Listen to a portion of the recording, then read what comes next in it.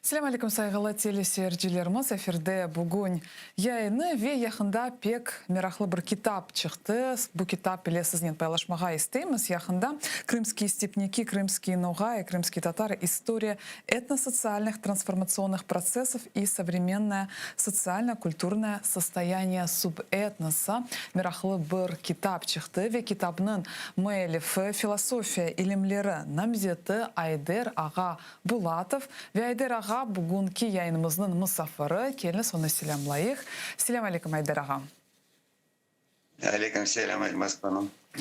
Айдер Аға, біз бұл китапне сізні қайырлаймыз. Керчіктен де өлі бір чоқ араштырмалар яптыңыз ве мирахлы бір мевзуны көтердіңіз. Бөйлелекнен, Айдер Ағам, Қырым ноғайлары о насыл бір субэтнос ве ноғайлар Қырымға қайырден келділер?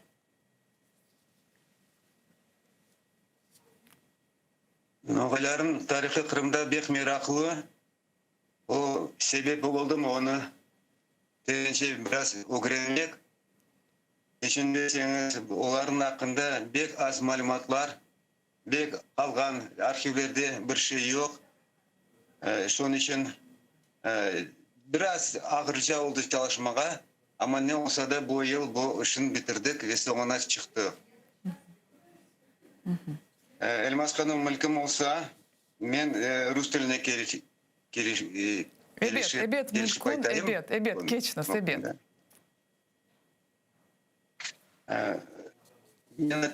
Как вы знаете, исследование этногенеза, этнической истории крымско-татарского народа всегда представляло определенные трудности, потому что действительно вот в 20 столетии крымско-татарский народ пережил очень серьезные трагические моменты своей жизни, когда практически была уничтожена вся крымско-татарская элита, и в том числе очень многие материалы, которые касались истории и этногенеза крымско-татарского народа. Причиной уничтожения вот именно элиты крымско-татарского народа послужили репрессии 37, 38, 39 годов. Мы потеряли практически всю думающую, анализирующую ситуацию, людей, которые анализировали ситуацию, проводили глубокие, в том числе и полевые исследования, и конкретно занимались вопросами истории крымско-татарского народа. После депортации крымско-татар из Крыма в 1944 году вообще было наложено табу на изучение вообще истории крымских татар. Крымско-татары не имели не только возможности допуска к архивным материалам, но и вообще допуска к обучению в высших учебных заведениях, касающихся вот, исторических и прочих гуманитарных факультетов. Но перейдем более конкретно к истории крымских ногаев. Крымские ногаи изначально назывались не крымскими ногаями. Те многочисленные племена, которые, сменяя друг друга, жили на территории Крымского полуострова, они очень пестро выглядели и назывались совершенно по-разному. И только где-то к XVI веку уже начали формироваться вот эти названия Ногаи или Чор-Тараф, адамлары, то есть жители степных поселений Крыма. Но до окончательного этнонима Ногай еще было несколько далеко. Давайте я поступенчато буду переходить, вот как это все происходило. Чтобы заняться более конкретно этим вопросом, мне приходилось углубляться все дальше и дальше в историю вот этих степных народов. И так я, отступая назад в историческом плане, дошел до тюркского каганата. Это огромное тюркское образование, территория которого простиралась от севера Китая через сибирские, алтайские степи, и захватывая Среднюю Азию. И самой западной точкой тюркского каганата являлся Крым. тюрки в первую очередь принесли в Крым тюркский язык, тюркский говор. Он еще не окончательно сформировался, но главное, что он уже появился в Крыму. После распада этого государства в Крыму была эпоха хазарского каганата. После хазарского каганата были печенеги, но в XII веке окончательно утвердились в Крыму кипчаки. Кипчаки — это часть вот этого тюркского каганата, которая тоже разделилась на несколько мощных тоже государственных образований. И вот западные кипчаки овладели Крымом. Западные кипчаки, ну, практически стали оседлым степным населением Крыма. Они занимались земледелием, разведением овец, крупнорогатого скота, лошадей и верблюдов. Значит, также и военная амуниция. Это мечи, седла, луки и так далее. Одежда из меха, кожи. Важно отметить, что названия кипчакских родов сохранились в топонимике Крыма. И более 20 названий поселений Крыма имеют название Кипчак. Вот. Первое упоминание, официальное упоминание этой топонимики я нашел в камеральном описании Крыма 1784 года. Там практически на карту нанесены все поселения, которые имеют кипчакские названия. Активное развитие кипчаками внешнеторговых отношений способствовало появлению вот этого знаменитого словаря, который назывался «Кодекс Куманикус». Он был необходим для общения с европейскими торговыми представителями. Они очень активно изучали кипчакский язык, а кипчакский язык, как известно, содержит более 2500 современных крымско-татарских слов, и его справедливо называют памятником крымско-татарского языка. И вот это население, которое, значит, стало оседлым, расселились в Крыму, они назывались степные, вот современники их называют степными крымскими татарами. И многие современные крымские татары, степные, да, относят себя именно к этим степным крымским татарам. Что я еще хочу сказать? Что самое длительное время, конечно, занимали властвовали кипчаки, но пришла эпоха монгольская эпоха монгольского завоевания Крыма. Что удивительно, что в составе монгольского войска были в основном тюркские племена. Их было очень много, и они входили в состав монгольского воинского. Если во главе воинства стояли монгольцы, чингизиты, то сами войска состояли из вот этих вот тюркских племен. Поэтому эти племена очень быстро адаптировались в Крыму, нашли общий язык с кипчакскими руководителями родов и очень быстро с ними породнились и ассимилировались. И кипчакский язык стал практически общим языком для вот этих тюркских племен, которые пришли с монгольскими завоевателями, как их называют. Ну, значит, что я хочу сказать? Удивительная история, что именно завоеватели переняли у местного аборигенного населения язык, обычаи и религию. Ну, это очень уникальный случай в истории вот именно завоевания. Был такой, значит, чингизид Тохтамыш, который являлся предводителем Крыма. Вот Тохтамыш привел в Крым племена тюркские племена Ширинов, Барынов, Аргынов и Кыпчаков. И эти племена, причем Кыпчаки — это уже племя, другое племя, которое они привели именно с запада. Вот. И также ногайский род Мансур. Вот в XIII веке появляется первое упоминание о ногаях Крыма. Они пришли вместе с мансурами. Затем распалась и Золотая Орда, осталась, значит, Большая Орда, которая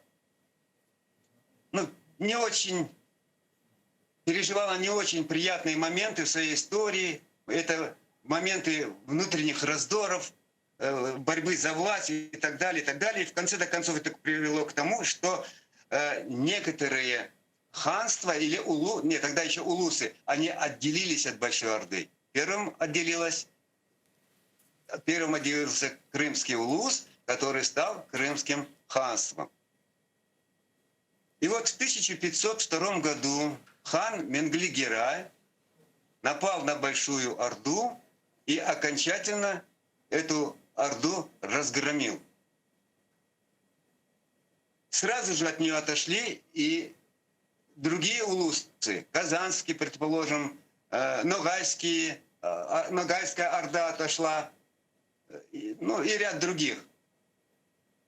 Что интересно, что с этих пор по приглашению, будем так говорить, хана Менгли-Герая, в Крым стали переселяться господствующие рода Ногайской Орды. Это мангыты, которые были таким ведущим родом Ногайской Орды. Они заняли обширные территории от Азовского моря и практически до современного Тарханкута. Это северные части степного Крыма. Ногаи усилили не только количество податного населения, но и, что самое главное было для хана, они увеличили мощь крымской конницы. И крымское войско значительно окрепло и стало практически самым сильным войском вообще на территории всей Европы того времени. А уже в XVI веке, в конце XVI века, вся крымская конница состояла из ногаев, и таким образом в Крыму утвердился такой этнос, называемый ногаями, который впоследствии стал одним из субэтносов сформировавшегося крымско-татарского, еще формирующегося крымско-татарского народа. Айдар ағам, вот что я хотел сказать в первую часть. Айдар ағам, білесіз, мына Кавказ ноғайлардан таныш олғанда, олар айталар, біздің тамырларымыз Қырымдан келе, бұл доғырымы, яда насыл, олар бізде аляхаларымыз, бағларымыз бар мы Кавказ, Астрахань ноғайларынан? Вы знаете, в Крым не только входили различные тюркские племена, но и в разные моменты истории они также выходили из Крыма по разным причинам. Вот несколько кавказских родовых племен, они вышли из Крыма еще в домонгольское время. Они заселялись на территориях между Волгой и Доном, на территориях Северного Кавказа, и уходили туда, в сторону Астрахани. В своих шеджере родословных, в своих эпосах, легендах они сохранили память о Крыме. Память о Крыме передавалась у них из поколения в поколение. И слово «Крым» у них очень часто упоминалось, начиная с детства. И поэтому я тут нахожу сходство в том, что вот мы тоже с вами практически современники одного времени, практически с самого рождения слышали слово «Крым». Правда же? Оно было с нами всю нашу жизнь. Но у тех людей, выходцев из Крыма, этих племенах, это продолжалось столетиями. Вот. И поэтому вот эпос «Кыргбатыры», она касается не только Крыма, не только крымских степных жителей, оно касается всех степняков, которые какие-то исторические промежутки времени жили в Крыму. Пек мерахла Айдар ағам. Айдар ағам, я мына ноғайларын атты Қырымда, мына Кезлевде ноғайлар яшалар, Орқапыда, Керечте, олар бір-біріне ненен фарқ етелер?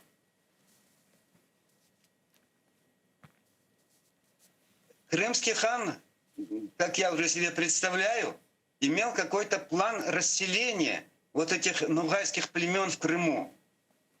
И он их расселял, наверное, в зависимости от принадлежности к каким-либо родам.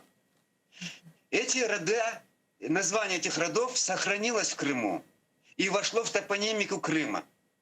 Я их все нашел. Название ногайских родов племенных объединений, название кипчакских племенных объединений. Я их все нашел и свел в одну общую, которая, значит, дается в сравнении с современными названиями районов Крыма. На мой взгляд, таблица получилась очень интересной. По ней можно практически отследить все моменты расселения вот этих ногайских родов, о которых вы сейчас говорите. И от этого зависело их антропологические и языковые особенности. Они все ногаи, но говорили несколько на своем говоре, в отличительном от других говоров, ногайских говоров. Они были не похожи друг на друга. И тоже отличались не только от местных вот этих кипчакских аборигенов, да, они отличались также друг от друга, потому что прибыли в Крым из различных степных регионов огромного вот этого дишти-кипчакского, огромной дишти-кипчакской степи. Вот. Они отличались друг от друга. Что касается Евпатории, вот евпаторийцы, оркапы, чонгарские ногай, они действительно имели свой говор и были похожи и в то же время не похожи друг на друга. Но со временем произошли неизбежные ассимиляционные процессы, и они практически, вот эти вот все различия языковые, они сгладились, и ногайский язык приобрел некоторые общие черты, понятные для каждого вот этого маленького субэтноса. Мы уже говорим о внутриногайских субэтносах.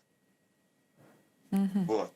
Ну, вот примерно так и все и складывалось. Вот я по Евпатории хочу вам сказать. Вот и очень интересное исследование провел Раметле Айдин Эшреф Шемизаде. Да. Я потом начал изучать его предположения. Значит, после захвата Крыма тюрками, агузами, все портовые города Крыма были взяты под их контроль. То, что было на ЮБК, вот эти города, они, те, кто проживает там, генуэзцы, итальянцы, византийцы и так далее, они их не трогали, потому что они платили неплохую дань по тем временам. Они их не трогали, но Кезлев они взяли четко под свой контроль. Это был своего рода, Кезлев, это был своего рода несколько такой закрытый анклав. Туда никого для расселения не пускали. Но до этого в этом регионе успели расселиться ас-аланы. В Крыму можно найти топонимику, где есть упоминание об асах. Да? Даже, по-моему, сейчас у нас есть популярная Буюкас Хайтармаса, если вы помните. Вот вы именно ас-аланы, это тот коренной народ кезлевских степей, который отличается вообще от всех ногаев Крыма. Они внешне абсолютно разные. И правильно заметил Айдын ага, что они совсем другие ногаи. Вот есть такой нюанс. Пек білесіз, пек яны бір малиматлар, оле бір яны фактлар. Пек мерахла Айдарағам. Айдарағам, я нұғайларын табиат чизгілері ақында не айтмаға мүмкін Қырымның дигер субэтнослардан олар ненен фарқ етеділер?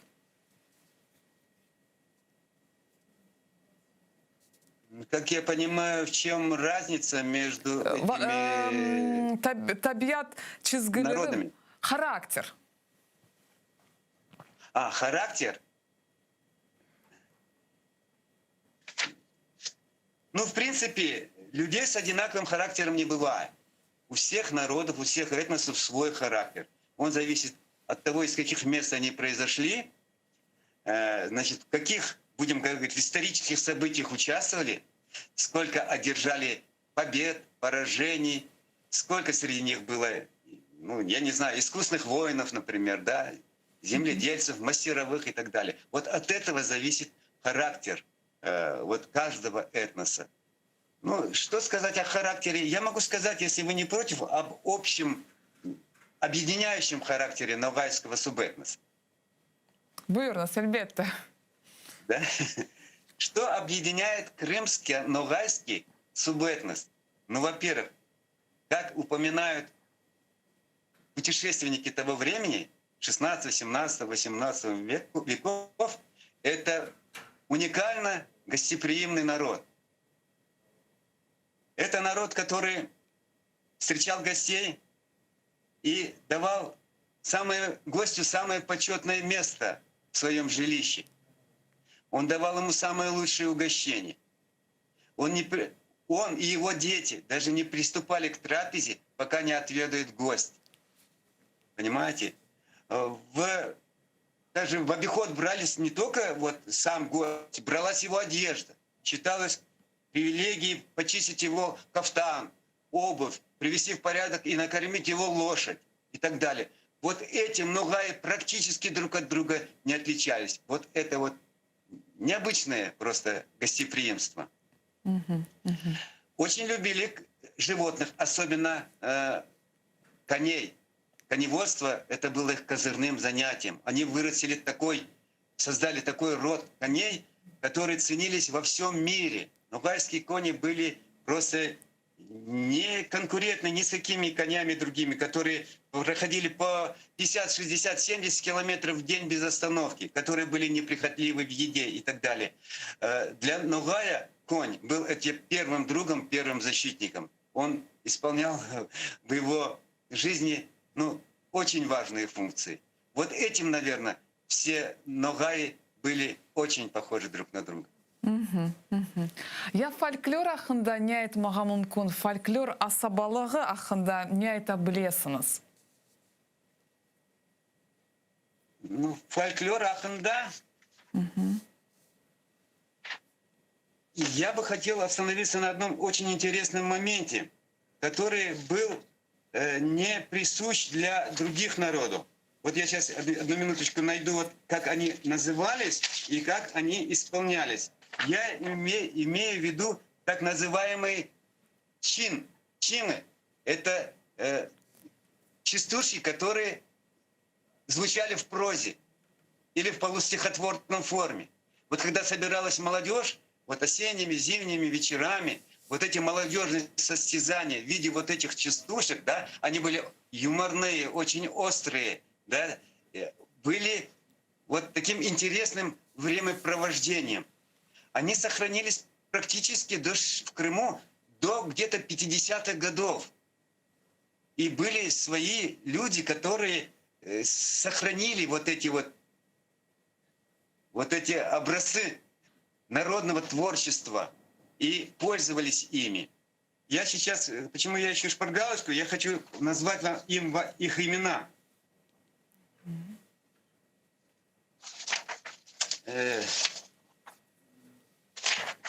Бүгін біздің білесіз, меслектешлеріміз, олар да біздің режиссеріміз. Ну, я потом назову их имена, но вот я сейчас хочу сказать именно о том культурном наследии ногайском, которые оставили вот именно в этом жанре. Вот возьмем, например,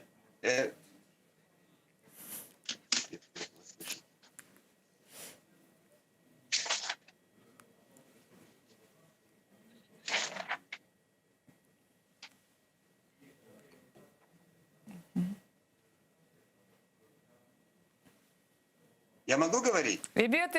Мен де білесіз майдарға шыны қошмаға істейм, сіз сөйлемер ақылы фактлар, ноғайлар ақында айтасыңыз. Біздің режиссеріміз ода ноғай қызлардан, оның үшін бізге білесізім пек хуванамыз бөле фактларнен, мәліматларнен пайлашқаныңыз үшін, бөле лекен айдырағам фольклор ақында девам етіңіз.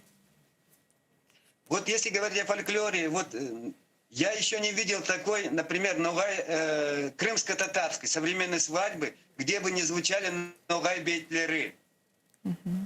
Они сейчас звучат уже в различных интерпретациях, но они являются очень востребованными. Вот эти ногайские куплеты, да, они очень озорные, очень четко бьют в цель. Они многое говорят об истории ногайского народа. И знаете, очень хорошо воспринимается. Вот это то, что объединяет не только вот этот ногайский субэтнос, оно объединяет весь крымско-татарский народ. Вот это одна, вот кроме чимов, да, и эпосов, вот эти ногайские песни в виде ногайских бейтлер, они являются очень серьезным и интересным культурным наследием вот крымских ногаев и в целом крымских татар. Вейдерағам, я мемарджилыққа келгенде, архитектураға келгенде, ноғайлар насыл евлеріні құра еділер? Вы знаете, я очень благодарен коллекционеру, историку Низами Ибраимову. Вот его коллекция, и вот фотографии, исторические фотографии его коллекции, вот именно пополнили страницы вот этой книги, о которой мы сегодня говорим. Ну что можно сказать о ногайских, впрочем, как и крымско-татарской архитектуры? Она особо ничем не выделялась и не была вот, ну никак не сравнима, предположим, с греческой и византийской архитектурой. Основная задача была зимой в этих жилищах сохранить тепло, а зимой спастись от изнуряющего зноя. Вот, в принципе, и вся архитектура. Это саманные стены, черепичные, в лучшем случае, крыши, вот, и огромная-огромная вокруг степь. Вот и вся архитектура ногайского народа. Я турмуш ақында, яғни быт ақында не айтмаға мүмкін? Турмуш хаяты, бытовая жизнь. Бытовая жизнь, ну, крымских ногай, она тоже была очень неприхотливой, в принципе. Вот эти вот глиняные полы побеленные, значит, миндеры, миндер-ястыхи, вот, специальные долапы для посуды, вот, специальные комнаты для омовения, очаг посередине жилища.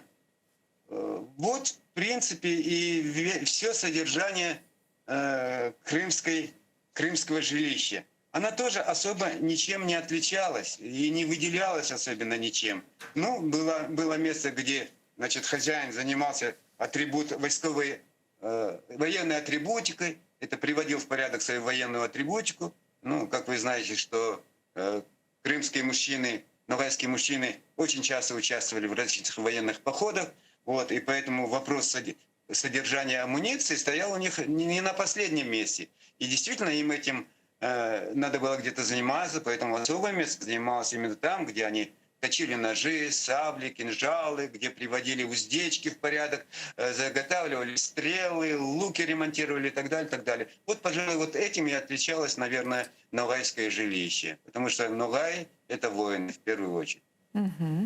Я ногайлардың емеклері, ашлары ақында не айтмаға мүмкін?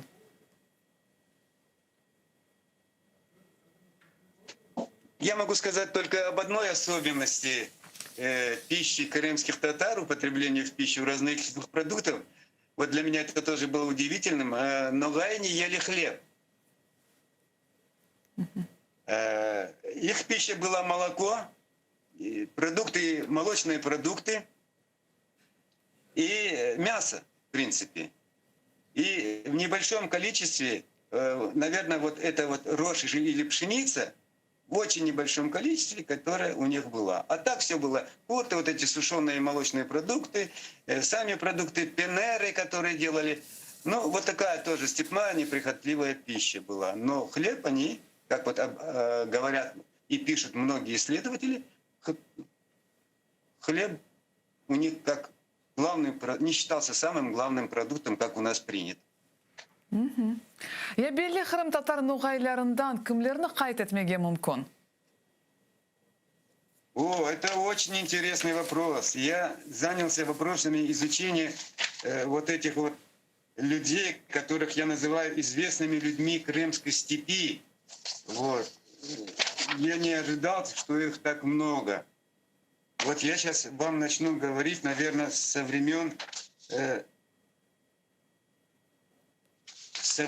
наверное, вот Ашик Умера.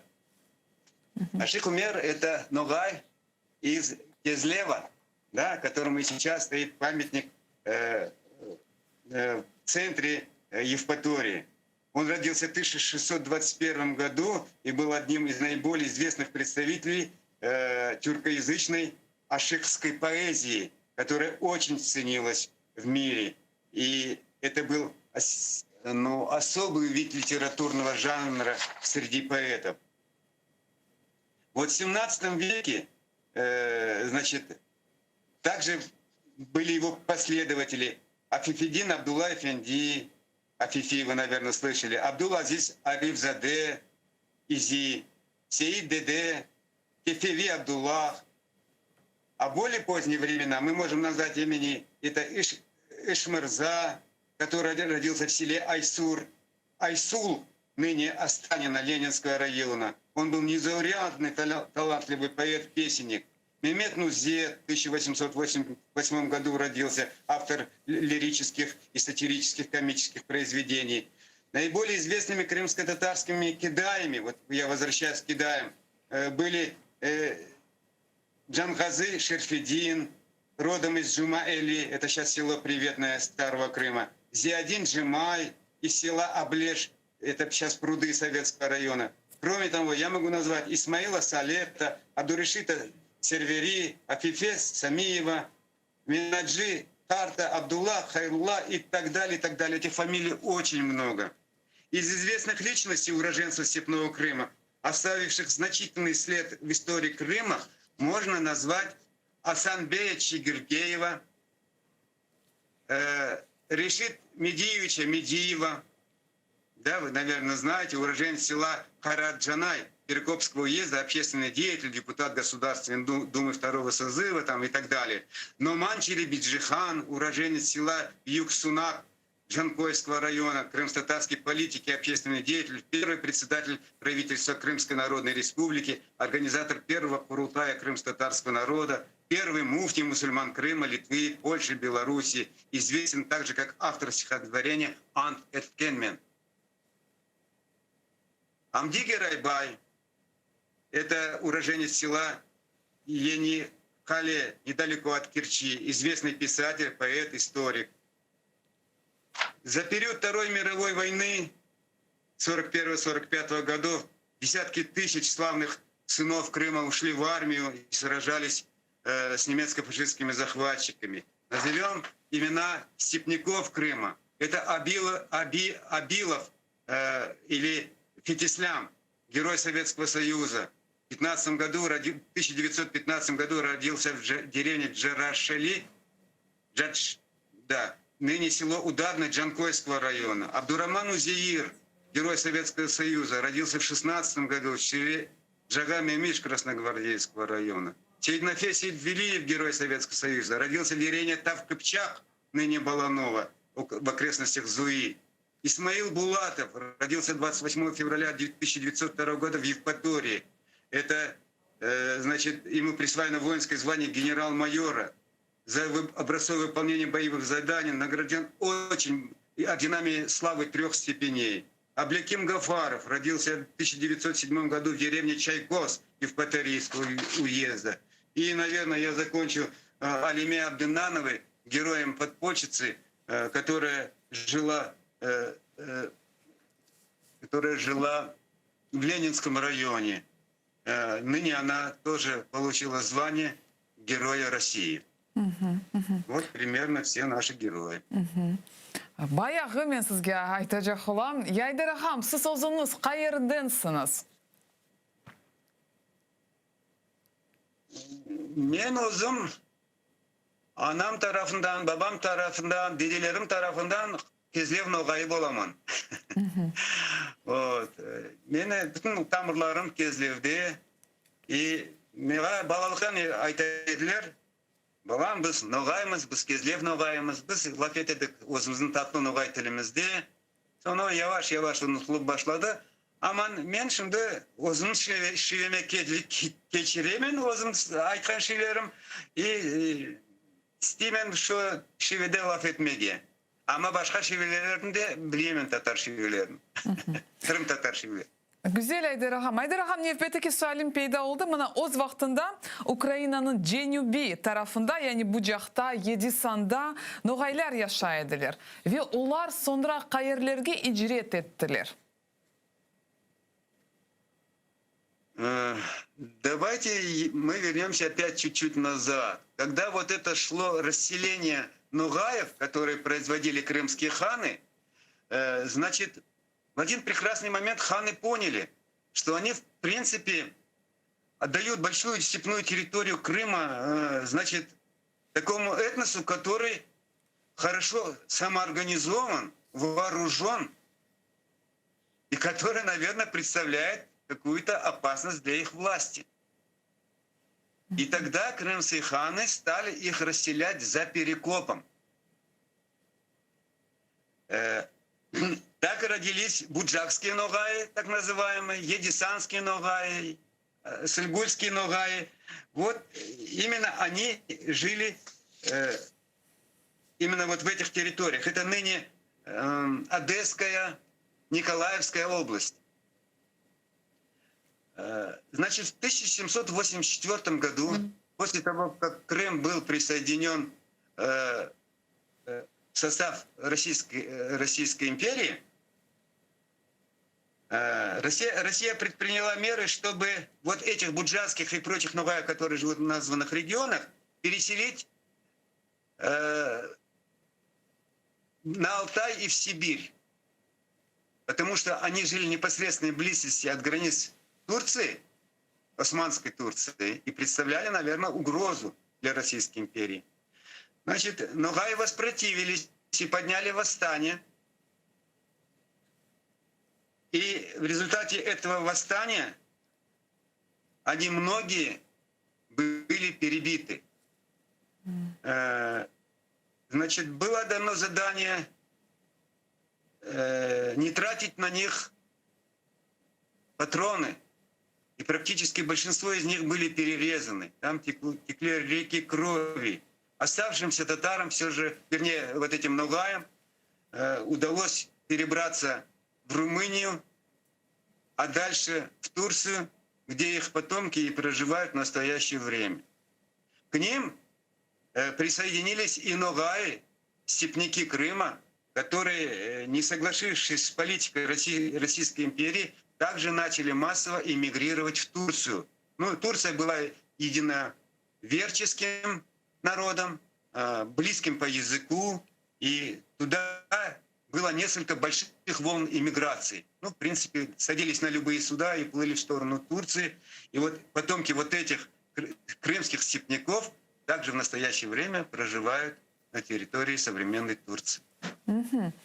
Айдар ағам, ноғайлар мына көчебелік, яғни кочевой, кечмешінен да çox бағлылар. Ama білесізім, оседлы, яғни бір ерде яшаған медениетіні қайт етмеге мүмкін ма?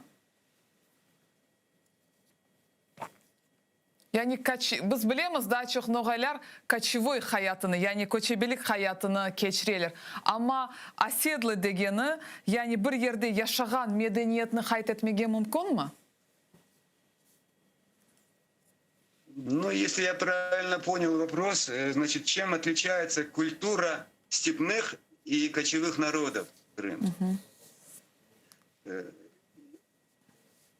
Значит, где-то к 18-19 уже столетию кочевые народы, которые попали на территорию Крыма, они практически все стали оседлыми. Степи Крыма для больших родов были очень малы, потому что большие стада степь вытаптывали, не хватало кормов, и поэтому закрепились только небольшие вот такие вот рода, которых имели ограниченное количество скота. К этому же надо добавить, значит, что крымские степи — это безводные степи. Там большие проблемы с водой.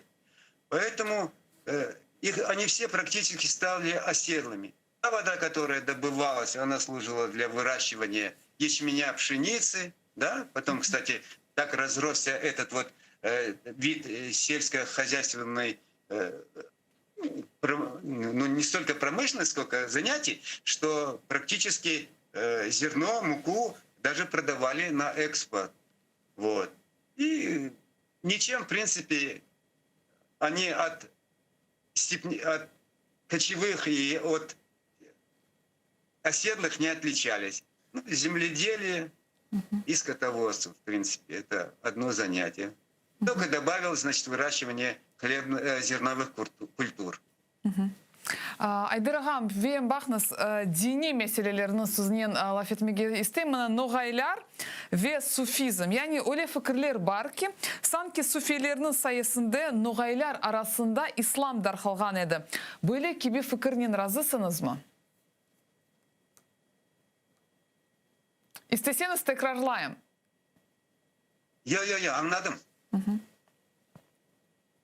В Крым ислам стал проникать где-то достаточно активно, стал проникать где-то с 7-8 веков. И проникал он через представителей, торговых представителей, купцов из Средней Азии, Поволжья, да, это Поволжье, я имею в виду, тогда булгарское ханство, оно потом стало Поволжье, и, значит, в некоторой мере из Малой Азии. Вот именно эти просветители принесли в Крым ислам. Но это был ислам суфийского толка. Он отличался, конечно, от вероисповедной практики, вот, традиционно будем говорить, или фундаментального ислама, он отличался. Но, значит, он был близок, наверное, по мироощущению именно для степняков. Они этот суфизм приняли, вот, и, в принципе, он в Крыму прижился. Вот. И когда степняки увидели, ну, появившись в Крыму, увидели уже вот такие каменные стационарные мечети, да, для них, для кочевых народов это было в диковинку, они поняли, что, в принципе, это место, где можно исполнять различные суфийские обряды и поклонения. Вот таким образом суфийский ислам и прижился в Степном Крыму. Güzel. Айдар ағам, я бүгін мұны насыл ilmi меркезлер, ноғайларының араштыралар, огренелер, бөлек кебе ilmi меркезлер бар ма?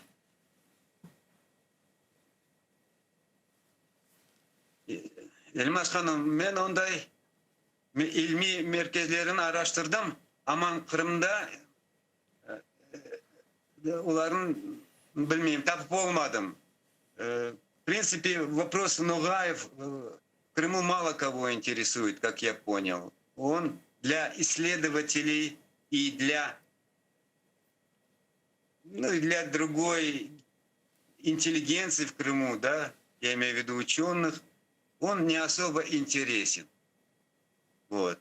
Поэтому мне пришлось работать с небольшим количеством энтузиастов, которые мне советовали, помогали, и, значит, подсказывали, ну и так далее. А вот профессионально, кто занимается вопросом истории крымских ногаев, я, к большому сожалению, такой даже небольшой группы людей не обнаружил. Ну, исключение, может, составляют некоторые статьи, вот, которые имеют где-то очень незаметно где-то публиковались и которые мало которых кто знает. Айдарахам, я мына китап üzerinde siz ne kadar çalıştınız ve nasıl malumatlarını keşfettiniz, nasıl menbaalarınızga esaslanıydınız, какие источники использовали мына kitap yazganda ve mına ne kadar çalıştınız, kaç yıl devamında, kaç ay devamında bu kitabını yazdınız?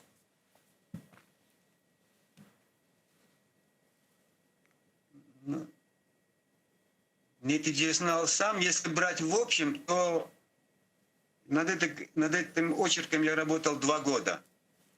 Из них только год ушел на поиск материалов. Причем я старался делать упор в основном, по возможности, в основном только на академические издания, проверенные издания, которыми пользовались многие ученые. Вот. Делал именно акцент на таких авторов. 2 год у меня ушел на то, чтобы систематизировать вот о тех сводных таблицах, которые я упомянул. Их много в этой книге. Да? Я систематизировал все ногайские, монгольские, кипчакские рода, сложил их в одну таблицу, показал их месторасположение. Вот. Ушло над технической работой, над текстом. Вот. Надо было все это упорядочить.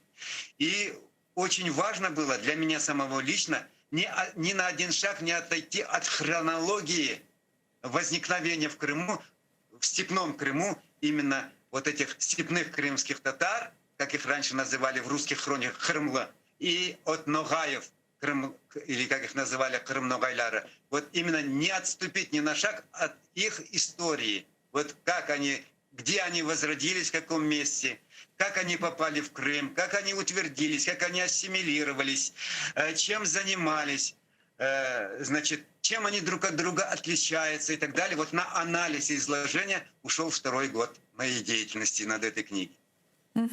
Ve kitabının bilesiz meraklı bir ciltimine обложкасы dikkatimizni celp etti. Bu nasıl bir resim? Эта обложка, это открытка, дореволюционная открытка, которая была издана в Симферополе. Это открытка из архива, упомянутого мною, Низами Эфенди. Вот. Он любезно ее мне предоставил, и я не нашел лучшего, как вот именно вот эту фотографию, где вот какая-то небольшая семья, да, или род, ногайский род, возвращается с места своего пребывания, возвращается на место своей стоянки на фоне разрушенной степной мечети. И я посчитал, что это будет лучшая обложка. Güzel. Ya sizin meslektaşlarınız Kırım'da bu kitabını nasıl kabul ettiler? Nasıl kabul ettiler? Yaxşı kabul ettiler. Единственный вопрос, который мне задавали, может, вы видели, значит, в социальных сетях, где купить вашу книгу? Вот этот вопрос был. К сожалению, книга издана не таким уж большим тиражом, она не попала в розничную торговлю, хотя я ошибаюсь, несколько экземпляров есть в магазине «Терджиман». Вот. Вот их интересовало, вот где купить эту книгу. Кроме того, книгой заинтересовались, естественно, Ногаи. Ногаи Кавказа, Астрахани, Сибири, Урала, значит, Карачаево-Черкесии, значит, Польши, Швеции, Соединенных Штатов Америки, ну и других стран. Вот они пишут, как эту книгу найти. То есть он для обывателя, для читателя, как я понял, представлял очень большой интерес. Ve Aydar ağam, buna ileride nasıl araştırmalarını yapmağa planlaştırasınız?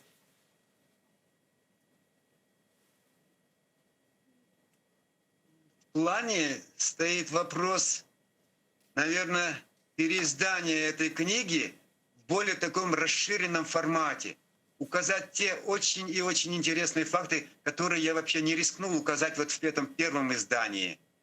А это, наверное, будет плюс еще по объему еще одна книга в эту книгу.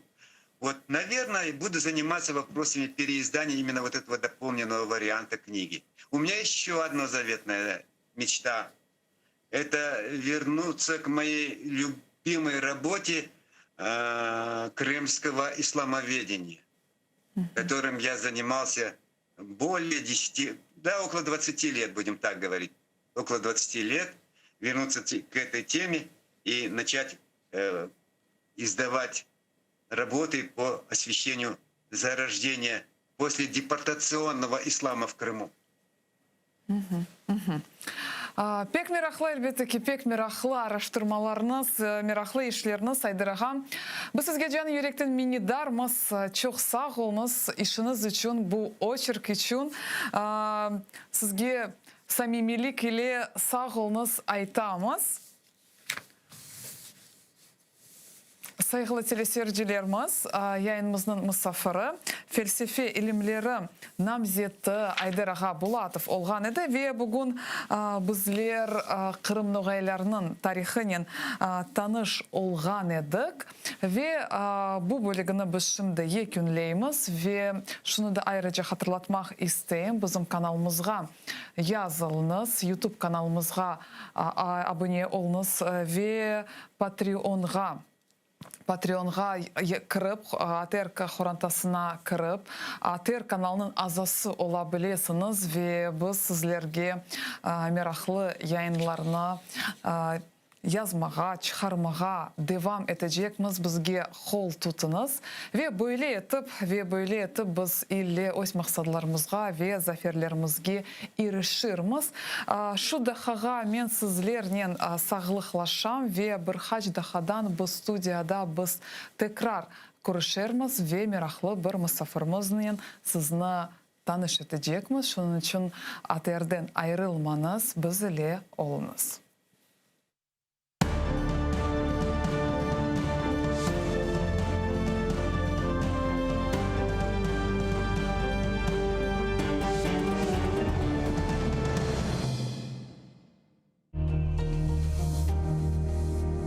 Ізраїльські вчені створили унікальний засіб, що містить природні інгредієнти. Краплі імуноков покращують імунітет при коронавірусних та респіраторних захворюваннях, а також сприяють полегшенню постковідного синдрому. Імуноков – надійна допомога.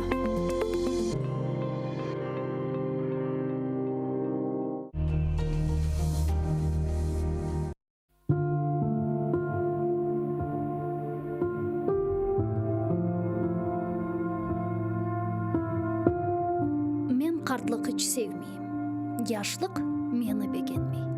Миллетке қол аяқлıyım, амма о да іч білмей. Өз башыма қалам yolda бір шей келмей елімден. Ағлайым. Айтам алымны kimse аңламай тілімден. Көкке учажағым келе, көк менден ұзақ қача. Ерде мені ютмақ істей йыландай ағызын ача. Үрке ютылмақтан жаным, яшамақ істейім мен. Душман олса жаныма халық, валлай, достыйым мен. Шаштым артық, білмейім мен не ішлемек керек. Пек айлана башым билля, тітре içimде юрек. Көзлеріме перде ола түрлі шейлер, авалар, көзім илек көрамайым, кемлер мені саралар.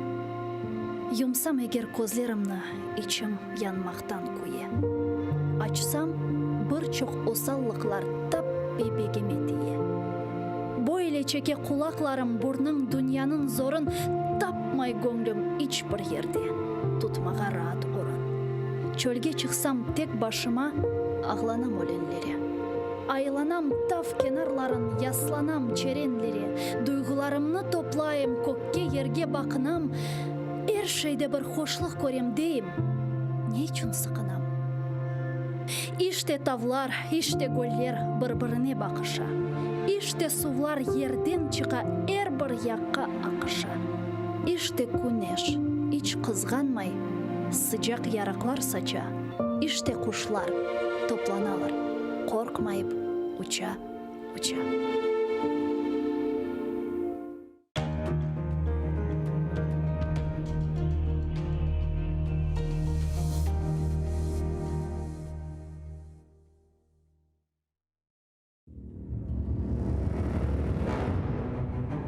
Хаджи Герай Кырым ханлығыны тізгенде 29 yaşында еді. Тахминен 350 ел девамында Кырым ханлығы девлет оларақ үкім сүрді.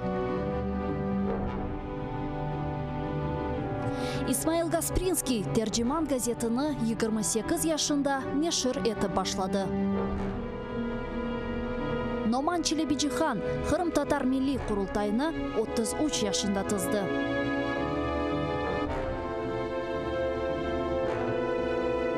Бекир Чобанзаде 27 yaşında профессор olarak Latin әлифбесini Түрки devletlerге teşviqat etті. Шайыр Амди Герайбай 29 yaşında milletçilikte qabatlanıp Moskvada Butyrka hapsxanesinde vahşice öldürüldü.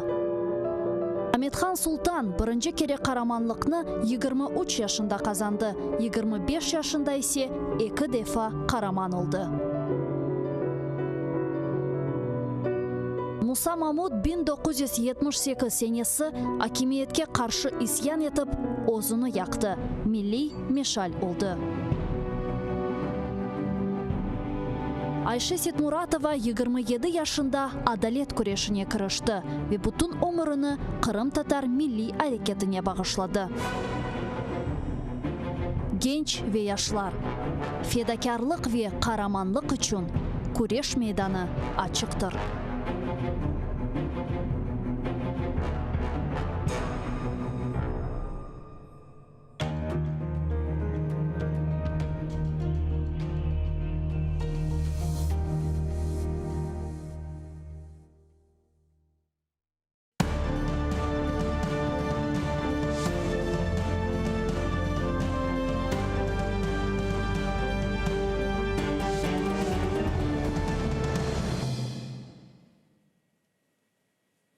Sayılı teleseyircilerimiz bugün yayını devam etti. Endi koşulgan seyircilerimizni biz tekrar selamlaymiz.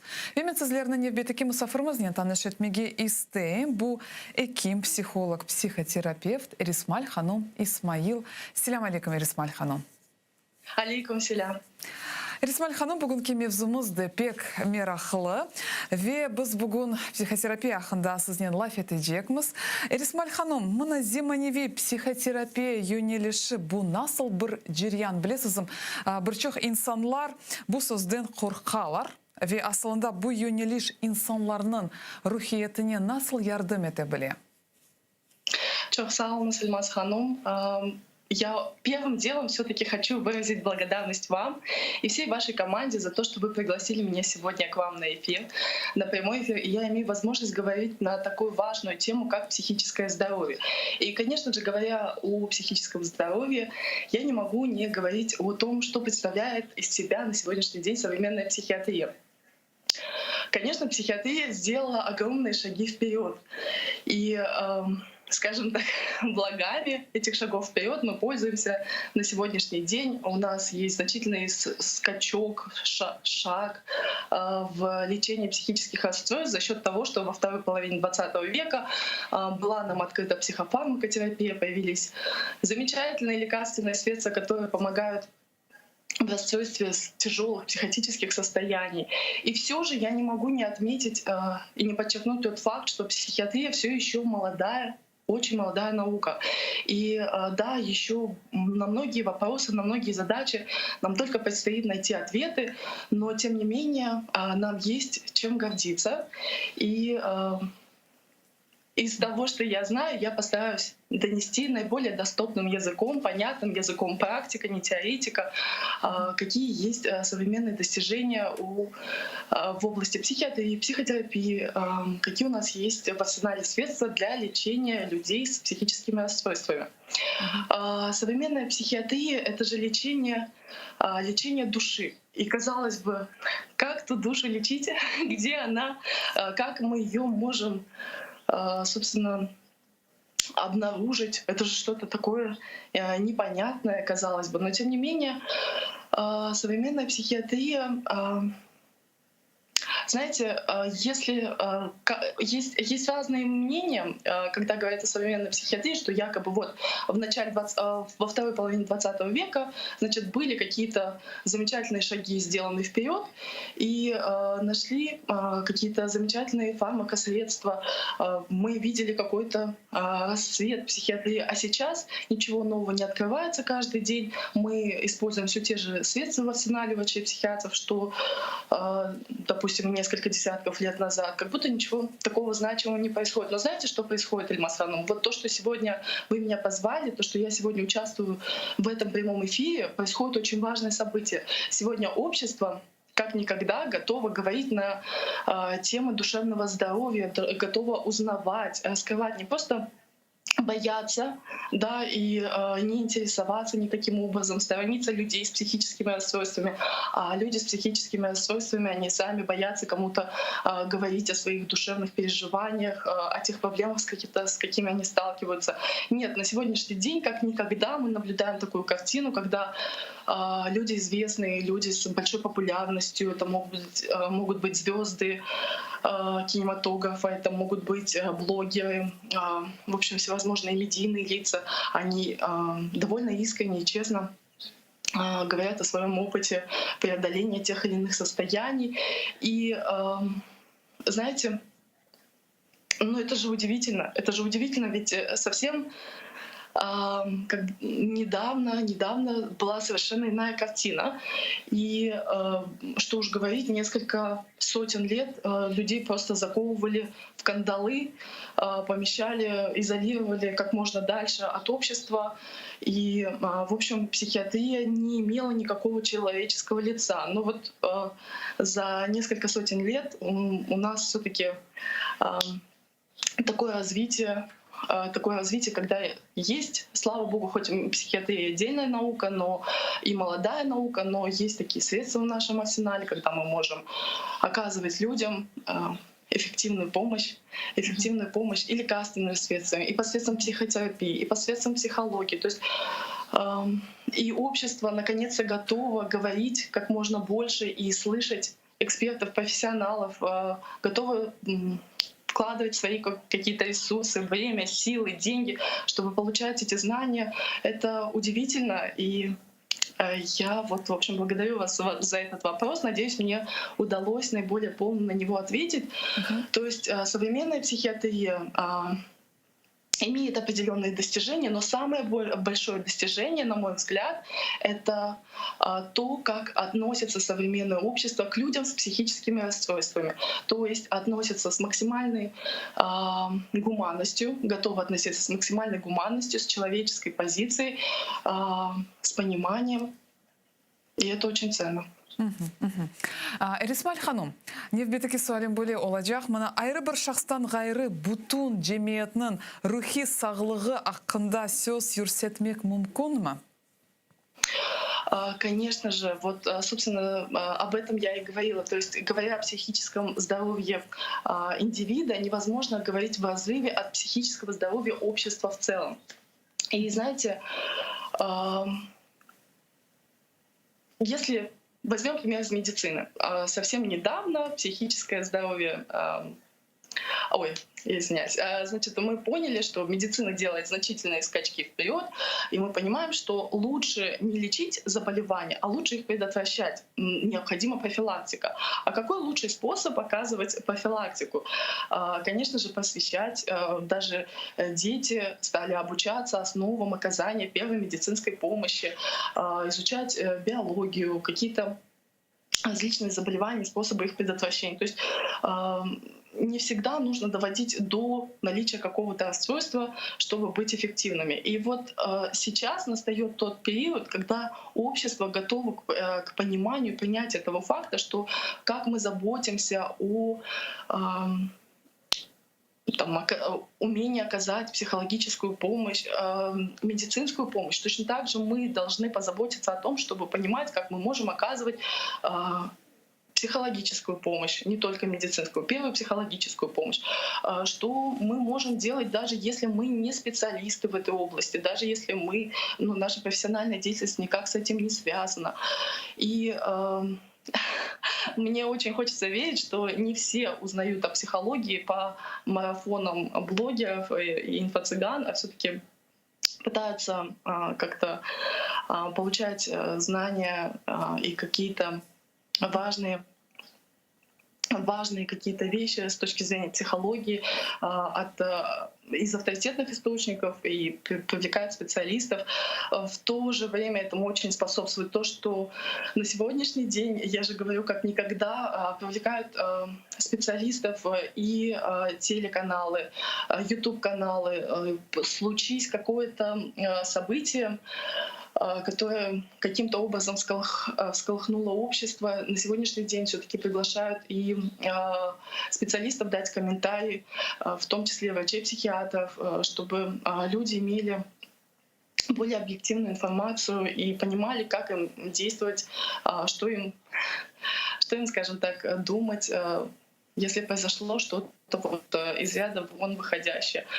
То есть на сегодняшний день психоинформирование, психообразование идет такими значительными темпами. И да, чтобы заниматься профилактикой, в том числе задача специалистов и такая просветительская, не бояться и выходить на любые доступные площадки, говорить на какие-то важные, волнующие темы максимально простым, понятным и доступным языком. Элисмат ханом, я мына бахнас, инсан, мына рухи жетінден толысынен сағлам ола білемі, яда эркезні ось нормасы бар? Знаете, вот вы мне задали сейчас этот вопрос, а у меня такая картинка в голове промелькнула. У меня есть, смотрите, я работаю уже более 7 лет, у меня общего стажа практического. Я много где поработала. Я поработала и на амбулаторном приеме врачом-психиатром, и в стационаре, значит, и в психоневрологическом диспансере, в интернате было дело, я поработала. И, значит, вот вы мне задаете этот вопрос, а у меня в голове картинка, когда ведешь амбулаторный прием. Ильмаз Ханум, вы ожидали когда-нибудь в очереди врача? Вероятно, было такое в вашем опыте. Наверное, вы знаете, что такое, когда растет напряжение в этой очереди, хочется как можно быстрее достичь желаемого результата, значит, прорваться к врачу на прием и задать интересующие вопросы, получить ответы на волнующие вопросы. А очередь большая, собственно, напряжение растет у каждого из стоящего в очереди. И вы знаете, сколько бы я ни работала, вот я работаю, и я знаю людей на своем участке, кто из них болеет тяжелыми психическими расстройствами, а кого все-таки мы можем относить к категории условно здоровых. Так вот, никогда от людей с тяжелыми психическими расстройствами проблем в этой очереди не возникало.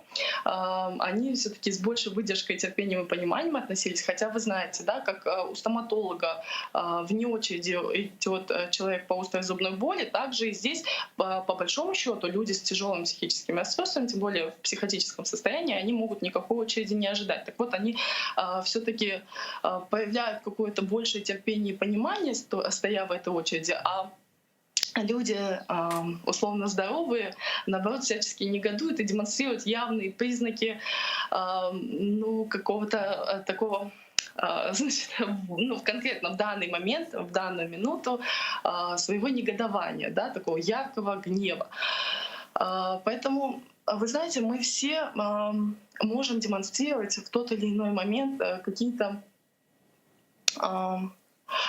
Вот почему, собственно, норма — это нечто такое относительное. То есть человек, условно психически здоровый, может, оказавшись в определенной жизненной ситуации, проявить свой гнев таким неподобающим образом, что человек, может быть, в остром психотическом состоянии не повел бы себя таким образом. Да?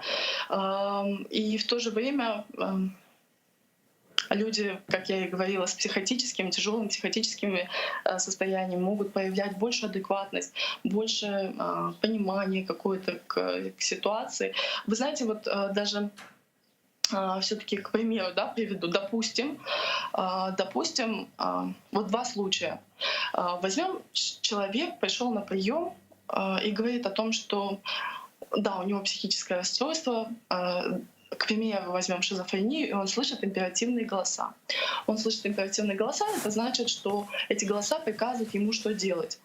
И он искренне озабочен этим, и он приходит и говорит о том, что, вы знаете, доктор, я согласен на стационарное лечение, выпишите мне, пожалуйста, направление, я готов госпитализироваться, потому что я переживаю за своих родных и близких, я не хочу, чтобы под действием этих голосов я им каким-то образом навредил, а эти голоса мне приказывают сделать вот именно это. И в то же время человек, возьмем другую ситуацию, она как будто на другом полюсе, да, когда человек, мужчина тех же лет, того же возраста, того же, может быть, живет в той же местности, ну, плюс-минус, возьмем такие же условия. И у него есть семья, у него есть жена, ребенок, и обществом он воспринимается как человек, скажем, ну, такой социально положительный, он хороший работник, он обществом воспринимается как примерный семьянин, а на деле он терроризирует свою семью, избивает, может быть, или как-то морально, эмоционально их уничтожает, и абсолютно не считает себя при этом, ну, у него нет критики к состоянию, абсолютно нет никакой критики к состоянию, он себя больным не считает и ничего с этим делать не собирается.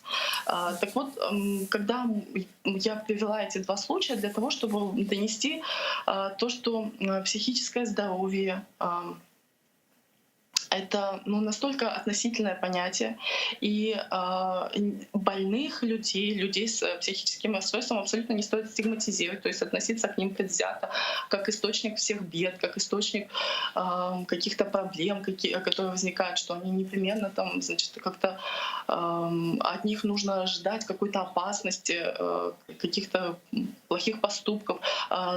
Не менее плохих, а даже худших поступков вы можете ожидать и от человека, условно здорового, условно социально такого вот с таким каким-то положительным образом. Здесь все очень непредсказуемо. И, знаете, конечно, грустно немножко от этого, но на сегодняшний день, да, психиатрия стремительно развивается, но у нас еще нет в арсенале таких техник, методик, которые нам позволяют каким-то однозначным образом вычислять психопатов.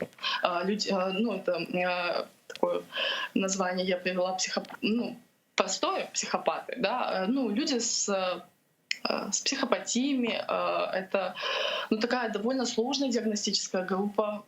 Нет никаких таких, ну, понятных, простых, легких диагностических критериев. Их не так легко вычислить, но от них может быть не меньше проблем. А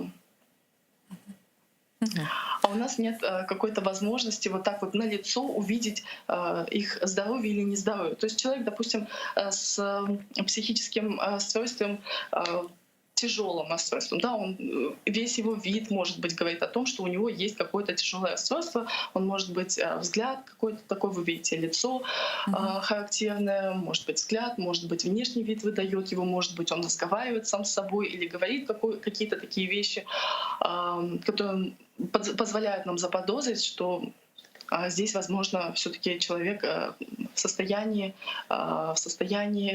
нездоровья. А с психопатами не так все просто, их так легко никогда не удается вычислять, и поэтому все очень и очень относительно. Бөле лекен Ирисмаль ханым. Мына умумен алганда асылында мына инсанлар тибиетке инанмайлар ве инсанға психотерапевтке кетмек кереглигini насыл ишаретлер, сигналлар олмалылар. Какие все-таки сигналы должны быть, чтобы пора идти обратиться к психиатру? Благодарю вас, Ильмаз Ханум, за этот вопрос. Это, наверное, очень один из самых важных вопросов, на который мне бы хотелось дать наиболее достойный ответ. Итак, главным критерием того, что вам нужно обратиться за психиатрической помощью, является то, что вот человек понимает, что его качество жизни существенно страдает в последнее время. Его отношения, он не может строить достойные отношения с близкими людьми, с близкими и не только близкими, но и дистантные отношения. Он чувствует, что у него есть какие-то определенные затруднения. Во многом отношения — это такая, знаете, как лакмусовая бумажка того, что не все хорошо. Не просто так портятся отношения у людей. Конечно же, прислушаться к себе, понимать, что, возможно, это какой-то зашкаливающий уровень тревоги, который не дает работать и развиваться достойным образом на рабочем месте. Отношения, вот я говорю, не ладятся, какие-то страхи. Ну, то есть, смотрите, здесь не столько важно, какие симптомы появились у человека, сколько то, что он понимает, что в принципе качество его жизни могло бы быть значительно лучше, и у него есть некая критика к этому состоянию. Это когда есть эта критика, но критика же не всегда есть. Смотрите, если мы очень просто будем говорить, вот максимально простым и понятным языком, вот я расскажу о том, какие пациенты вообще приходят к психиатру. Это же, ну, вот, есть условно здоровые, да, вероятность того, что они окажутся на приеме у психиатра, это то, что им нужно, скорее всего, какие-то документы оформить, какие-то свои вопросы решить. Ну и из интереса, из любопытства, может быть, им хочется задать специалисту какие-то вопросы. Дальше категория, она такая довольно обширная, это люди с невротическими расстройствами. И это люди максимально близкие к психическому здоровью, но вы знаете, у них самокритика, она не то что там занижена, она наоборот зашкаливает. Этой самокритики очень много. То есть человек думает, что, наверное, я схожу с ума, наверное, все плохо. И этой самокритики так много, что он ищет помощь, но не всегда он ее ищет там, где нужно. То есть, может быть, обращаться больше к коучам или психологам, это неплохо, но все же с невротическими расстройствами лучше работать психотерапевту или клиническому психологу. За неимением в городе, в ближайшей доступности хотя бы к психиатру обратиться, потому что психиатров все-таки у нас объективно больше. И вот это та категория людей, которые, в принципе, охотно идут за помощью специалистов, потому что, опять же, что их гонит вот эта самокритика к своему, высокая, завышенная самокритика к своему состоянию. Психопатов вы на приеме увидите очень редко, так как критика не то чтобы отсутствует, она моментами появляется.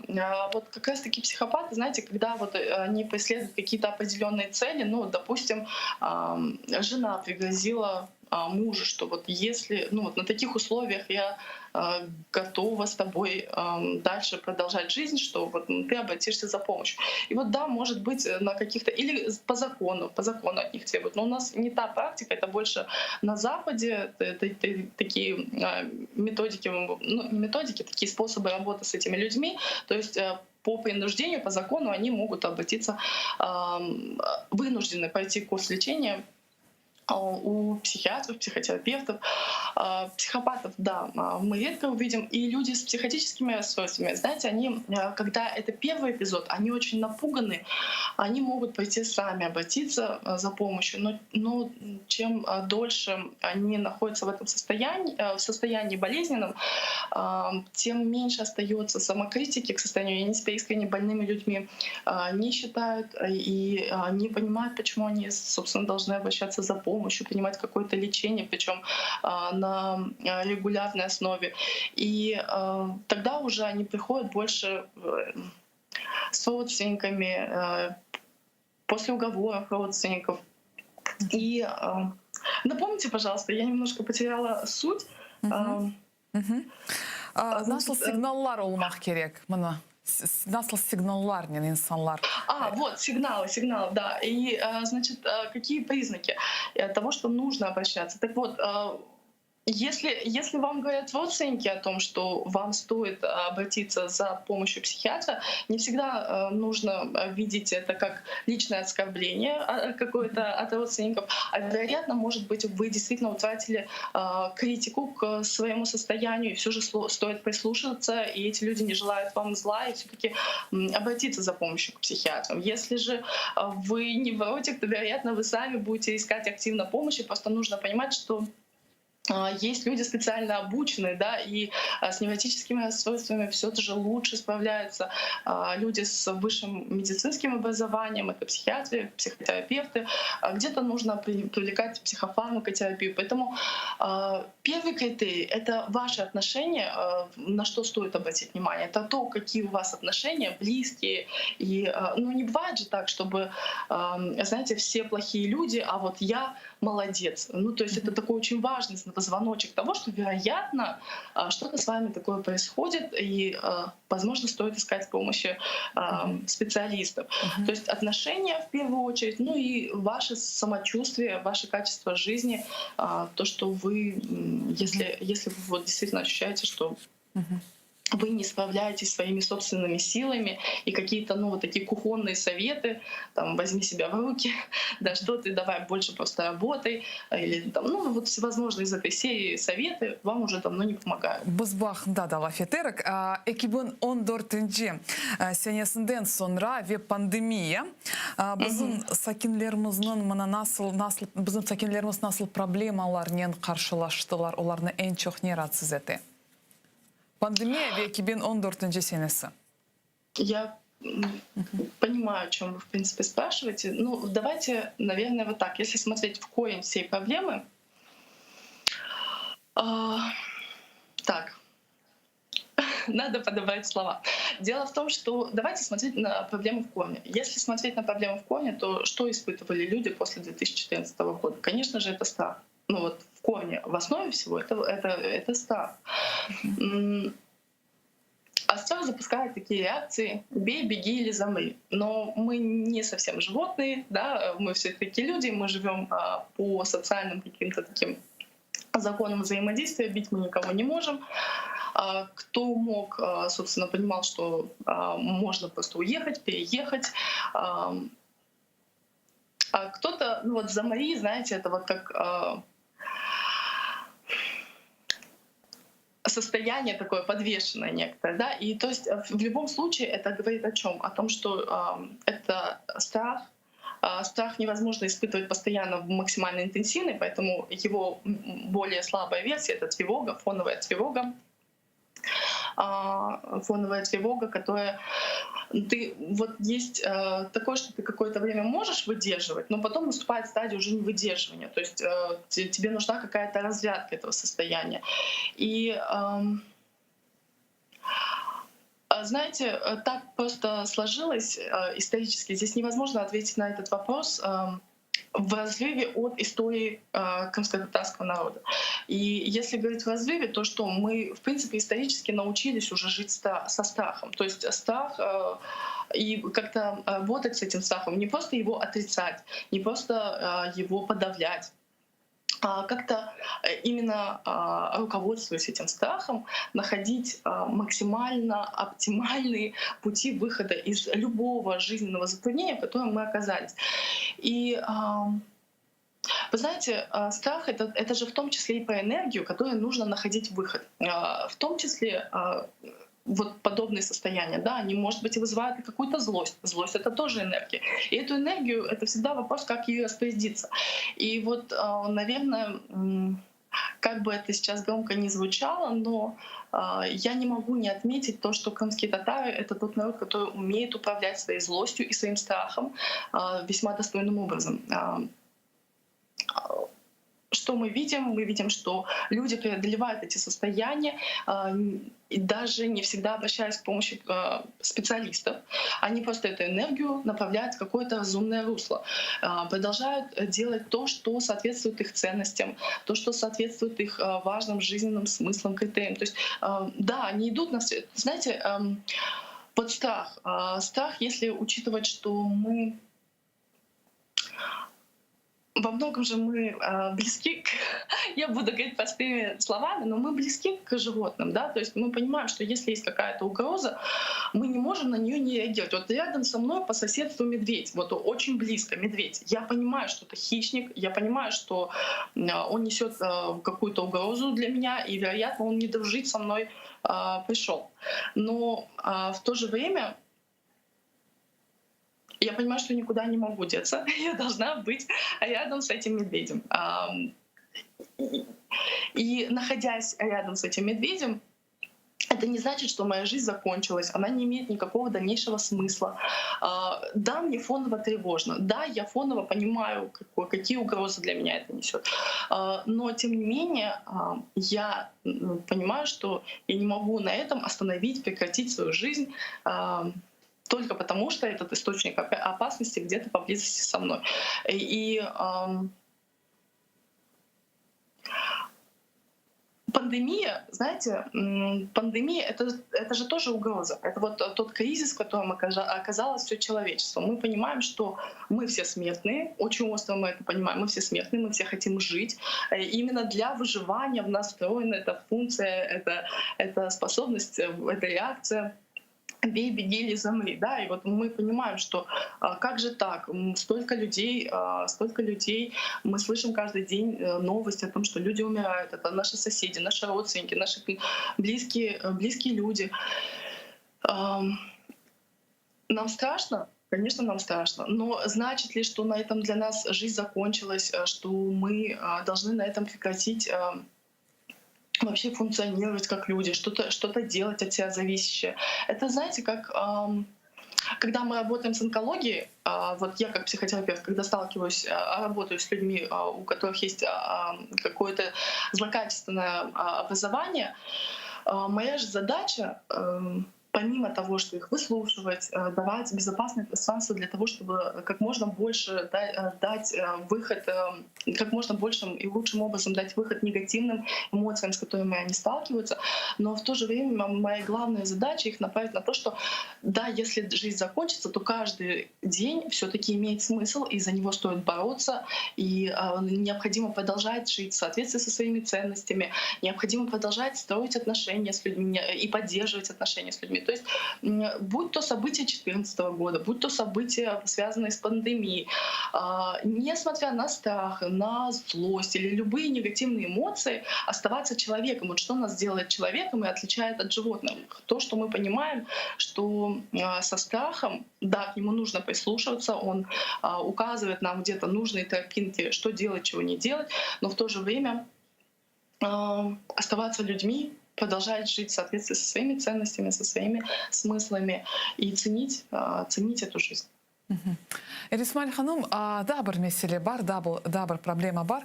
Біздің бір чоқ ватандашларымыз мына пандемия заманында карантин усулларына riayet etmeler. Мына эким оларақ сіздің тәвсиелеріңіз насыл олур? Рекомендации для людей, которые столкнулись с какими-то негативными не прислушиваются к карантинным методам. Ага, если они не прислушиваются к карантинным методам, мер предосторожности. Ну, вы знаете, тут, наверное, какой-то простой рекомендации сложно дать какую-то простую понятную рекомендацию, потому что, объективно, вот мы не можем кому-то, мы не можем контролировать чьи-то чувства. Мы не можем контролировать чьи-то мысли. Но в то же время, опять же, да, если кем-то управляет страх,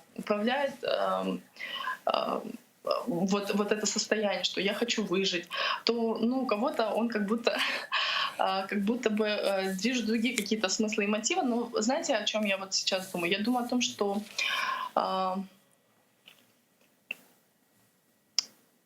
это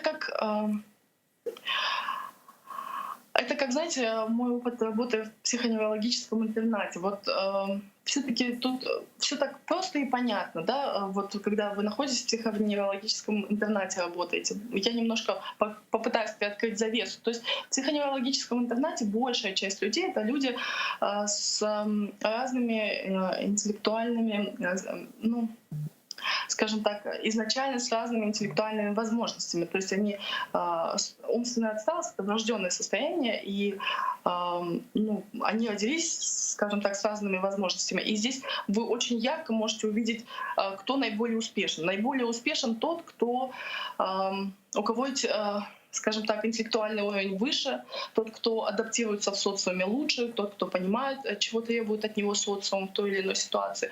И, собственно, это способствует тому, что его уровень жизни в этом интернате намного лучше, его здесь не обманут, не обидят, ничего с ним плохого не произойдет. Он ценный, он является ценной частью этого общества. И намного хуже ситуация, когда люди, ввиду ограниченности своих интеллектуальных возможностей, не понимают каких-то вот простых, понятных законов, по которым они должны находиться в условиях этого интернета. Вот если я надеюсь, я привела такую метафору, надеюсь, меня правильно сейчас поймут. Когда вы говорите, дайте какую-то рекомендацию для тех, кто не прислушивается. Прислушиваться или нет, и как действовать, это же все же и про умение чувствовать то, что просит от тебя законы этого общества, в котором ты находишься. То есть это вопрос всеобщей безопасности. Если ты не понимаешь их, да, можно только посочувствовать, но опять же поменять этого человека мы не можем. Мы можем его искренне пожалеть. Если человек не понимает о том, что нужно принимать какие-то меры безопасности и не прислушиваться к каким-то словам какого угодно эксперта, что мы можем сделать? Наверное, просто с большей терпимостью относиться. Вот я хочу сказать о том, что иногда просто до абсурда доходит же ситуация. То есть да, понятно, что мы все сейчас, ситуация настолько критичная, и она зависит от слаженных действий всех на каждом уровне, на каждом звене, кто где работает, кто какую услугу оказывает, кто как взаимодействует с людьми. То есть все должны быть как один единый организм. Но на деле не всегда так получается. Но просто мы видим, что у кого-то доходит до такой какой-то уже паники, истерики чрезмерный. То есть как будто бы страх управляет людьми, но не всегда люди, исходя из этого страха, остаются людьми. Вот, в общем-то, моя главная рекомендация — это, несмотря на то, что происходит, всегда оставаться человеком. И да, страх — это очень хорошо, но в то же время действовать, исходя из каких-то общечеловеческих ценностей. Элисмаль ханым, şimdi сизден травмалар хакында лаф этмеге истейм. Мына тарихи жиетинден халкыбыз мына сүргүнлүктен кечти. Бөлеки бир травмалар миллетимизге насыл таасир этти? Депортация. Наверное, вскользь я уже упомянула о том, что эта травма оказала некий неизгладимый след, и если не переживала депортацию лично, ее проживали мои бабушки и дедушки, но я себя ощущаю так, как будто бы этот опыт является частью меня, хотя я его лично на себе не испытывала. Почему? Потому что это какие-то разговоры, это какие-то семейные истории, семейные рассказы, они так или иначе идут именно связанными с этими трагическими событиями. И когда я говорю о том, что нам исторически довелось научиться работать со страхом, может быть, с какими-то негативными чувствами, давайте начнем с того, что изначально как это все было построено. Это же, знаете, есть такой очень важный момент. Людьми не всегда нужно управлять, людям не всегда нужно угрожать физически, чтобы ими управлять. Иногда можно просто навязать им стыд, и тогда люди посредством этого стыда могут уничтожить себя сами. Допустим, я приведу пример. Он, конечно, далек от крымских татар, но я просто как пример приведу. Допустим, преступник. Знаете, вот он убежден, что он не просто плохо поступает, а он плохой человек. И тогда у него одно заключение следует за другим, потому что он совершает одно правонарушение за другим. Он убежден в том, что он плохой человек. Он не просто плохо как-то, совершает какие-то плохие поступки. И есть преступники, которые испытывают чувство вины. Вот когда они испытывают чувство вины, они стремятся как-то исправить ситуацию, в какой бы тяжелой, что бы они ни совершили, какое бы тяжелое преступление они ни совершили. Именно испытывая чувство вины, у них есть какое-то стремление что-то менять, становиться лучше, как-то преодолевать этот тяжелый опыт в своей жизни, предпринимать какие-то действия. И вот когда мы говорим о событиях, которые происходили, это же не только с крымскими татарами, но в целом в основе фашизма что лежит? Что доказать, что это люди другие, это какие-то недостойные люди по той или иной причине. И, в принципе, они не заслуживают какого-то человеческого отношения. Так вот, с крымскими татарами на протяжении довольно длительного периода нам навязывалась мысль, что мы какой-то не просто мы плохо когда-то поступили, вообще поступали мы или нет. Но вот мы не просто плохо поступили, но мы плохой народ. И на этом основании мы ни на что претендовать не можем, и ни о каком возвращении на родину речи и быть не может. И вот, знаете, я поражаюсь, но думаю, вот тогда не было такой доступной ни психотерапии, ни возможности у людей открыто говорить, и в том числе у специалистов, говорить о том, что они видят, о том, что они чувствуют, с какими трудностями сталкивается общество. Но в то же время интуитивно крымские татары все делали очень даже это на интуитивном уровне. Они выходили на такие важные пути. Вот смотрите, если навязывается стыд, мы стали тем народом, который обладает очень выраженной эмпатией. То есть мы сами совладали с какими-то очень тяжелыми чувствами, и мы очень чувствительны к тяжелым чувствам, которые могут испытывать другие люди. Именно из этого высокого уровня эмпатии из числа нашего народа получаются хорошие врачи, хорошие журналисты, хорошие учителя, хорошие психологи. То есть там, где требуется вот именно высокий уровень эмпатии. Дальше, этот стыд мало того, что навязываемый стыд, мало того, что нас не разрушил, все-таки, сделал народом, который идет на взаимовыручку, народом, который живет в своей правде, то есть у нас есть своя правда, и мы понимаем, что мы все равно сохраняем свои ценности, мы живем в этой правде и совладаем с этими чувствами, какими бы они сильными ни были. Не вызывали ли те события, в которые оказались крымские татары, у них чувство злости? Безусловно, вызывали. То есть они были лишены каких-то очень важных...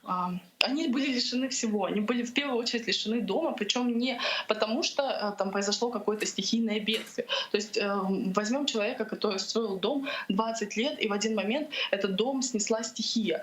Какие тяжелые чувства испытывает этот человек? Невероятно тяжелые, вероятно. Но человек, чей дом снесла не стихия, а действия других, преднамеренные действия других людей, испытывает еще более тяжелые чувства. И куда ему с этими чувствами?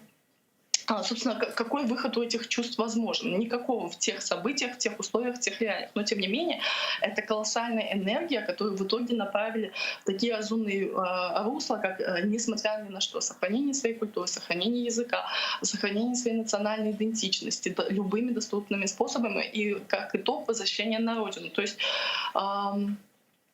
знаете, мне не хочется говорить о том, что благодаря тем травматичным событиям мы что-то получили. Ни в коем случае не благодаря, это опыт, который никому не пожелаешь.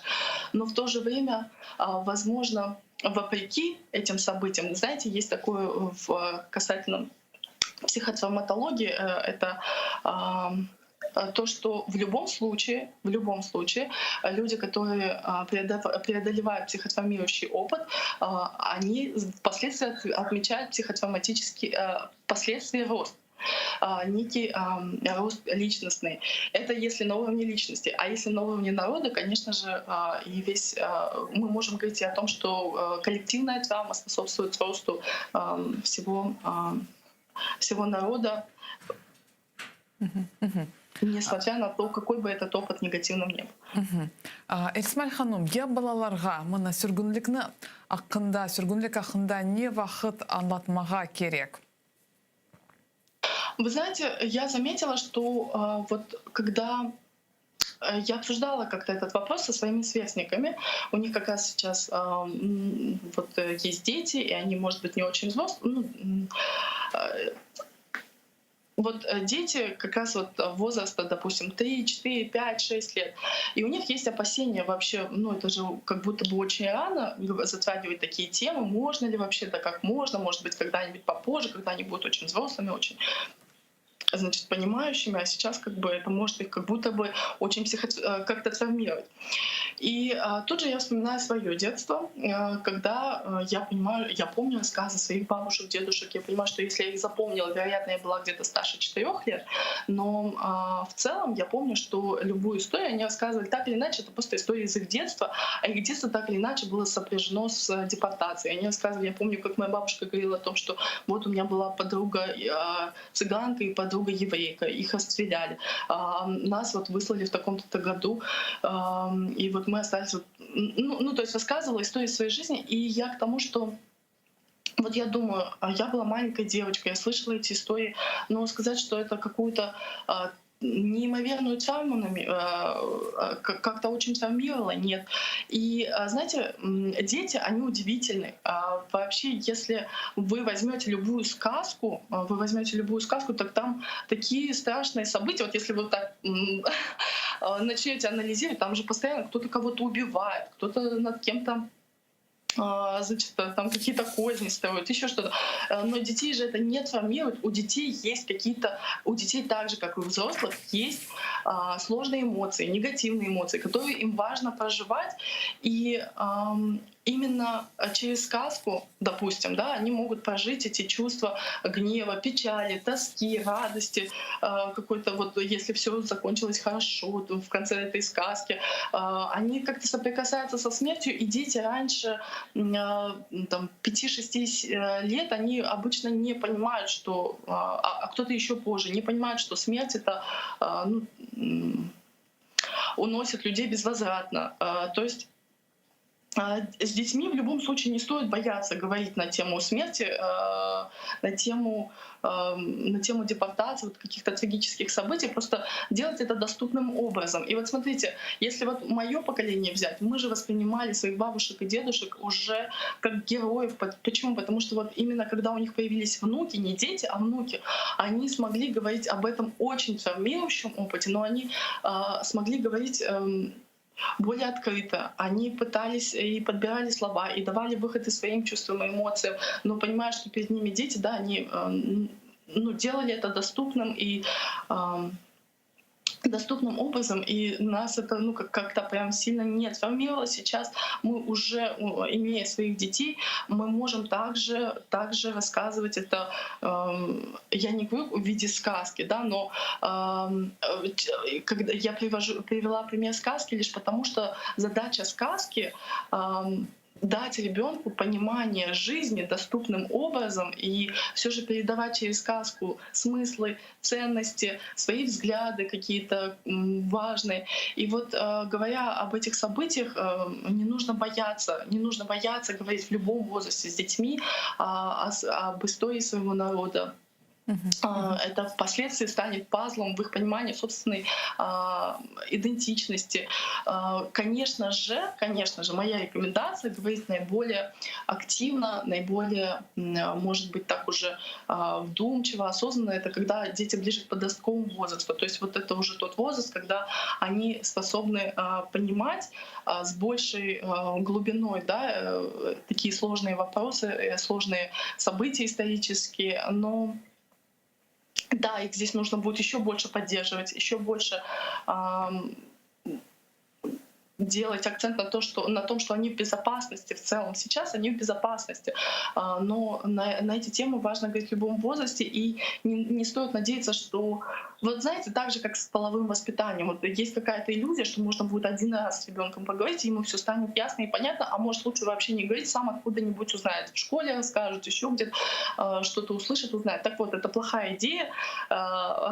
Точно так же, может быть, тема депортации, сложная. У вас есть какие-то страхи, что, может быть, рано об этом говорить, это может как-то травмировать ребенка, но это не должен быть какой-то один разговор. Это может быть разговор в разные возрастные периоды и под разным поводом, предлогом.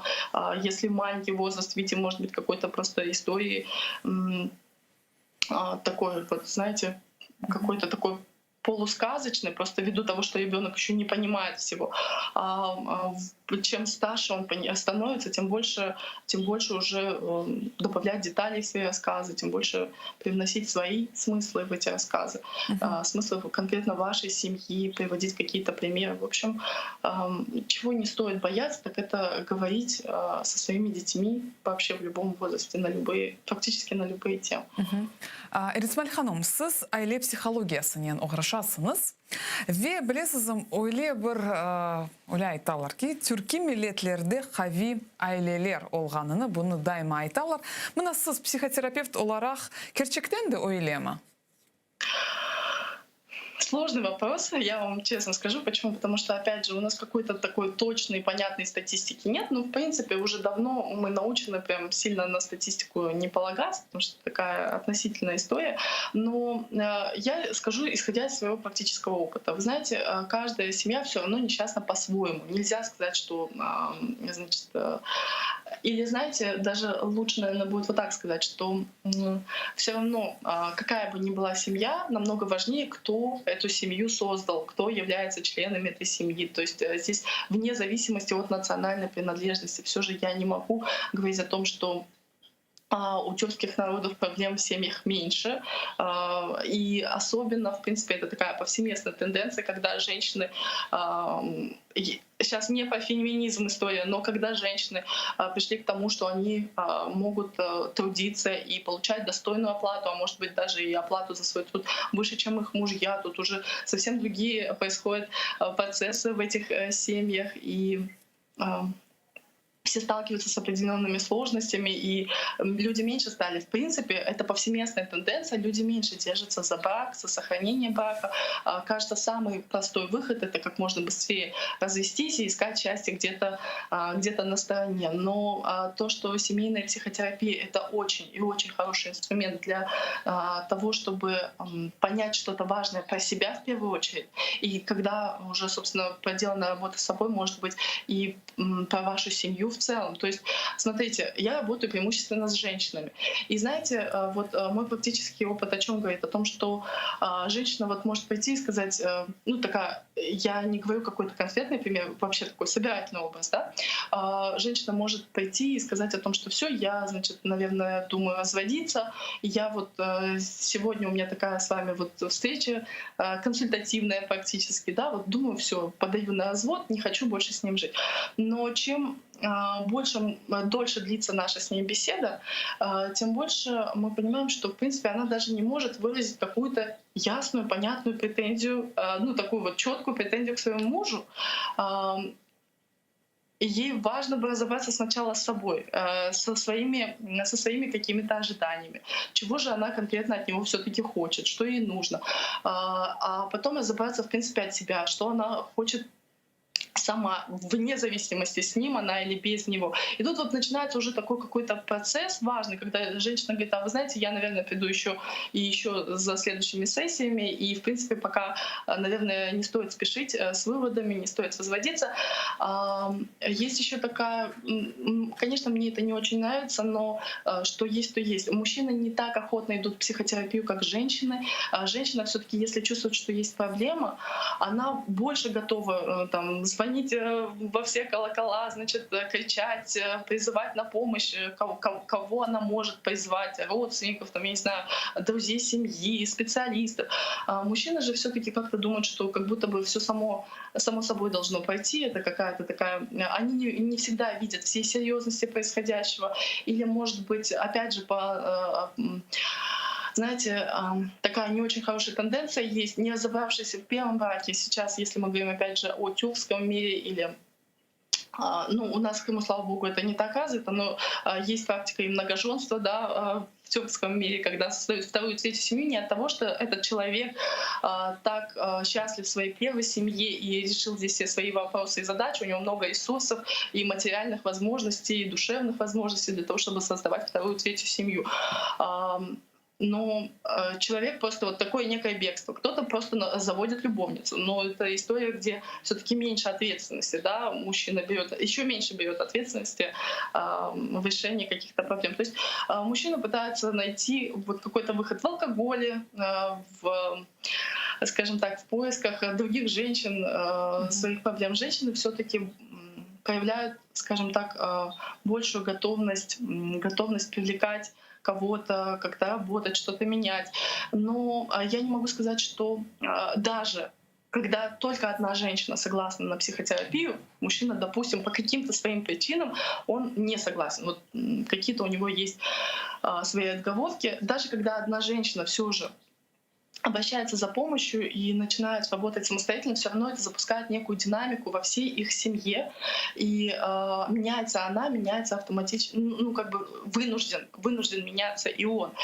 Либо, да, действительно, брак может не выдержать, и все же они придут к решению. Но опять же, это не навязываемая ни в коем случае психотерапевтом позиция. Может, действительно, они придут к тому, что сохранять нечего. Элисмат ханым, соңғы суали молодежь, мада хырымда неселер арасында даваларны кайт этмеге мүмкүнмү? Есть ли сегодня конфликт поколений в Крыму? Конфликт поколений, ну, к сожалению, ну, это такая история, что никому не удалось его избежать, вероятно, да, и здесь не про то, что есть какие-то правильные и неправильные поколения, то, что, в принципе, рост, мы говорили с вами о психическом здоровье, да, и мы видим общество в целом. И мы видим, как меняется общество из поколения в поколение, и что каждое поколение сталкивается с теми задачами, с которыми предыдущее поколение, может быть, и сталкивалось, но не в такой форме. А сейчас у общества есть огромный запрос на не просто то, что мы вот хотим жить хорошо, мы хотим жить как можно более качественно, мы хотим быть успешными, мы хотим быть максимально реализованными, реализовывать свой потенциал. Мы хотим, чтобы наши дети были не просто одеты и обуты, а чтобы, ну, значит, они в этом таком высококонкурентном мире имели какие-то большие возможности, если мы им дадим как можно больше любви, понимания, если мы, значит, узнаем какую-то детскую психологию, еще что-то. То есть мы живем на сегодняшний день, как бы там что ни говорили, но так хорошо, как не жили предыдущие поколения никогда прежде. Но это не значит, что нам от этого легче, что нам от этого проще. Современное время, современное, значит, общество, которое настолько стремительно развивается, требует от нас других задач. И, конечно же, конфликт поколений может существовать, и он есть, но я думаю, что он не настолько яркий. Знаете, вот если мы говорим в Крыму, я не знаю, вы имели в виду конкретно крымских татар, может быть. Так вот, знаете, все-таки тот опыт исторический, который мы прожили, я говорила о том, что это способствовало некому росту. И наш конфликт в любом случае, каким бы он ни был, он не идет в отрыве от понимания того, что мы благодарны, мы уважаем старшее поколение, и мы понимаем, что то, что мы имеем, досталось слишком дорогой ценой, и мы готовы делать все от себя зависящее. Может быть, это не всегда встречается с пониманием, но мы готовы делать все от себя зависящее, чтобы этот опыт был негативный, тяжелый, трудный опыт был явно не напрасным. Эрисмаль ханым, чоқ сағылыңыз біле мерақлы субет үшін бізді илерде сізінен да бағланарық ве бір чоқ меселелер ақында субетлешерік. Біз сізге жан юректен менидармыз сағылыңыз. Сайғылы телесерджілеріміз бұл гүзел нұқтада яйынымызны екүнлейміз ве қатырлатам яйынымыздың мұсафыры. Эким психотерапевт, психолог Эрисмаль Исмаил олған еді. Мен істе сізлерінен сағылықлашам, менің меслектешлерім яйынларымызны девам етежеклер. Biz ile olunuz.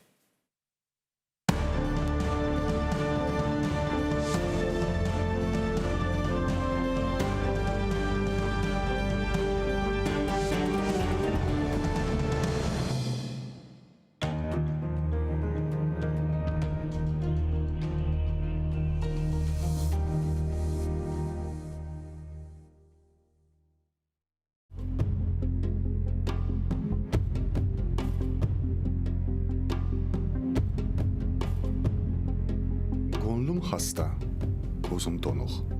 Яшав соғ, олым соғ. Язым, шиырым, фикрим бозық, ичбірінің керегі жоқ. Весселам. Бар дейлер бізге келе, бұлбұл ерлай, гүллер күле, айванлар құл кишілерге. İnanmayman ичбіріне. Весселам. Филан батыр, Тувент қорқақ, Амет қырсыз, Мехметке бақ, насыл кірсіз, насыл аппақ. İnanmayman, әпсі алчақ. Весселам. Бірі севген көз яш төке, бірі білген көп лаф ете, бірі батыр көтек севе. Әпсі ешшек, әпсі түйе. Весселам. Халққа қызмет еткенлер бар, халқыны иддай еткенлер бар, дженнетлерге кеткенлер бар. Бірі қырсыз, бірі туғар. Весселам. Керчек түгіл, не көк, не жер, не бұлардан туған біздер, Танрым, яшав бұйық хорлық. Бізге яқшы бір олым бер. Весселам.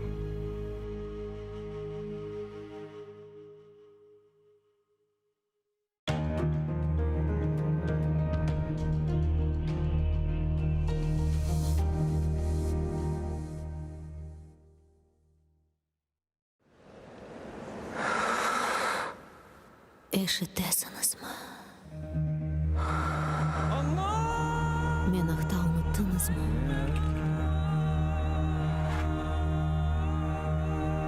Мен мұнда. Бұл менің топырағым. Менің қырымым.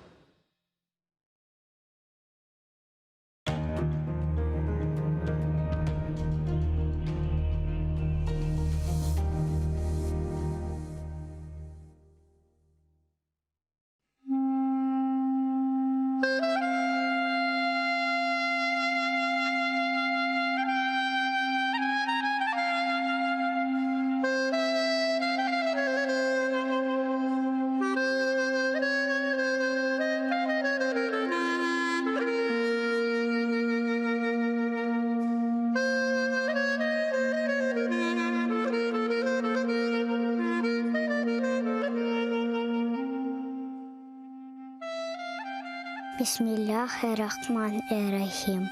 Яратаным, Аллахым, 99 исмин бар. Я Раббым, хырымларға истеклеріні бер, ютында дәвлетлеріні. Сенден хайры yok kimsemiz. Vetan için dua etemiz. İmdad bekle, hırım hürmette. Rahim eyle açsın hizmette. Bizni hırımda yarattın, yardımın ile. Sürgünden hayttık. Endi halkımız Kırım'ında. Devletli olsun vetanımızga. Biz için aziz Kırım'ımız. Takmında açsın baktımız. Senden hayır yok anlayacak. Yaratanım aç bizge uçak. Kırımlarga elini uzat. Yardım ver ya Rabbim. Bir bizge imdat. Bu aziz toprak ecdadım yeri. Kırımlarının tükenmez yeri. Adda bizlerini vetanımızga. Sayıp olayı Kırımızga.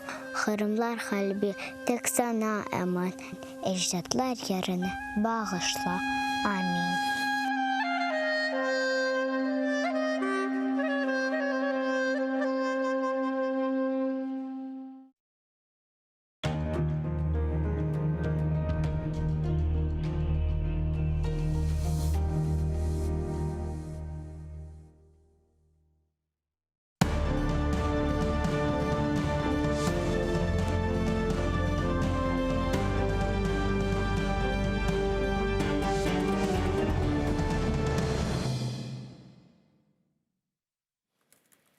Селям алейкум, хайрлах шамлар. Витаю в эфире телеканала АТР. Вы смотрите информационно-аналитическую программу «Бугунь». В студии для вас работаю я, Кульсум Халилова. И следующие 4 часа в этой студии с гостями мы обсудим основные новости и события сегодняшнего дня. Я напомню, что мы работаем в прямом эфире. На экраны ваших телевизоров режиссера периодически выводит номер телефона, так что вы можете звонить к нам абсолютно бесплатно по вайберу +380 67 63 46 130. Можете присоединяться по скайпу atr.tv. Это наш адрес. Звоните, задавайте ваши вопросы. Нам важен ваш голос. Не забывайте подписываться на наш YouTube-канал. Там мы вещаем как в онлайн-режиме, так и выкладываем самые интересные фрагменты из наших эфиров. Выкладываем практически все наши программы в записи. Ну и, наконец, поддержать Первый крымско-татарский вы можете, подписавшись на наш Patreon. Режиссера периодически выводят ссылку на экран. Можете пройти по той ссылке, которую видите сейчас, выбрать уровень поддержки и стать частью большой крымско-татарской семьи АТР. Это поможет нам продолжать работать на информационном фронте. Я же рада представить гостя нашей студии, политический аналитик Олег Лесный. Витаю вас, пане Олеже. Селям алейкум. Добрый вечер. Я предлагаю наш эфир начать со следующего информационного сообщения. Украина очень профессиональные вооруженные силы, которые могут обеспечить оборону государства, сказал во время рабочей поездки в Николаевскую область министр обороны Украины Алексей Резников. Он заявил, что Украина выйдет на свои границы в Крыму и на Донбасі. Давайте послушаем министра. Ми разом робитимемо усе, щоб Україна була вільною та незалежною. Ми вийдемо на наші кордони, визнані міжнародною спільнотою, і в Криму, і на Донбасі. Пане Олеже, Украина придерживается политико-дипломатического пути возвращения своих территорий. Когда Алексей Резников заступил на пост министра обороны с трибуны Верховной Рады, он сказал, что задача Украины является укреплять ее обороноспособность. Вот что вкладывается в эти слова? Все же Украина не откидывает военный сценарий возвращения своих территорий?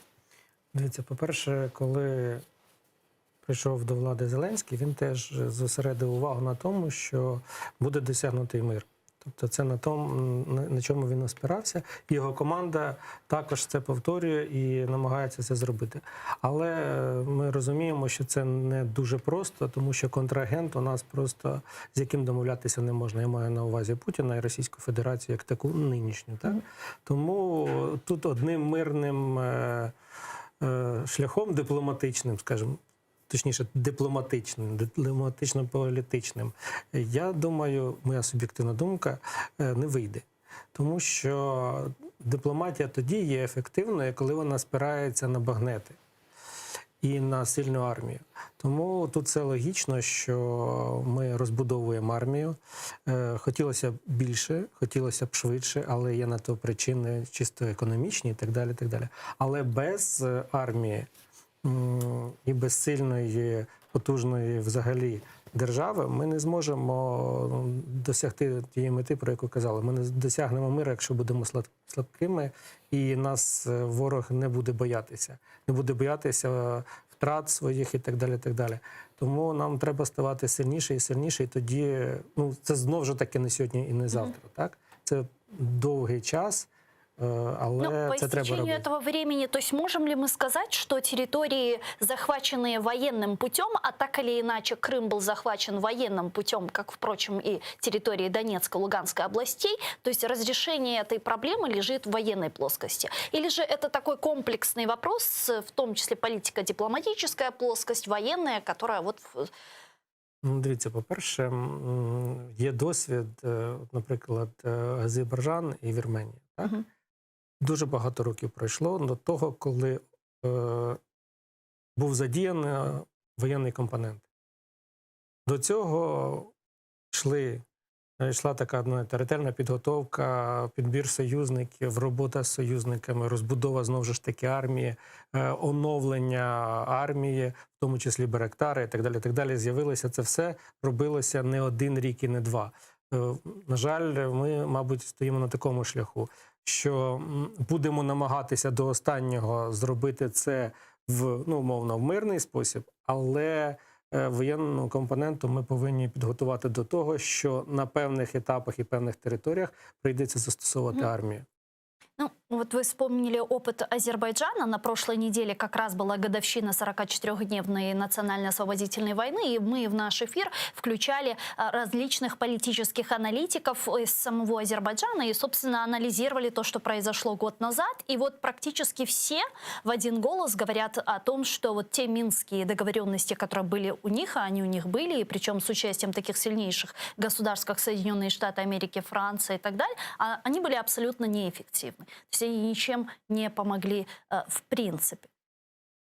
І в той раз, і в цей раз є одна компонента в вигляді Росії, яка фактично завжди є тим фітільом, який постійно горить і який постійно підштовхує сторони до розв'язання в умовах Росії, скажімо, в мізках російських політиків, саме в такому способі, як вони хочуть, щоб це було як вигідно Росії. Тому зрозуміло, що і тут, і там один із контрагентів, один і той же самий. Тому ефективність буде приблизно така. Але, дивіться, той же Зеленський прийшов, він критикував Мінські угоди, але поки що немає інструменту, і до Мінських угод дуже багато прив'язано. Тому є бажання їх якось переформатувати, можливо, якісь інші формати напрацювати, але знову ж таки бажання і у нинішньої влади, і, скажімо, у всієї нинішньої влади, тобто можливо відмовитися від них, можливо їх переробити, але тут одне але в вигляді Росії. Росія не хоче і не погоджується зараз щось змінювати. Вона тільки одне хоче змінити, щоб вона була над процесом. І Путін постійно про це наголошує, що ми ж тут взагалі нас нет. Їх там нет в Криму, їх там нет в Донецькій, Луганській області. Нас це не влаштовує, тому все одно ми якось тримаємося за ці Мінські угоди. Але настане час, коли, так як і в Азербайджан, Вірменія, настане час, коли будуть задіяні інші механізми. А как вы думаете, насколько вот в азербайджано-армянском конфликте, точнее, в разрешении этой конфликта была важна фигура самого Ильхама Алиева, который долгое время правит и которого называют в том числе авторитарным правителем? Какая була його роль?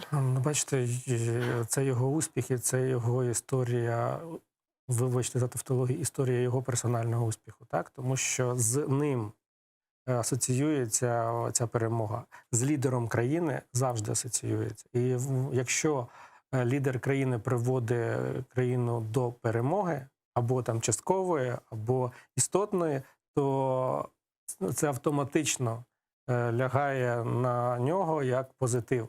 Точно так же, як і зворотній сторони. Якщо країна програє, то це лягає на лідера, який на той час був. Тому тут, знаєте, історія, коли там пройде 10, 20, там 30 років, будуть згадувати саме лідера держави і будуть казати, на чолі з ним такі-то позитивні моменти відбулися. Тому тут все логічно. Я дуже хочу, щоб у нас, хай цей лідер досягне теж таких, скажімо, звершень, поверне територію. Так, а в наших реаліях це можливо? В наших реаліях це, я дуже хочу, щоб це було можливо, але, дивіться, і там пройшло не один рік, і не два. Для цього, знову ж таки, повертаємося, з чого починали. Для цього треба розбудовувати армію і робити її такою, як, знаєте, максимально оснащеною не лише живою силою, а і так, як ці ж Байрактари. Вони ж показали, знову у нас його один раз застосували, Кремль там тиждень плакав, як же так можна. А їх повинні бути у нас сотні тисячі, так? Тому що новітня технологія, яка менше застосовує живу силу, а високі технології застосовує. Це Ізраїль робить, це в Сполучених Штатах є. І я дуже сподіваюся, що один із сигналів, який мені дуже подобається, і не тільки мені, і навіть деяким російським, але не проросійським політологам, що ця хартія, яка була зовсім недавно підписана, по результатам візиту президента до Сполучених Штатів, там були підвалини закладені до цього, а хартія вже чітко визначила моменти, що буде з Росією. Там дуже класні дефініції. І чітко дали сигнал, що Сполучені Штати усвідомлюють, хто є дійсним агресором не тільки в Україні, але і в газовому питанні, і в інших частинах там світу. І стосовно, що України стосується, то вже й Британія не погодилась, а, скажімо так, сказала, що якщо буде так і далі ситуація з Росією розвиватися, маю на увазі на кордоні, то туди пришлють нам, якщо не помиляю, 600 своїх десантників. Це ж виходить з того, що ми не одні, і нам допомагають, і усвідомлюють, що ми одні на нинішній момент не можемо протистояти. Протистояти можемо, але повернути себе, свою територію на ті кордони, які були, зараз ми не можемо. Ну, а вот где гарантия все же того, что вот те документы, хартия, даже декларации, резолюции, то, что декларируется, артикулируется с уст там, лидеров Соединенных Штатов Америки, Великобритании и так далее, не останутся только лишь на словах? Давайте посмотрим ретроспективно. Будапештский меморандум. Украине, Великобритании, Соединенные Штаты гарантируют территориальную целостность. Россия тоже. Россия в одностороннем порядке нарушила, разорвала эту договоренность. 2008 год, есть реальные шансы получить ПДЧ. Но наши западные партнеры, которые сегодня являются ключевыми переговорщиками в нормандском формате, тогда препятствуют этому. Франция и Германия. 2014 год, территория Украины оккупируется. Наши западные партнеры говорят о том, что подождите, потерпите, пока действовать не нужно, мы обеспокоены ситуацией и так далее. И вот сейчас снова, когда поднимается вопрос про НАТО, нам говорят, что консенсуса по этому вопросу нет. Северный поток, мы говорим о том, что у нас проблемы с энергетической безопасностью, как в Украине, так и на территории Европейского Союза. Соединенные Штаты Америки дают зеленый свет Северному потоку-2. Ну, как-то вот интересно все же получается. Почему так происходит? По-перше, все дуже просто. Нема жодної держави в світі, яка більше опікується інтересом іншої держави, чим своїм. І тут є і мінуси. Так, Німеччина останній період взагалі, моя дуже суб'єктивна думка, не зрозуміла, чий союзник. Із останніх заяв і по мігрантам, і по всьому, таке враження, що все-таки Газпром платить всім. Це якийсь жах. Але я усвідомлюю, що якщо так цинічно подивитися, так, Німеччина обстоює свої інтереси. Вона і зараз, як і Франції, не хочеться бити горшки з Росією. Це в них, це ж не перший раз. Ви ж згадали 2008 рік. Це ж, це давня історія дружби цих народів. Вони або воюють, або сильно дружать проти когось. Тому тут, в мене тут оптимізму зовсім немає. Стосовно Сполучених Штатів і Великобританії, зараз в мене оптимізм є. Чому? По-перше, Британія, вона, скажімо, пішла у вільне плавання, і вона тепер не зв'язана оцими бюрократичними, безкінечними якимись документами, нормативами. Там треба всіх послухати і зробити в результаті так, як вважає Союз. Британія зараз веде себе досить агресивно, і я чому дуже, скажімо так, стриманим оптимізмом ставлюся до цього. Британія атакувала росіян неодноразово, маємо на увазі, і хімічну зброю застосувала на території Британії, від якого постраждав не тільки там колишній ФСБшник, чи хто він там, але і мирні громадяни. І дуже, Причому це происходило кілька разів. Так, це ж просто тоді якось Британія менш так ефективно реагувала. Але я знаю, що британці, вони, можливо, довго запрягають, але теж можуть гарно й вдарити. Це раз. Сполучені Штати чому? Чому вони відрізняються від 2014 року? Тому що в Сполучених Штатах зараз непроста ситуація у президента, насправді. Дивіться, Афганістан. Поразка. Поразка, яка дала зелене світло Росії і Китаю. Зараз Росія, що розганяється в Росії? Штати вже не ті, Китай так само каже. Зараз наш час настав, вони так думають. Я думаю, що це дуже помилковий момент. Про Китай я не скажу, а про Росію я дуже хочу, щоб вони помилялися. І тут Сполученим Штатам, президенту в першу чергу, ще одна поразка геополітичного сенсу. І так рейтинг у нього зараз дійсно так Якщо не обвалився, то ну, такі дзвінки дуже негативні. І в Сполучених Штатах в самих є проблеми і так далі. Так далі. Зараз потрібна історія успіху. Або історія хоча б того, що Сполучені Штати на цій шахівниці займають перше місце і грають білими. Вы думаете, вот история с Украиной, это будет такое success-story для Америки? Я думаю, що може бути. Тому що і Сполучені і наскільки я там спілкувався з колегами, які дотичні до еліти американської, то вони кажуть, що зараз, ну на їх думку, і мені дуже хочеться, щоб так було, перемогла ну умовно партія проукраїнська. Не про Росію, там ну, лобі проросійське є, ну і наші, але воно, розумієте, в нинішній момент воно збігається з інтересами Сполучених Штатів і частини американських еліт. Тому тут я теж стриманим оптимізмом ставлюсь, що вони не тільки про нас будуть думати, вони будуть думати, як, ну, по-перше, виправити ситуацію з поразками, отримати бажану перемогу над Росією, і це дуже, ну, тим більше, що на чужому, ну фактично на чужому полі, так? Але тут єдиний момент, що на цьому полі знаходимося ми, і нам не можна там сидіти і дивитися, так, вони нам допоможуть, не допоможуть, подумають за нас, не подумають за нас. Все одно нам своє робити, але союзників треба мати і мати їх потужних. Я все-таки впевнений в тому, до Європи в мене є претензії, ну, дуже суб'єктивно.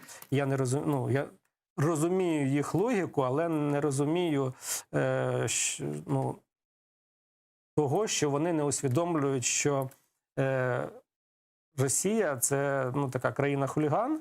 Якщо їй давати там спуск, то колись там проснуться, а не дай Боже, вже русський солдат опять повторив все в Берліні.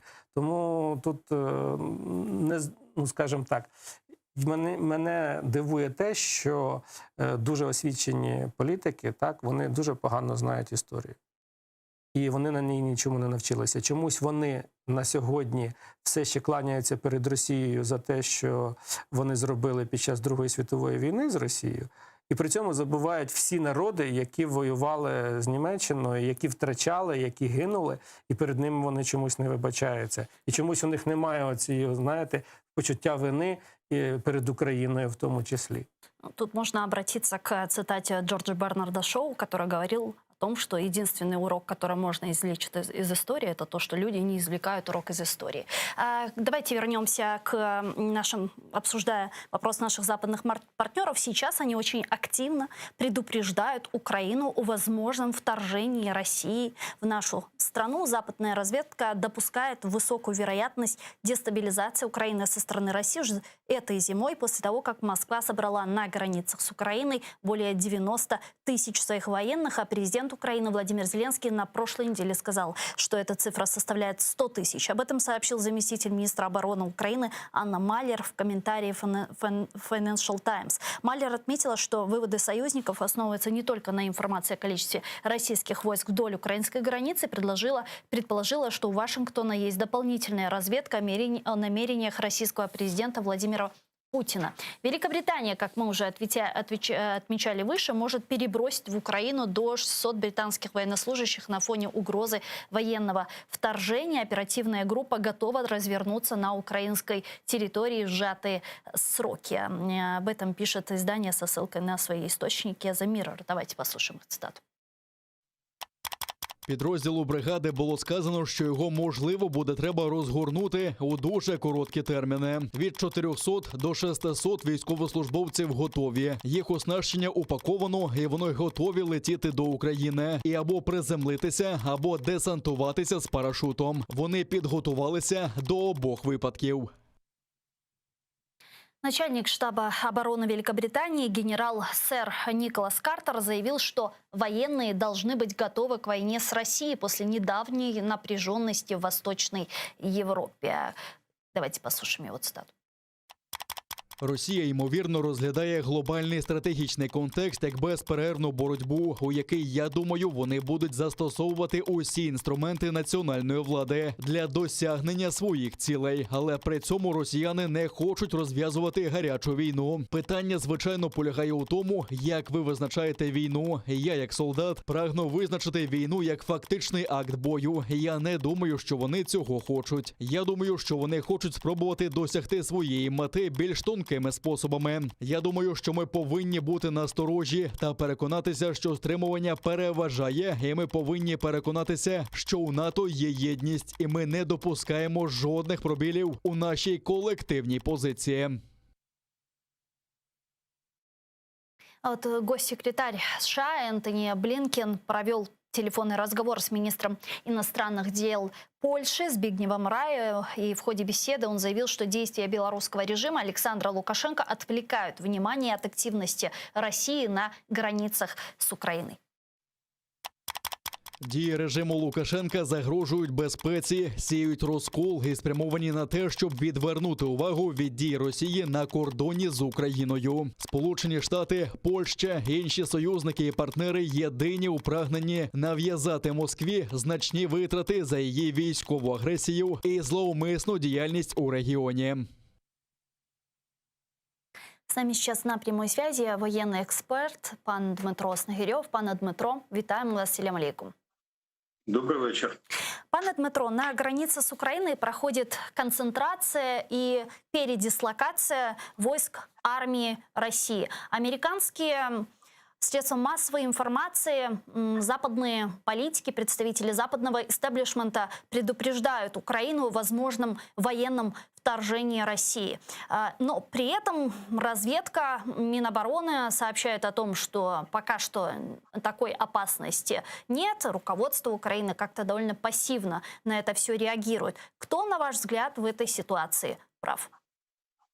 Юльсум, давайте разом з вами проаналізуємо ту інформацію, яка є в засобах, відкритих джерелах, засобах масової інформації. Йдеться перше. 1 листопада Вашингтон-Пост була опублікована інформація про накопичення російської техніки поблизу так званого Єльнінського коридора. Єдине, я хотів би уточнити, що відстань від Єльнінського коридора до українського кордону – це приблизно 300 кілометрів. Разом з тим, відстань від цього ж Єльнінського коридору до Білорусі – це 100 кілометрів. І тут не випадково, що, власне, після накопичення російських військ, я ще раз підкреслюю, поблизу кордонів з Білорусі відбувається, власне, підписання так званої розширеної угоди про співпрацю між Республікою Білорусь і Російською Федерацією. Тому оте скопичення військ, про які повідомляли американські ЗМІ, американська розвідка, варто розглядати як елемент військово-політичного тиску, в першу чергу, на режим Лукашенка, а не Украину. Украину. С другой стороны, пане Дмитро, ну что такое 300 километров для танков? Это пару часов дороги. Юльсум, це дуже багато. Це свідчить про те, що це не так звані контингенти вторгнення. Друге, інформація про розташування танкового батальйону поблизу Погонова. Що таке танковий батальйон? Це 31 одиниця бронетехніки. Цієї кількості недостатньо, знов-таки, для активної фази безпосереднього військового вторгнення на територію України. Так само полігон знаходиться на відстані 250 кілометрів. Тобто це не є ознака військової підготовки з боку Російської Федерації. Це перше. Друге, на чому варто було би акцентувати наших західних партнерів, що прямого вторгнення з території Російської Федерації не буде. Вони будуть використовувати окуповані райони Луганських і Донецьких областей. І відповідна ескалація напруги буде відбуватися під виглядом наступу підрозділів так званого 1-го і 2-го армійського корпусів. І отут, Юльсум, найбільш цікаво, що наразі на територіях окупованих районів Луганських і Донецьких областей Російською Федерацією створено фактично 3 нові батальйонно-тактичні групи. Одна поблизу Тельманова, там близько 100 одиниць бронетехніки і, власне, ствольної артилерії. Друга поблизу Міусінська, так само близько 100 одиниць важкої бронетехніки і забороненою мінськими домовленостями, власне, артилерії. І плюс, відповідно, накопичення так званих лутугінських таборах. Йдеться про те, що під виглядом передислокації Російської Федерації перекинуто, я наголошую на цьому, на окуповані території значна кількість бронетехніки і сформовані 3 потужні ударні угрупування. На цьому треба наголошувати, що можлива ескалація напруженості почнеться не з території Російської Федерації, а безпосередньо з окупованих районів Луганських і Донецьких областей. І ви знаєте, Гюльсум, для мене досить дивно виглядає заява Головного управління розвідки Міністерства оборони про те, що, виявляється, бойовики розміщують макети техніки. Хотілося б зауважити, чи то звернути увагу так званих розвідників, хоча б на звіти місії ОБСЄ, які свідчать про те, що на відстані 10 кілометрів, що заборонено мінськими домовленостями, наразі розміщені системи реактивного залпового вогню і ствольна артилерія калібром більше 152 мм. Про які макети йде мова? Уявіть собі, коли країна в стані військової напруги, у нас таку маячню несе Головне управління розвідки Міністерства оборони. Причому за останні 2 доби було зафіксовано використання забороненої мінськими домовленостями артилерії більше 152 мм. І не пара з вуст. І ми робимо вигляд, що нічого не відбувається. Пане Дмитро, пане Дмитро, у меня здесь возникает вопрос. Если мы говорим о том, что Россия вероятнее всего будет интенсифицировать эскалацию на оккупированных территориях, то чего она пытается добиться? Какая цель, на ваш взгляд? Что пытается Россия сейчас бряцканием оружия, в том числе, выторговать, и от кого? Власне, йдеться про дестабілізацію внутрішньої ситуації в Україні. Перше, що намагається Росія, це показати Україну як мінімум країною непередбачуваним транзитером.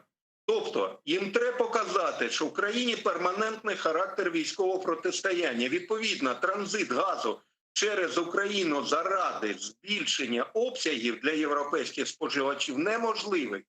І відповідно стає питання, що тоді треба скасовувати поправки 3-ї енергетичної хартії і збільшувати прокачку газу вже Північним потоком-2. Це перша мета.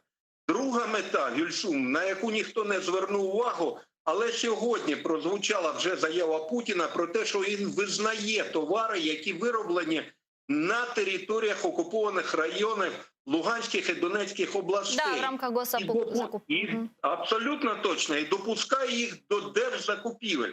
Тобто йдеться про фактичну інтеграцію економік тих територій. І ми знову не реагуємо.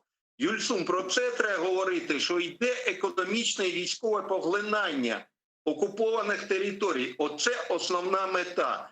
А ми розповідаємо якісь байки про эскалацию за 300 километров від кордону. Ну, на самом деле, больше, наверное, не мы. Вот как раз в этом-то и вопрос. А почему сейчас именно наши западные партнеры, ну, вот так интенсивно на этом акцентируют внимание? Ведь у нас так или иначе мы, в принципе, находимся в условиях войны. Уже 8-й год у нас оккупированы территории. Но почему-то именно сейчас Соединенные Штаты Америки, представительство Пентагона, Североатлантического альянса, страны Балтии и другие наши западные партнеры предупреждают о военном вторжении России в Украину. Я имею в виду полномасштабном. И вот даже британцы уже 600 военных своих хотят отправить, как пишут их средства массовой информации. Но почему именно сейчас акцентируется так на этом? Ну давайте з приводу 600 воєнних. Що таке 600 воєнних? Якщо контингент вторгнення 90 тисяч, яким чином можуть 600 британських воєнних зашкодити Російській Федерації?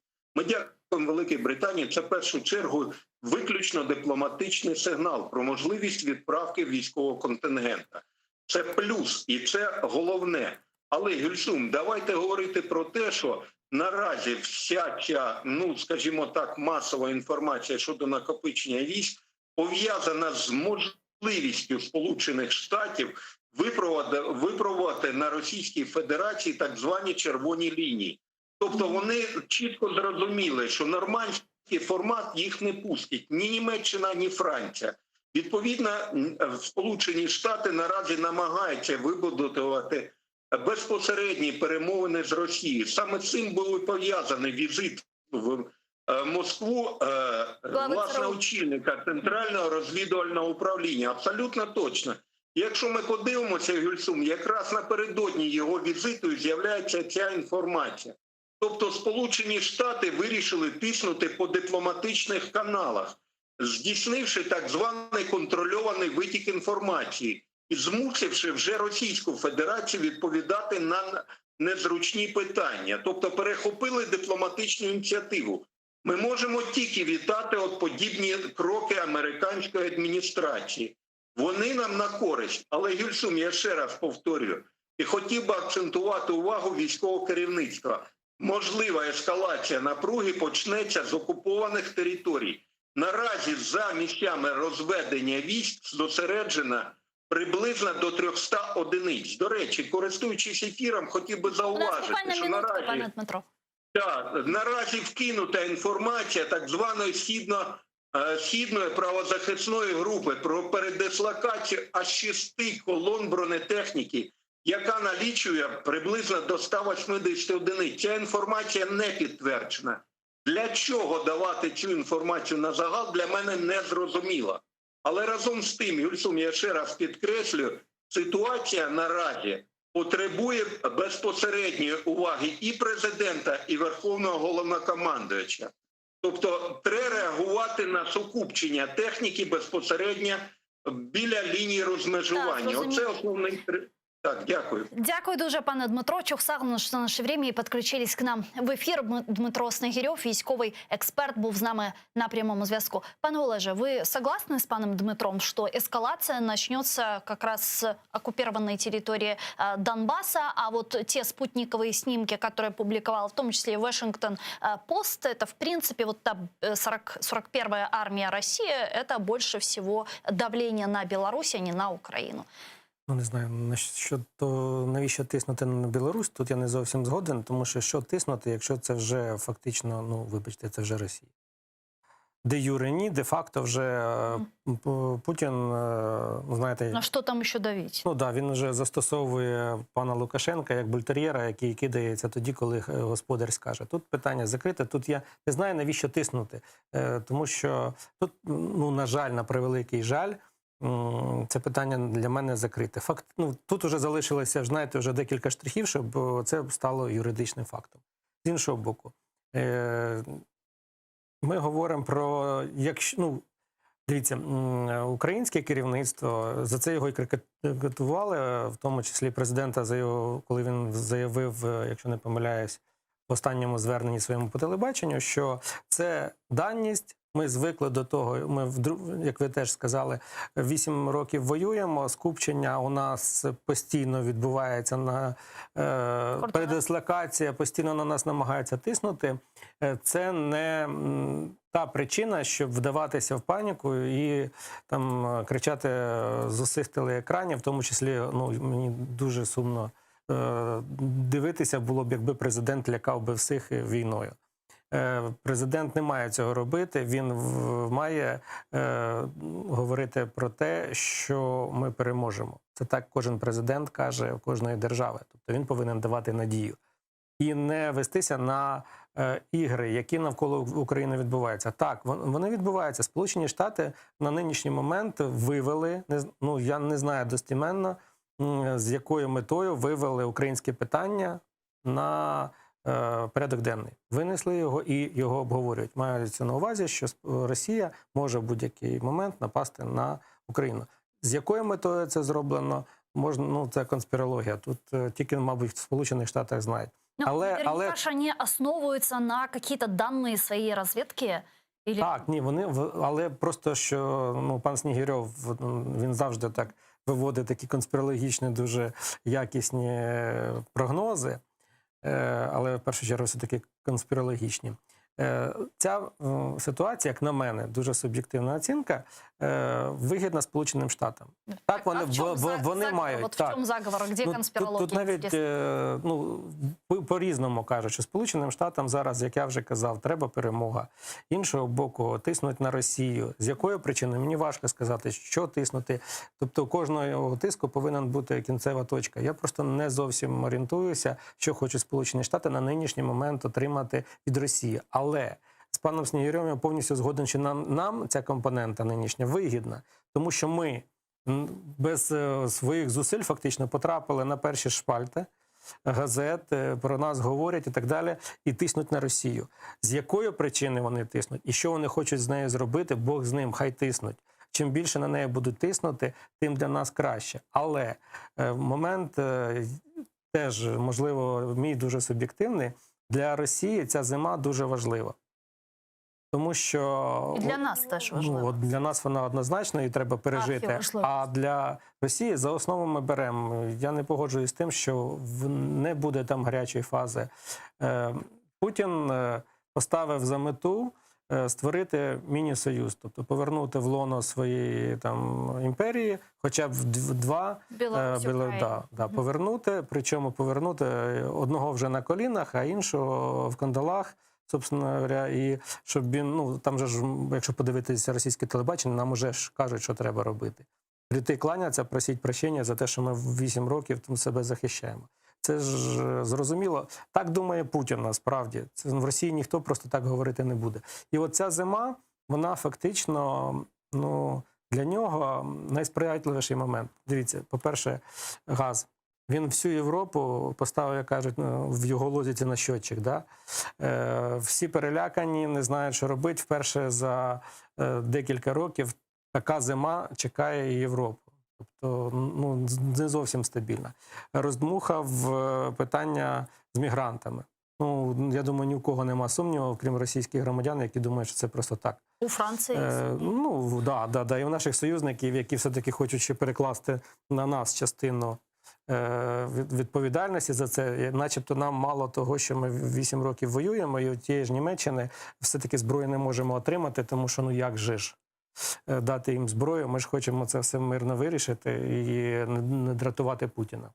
Цей момент і війська. Війська все-таки, я думаю, вони тиснуть і на політичне керівництво України, тому що через цей момент можна розганяти, як у нас прийнято, паніку, і тиснути на керівництво з тим, щоб вони якось нервували, щось робили, кудись якісь предислокації військ робили і так далі, і так далі. Тобто, щоб був хаос.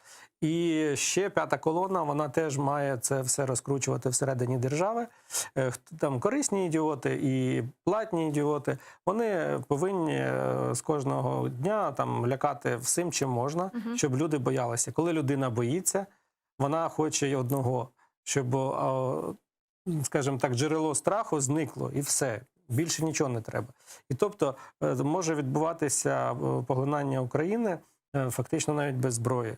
Якщо в цій фортеці, як декілька разів в історії було, хтось відкриє в певний момент ворота і скаже, давайте, щоб мені замерзли, чтобы мы больше не боялись и так далее.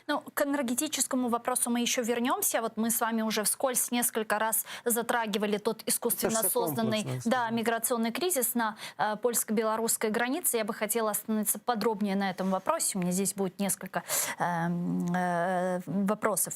Секретарь РНБО Алексей Данилов заявил, что на территории Беларуси находится около 16 тысяч мигрантов, и этот кризис может затронуть непосредственно Украину. Об этом сказал Данилов после совещания в Луцке с руководителями министерств, ведомств, правоохранительных органов и военных формирований. Я предлагаю послушать его цитату.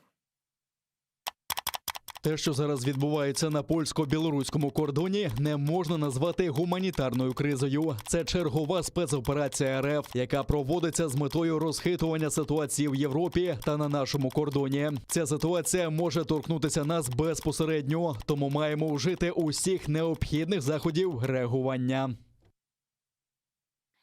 Министры иностранных дел стран Европейского Союза утвердили критерии новых санкций, вводимых в отношении лиц и организаций, связанных с созданием миграционного кризиса на границе Беларуси и Польши. Об этом написал в своей странице Twitter журналист Рікард Джозвік. Вот его цитата.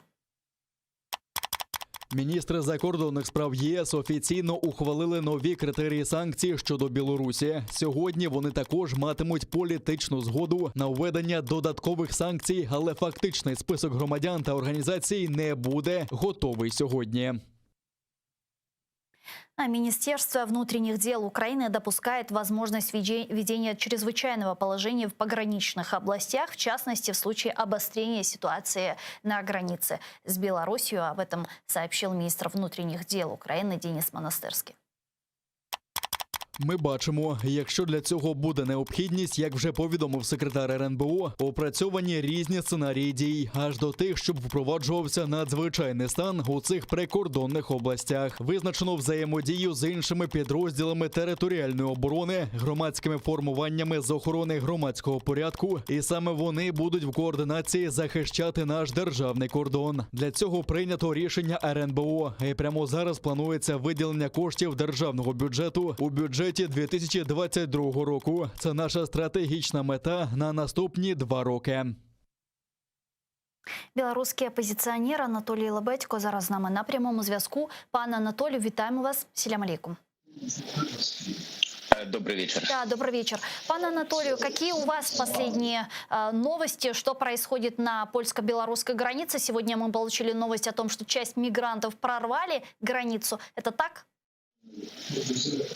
Ну, прорвали — это слишком громкое заявление. На самом деле они передислоцированы из лагеря, в котором они находились, содержались, и под конвоем белорусских военных они прибыли на один из пунктов перехода, и там действительно наблюдается большая концентрация, несколько тысяч мигрантов, которые находятся в оцеплении белорусских военных, и есть ожидание, что, возможно, в ближайшее время, часы, произойдет штурм вот этого перехода. С другой стороны, мы видим концентрацию военнослужащих и пограничных войск Польской Республики. Так что вот ситуация такова. Она остается очень сложной. И, похоже, вот Александр Лукашенко избрал тактику шантажа. Это действительно есть шантаж. Вы, если вводите в отношении меня какие-то санкции, точечные или секторальные, я тогда вот организовываю этот поход на Варшаву. Вообще мигранты, а их 16 тысяч, как сообщил секретарь РНБО Алексей Данилов, прибывают на территории Беларуси. Почему задают вопрос? Потому что сегодня литовский президент Гитанас Науседа сообщил о том, что они туда поступают в том числе и через Москву. Действительно, концентрация мигрантов достаточно большая, потому как фиксируют граждане в разных регионах, и не только в Минске, не только в Гродно и Бресте, но и в небольших приграничных городах. То есть они расселись по значительной территории Беларуси, и если в начале, в конце мая, когда только зарождался этот кризис, этот конфликт, это было проблемой только для Литвы, Латвии и Польши, они не были готовы вот к такой гибридной атаке, то впоследствии, когда были выработаны контрмеры, контрдействия, и мигранты перестали просачиваться на территорию озвученных мной стран, то они начали концентрироваться в Беларуси. И это стало уже проблемой для Александра Лукашенко, так как, вы понимаете, мигрантов с цветами Беларуси не встречают, и это создает дополнительное напряжение в стране. И посему что-то надо было предпринимать. И Лукашенко, посоветовавшись с самим собой, возможно, с Кремлем, вот предпринял эти походы пока на Варшаву, но вполне возможно, что такие походы могут быть организованы и на Вильнюс, и на Ригу. Я бы и не исключал и Киев. Ну вот, кстати, по поводу, с кем посоветовался Александр Лукашенко, потому что многие политические аналитики говорят о том, что не может самопровозглашенный президент Беларуси действовать автономно в этом вопросе, и, скорее всего, за искусственно созданным миграционным кризисом как раз стоит Путин, потому что для него важна и выгодна эта дестабилизация на территории Европейского Союза. И руками Лукашенко, что, в принципе, он и делает. Совершенно очевидно, что есть в этом интерес и Лукашенко, и Путина. У каждого есть своя мотивация. Путин хотел бы через вот это давление посадить за стол переговоров Европейский Союз, но эти переговоры должны проходить по его сценарию, а не по сценарию, например, мероприятия, которое будет проводиться в конце ноября в Вене, и куда не поедут представители ни Минска официального, ни Москвы. Поэтому у него такая главная задача. А у Путина совершенно очевидно, что любой конфликт, любое провоцирование каких-то военных столкновений, это открывает возможность прихода в Беларусь не человечками зелеными, а на основании соглашения, которое существует между Лукашенко и Путиным. Поэтому есть интерес и у одного, и у другого. А насколько и Путин, и Лукашенко могут далеко зайти с этим шантажом? Как вы думаете, реальна ли конфронтация, прямая конфронтация между Европейским Союзом и Россией на границе? Знаете, когда у власти находятся люди, больные на власть, то нельзя исключать абсолютно никаких сценариев.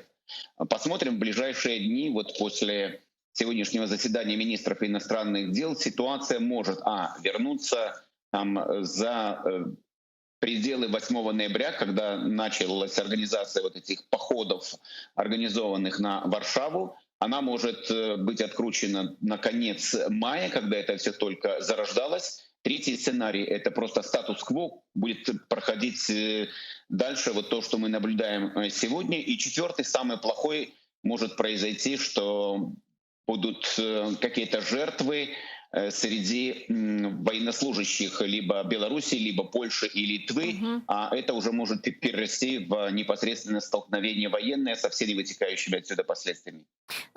До этого всего многие политические аналитики, собственно, мы это и наблюдали, и видели, как Александр Лукашенко пытался каким-то образом маневрировать, лавировать между Европейским Союзом и Кремлем, и даже в вопросе Крыма признаю, не признаю частью территории России.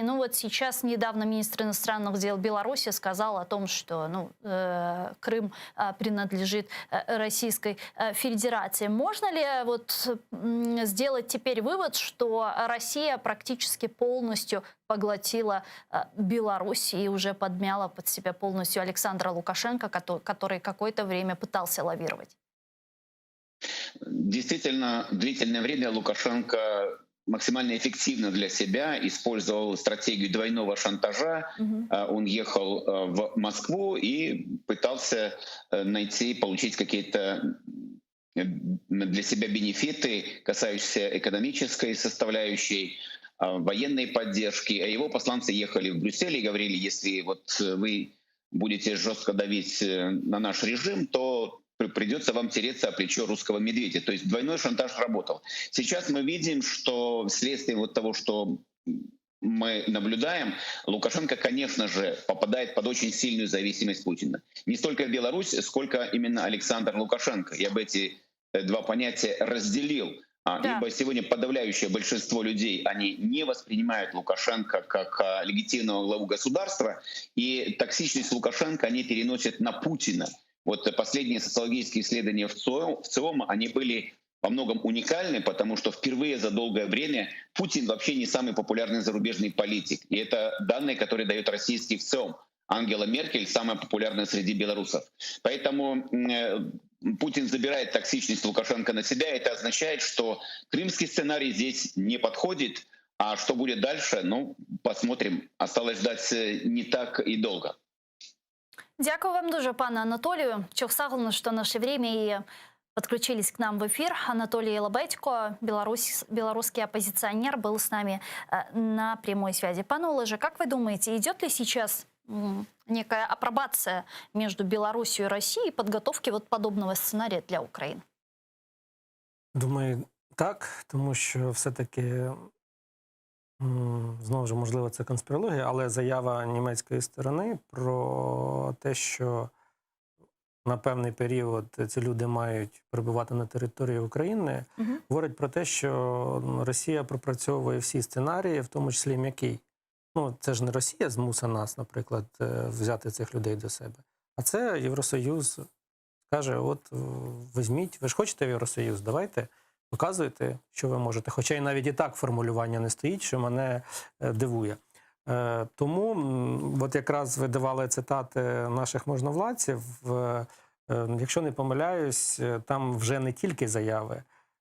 Денис Монастирський своїми замами провів навчання, не тільки нараду, а навчання на випадок, якщо мігранти підуть силовим шляхом. Якщо вони будуть просочуватися, ну, це ж теж можна робити не зразу, так як і в Білорусі, а потихеньку. Тому МВС, і тим більше цьому ж міністру підпорядковані прикордонники і Нацгвардія. Це ті підрозділи, які перші будуть, не дай Боже, зустрічати мігрантів. І їх треба, ну, вже підготували, там вже, наскільки я знаю, вже побудовані певні споруди, які і для нацгвардійців, і для того, щоб протистояти цим натиску, тому що вже є досвід, ми бачимо, що відбувається на кордонах. Тому українська сторона дуже реально сприймає це. І так, як і Данілов, так і Монастирський чітко сказали в своїх інтерв'ю зовсім недавно, що вони не розглядають це як гуманітарну кризу. Вони розглядають це як елемент гібридної війни. Тобто тут влада дуже серйозно ставиться до цієї проблеми. І сигнали зараз йдуть до міністрів закордонних справ країн, які залучені до цього, ну, скажімо, умовно, конфлікту. Так? Йде робота для того, щоб разом це протистояти. Тому що, дивіться, дивним видається, наприклад, ну, от коли кажуть, що це рішення там хворого на голову Лукашенка і так далі, от просто уявіть собі на секунду, от зовсім недавно, коли ми бачили протести, як їх жорстко, ну, там, без церемоній, ну, пресікали на корню. І як навіть протестуючи, ми ж пам'ятаємо, що ці меми були, що коли залазили на лавочку, вони знімали обув. І уявіть, в цій країні така 16 тисяч людей, які роблять, що хочуть. Рубають ліс, палять багаття, там, ну що завгодно. Скоріше за все ж відбуваються якісь і кримінальні моменти. Там, да? І, ну, там і смерть вже, там, ну, на жаль, хлопчик помер від переохолодження. Так? А ніякої реакції нема.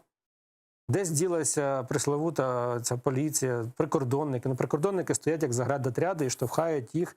Ну, і ми бачимо знову ж таки, що в Криму те саме було. От зараз є фотографії, коли в Криму Путін що сказав? Будуть стоять жінки і діти, а ми за ними. Попробуйте стріляти.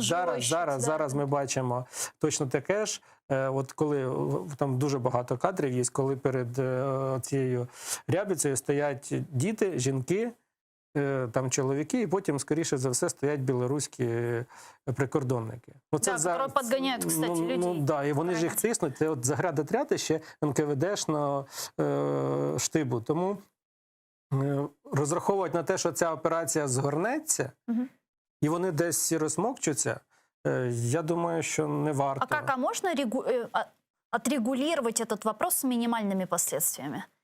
Есть ли такой шанс у Європейського Союзу? Ну, дивіться, поведінка Польщі мені імпонує.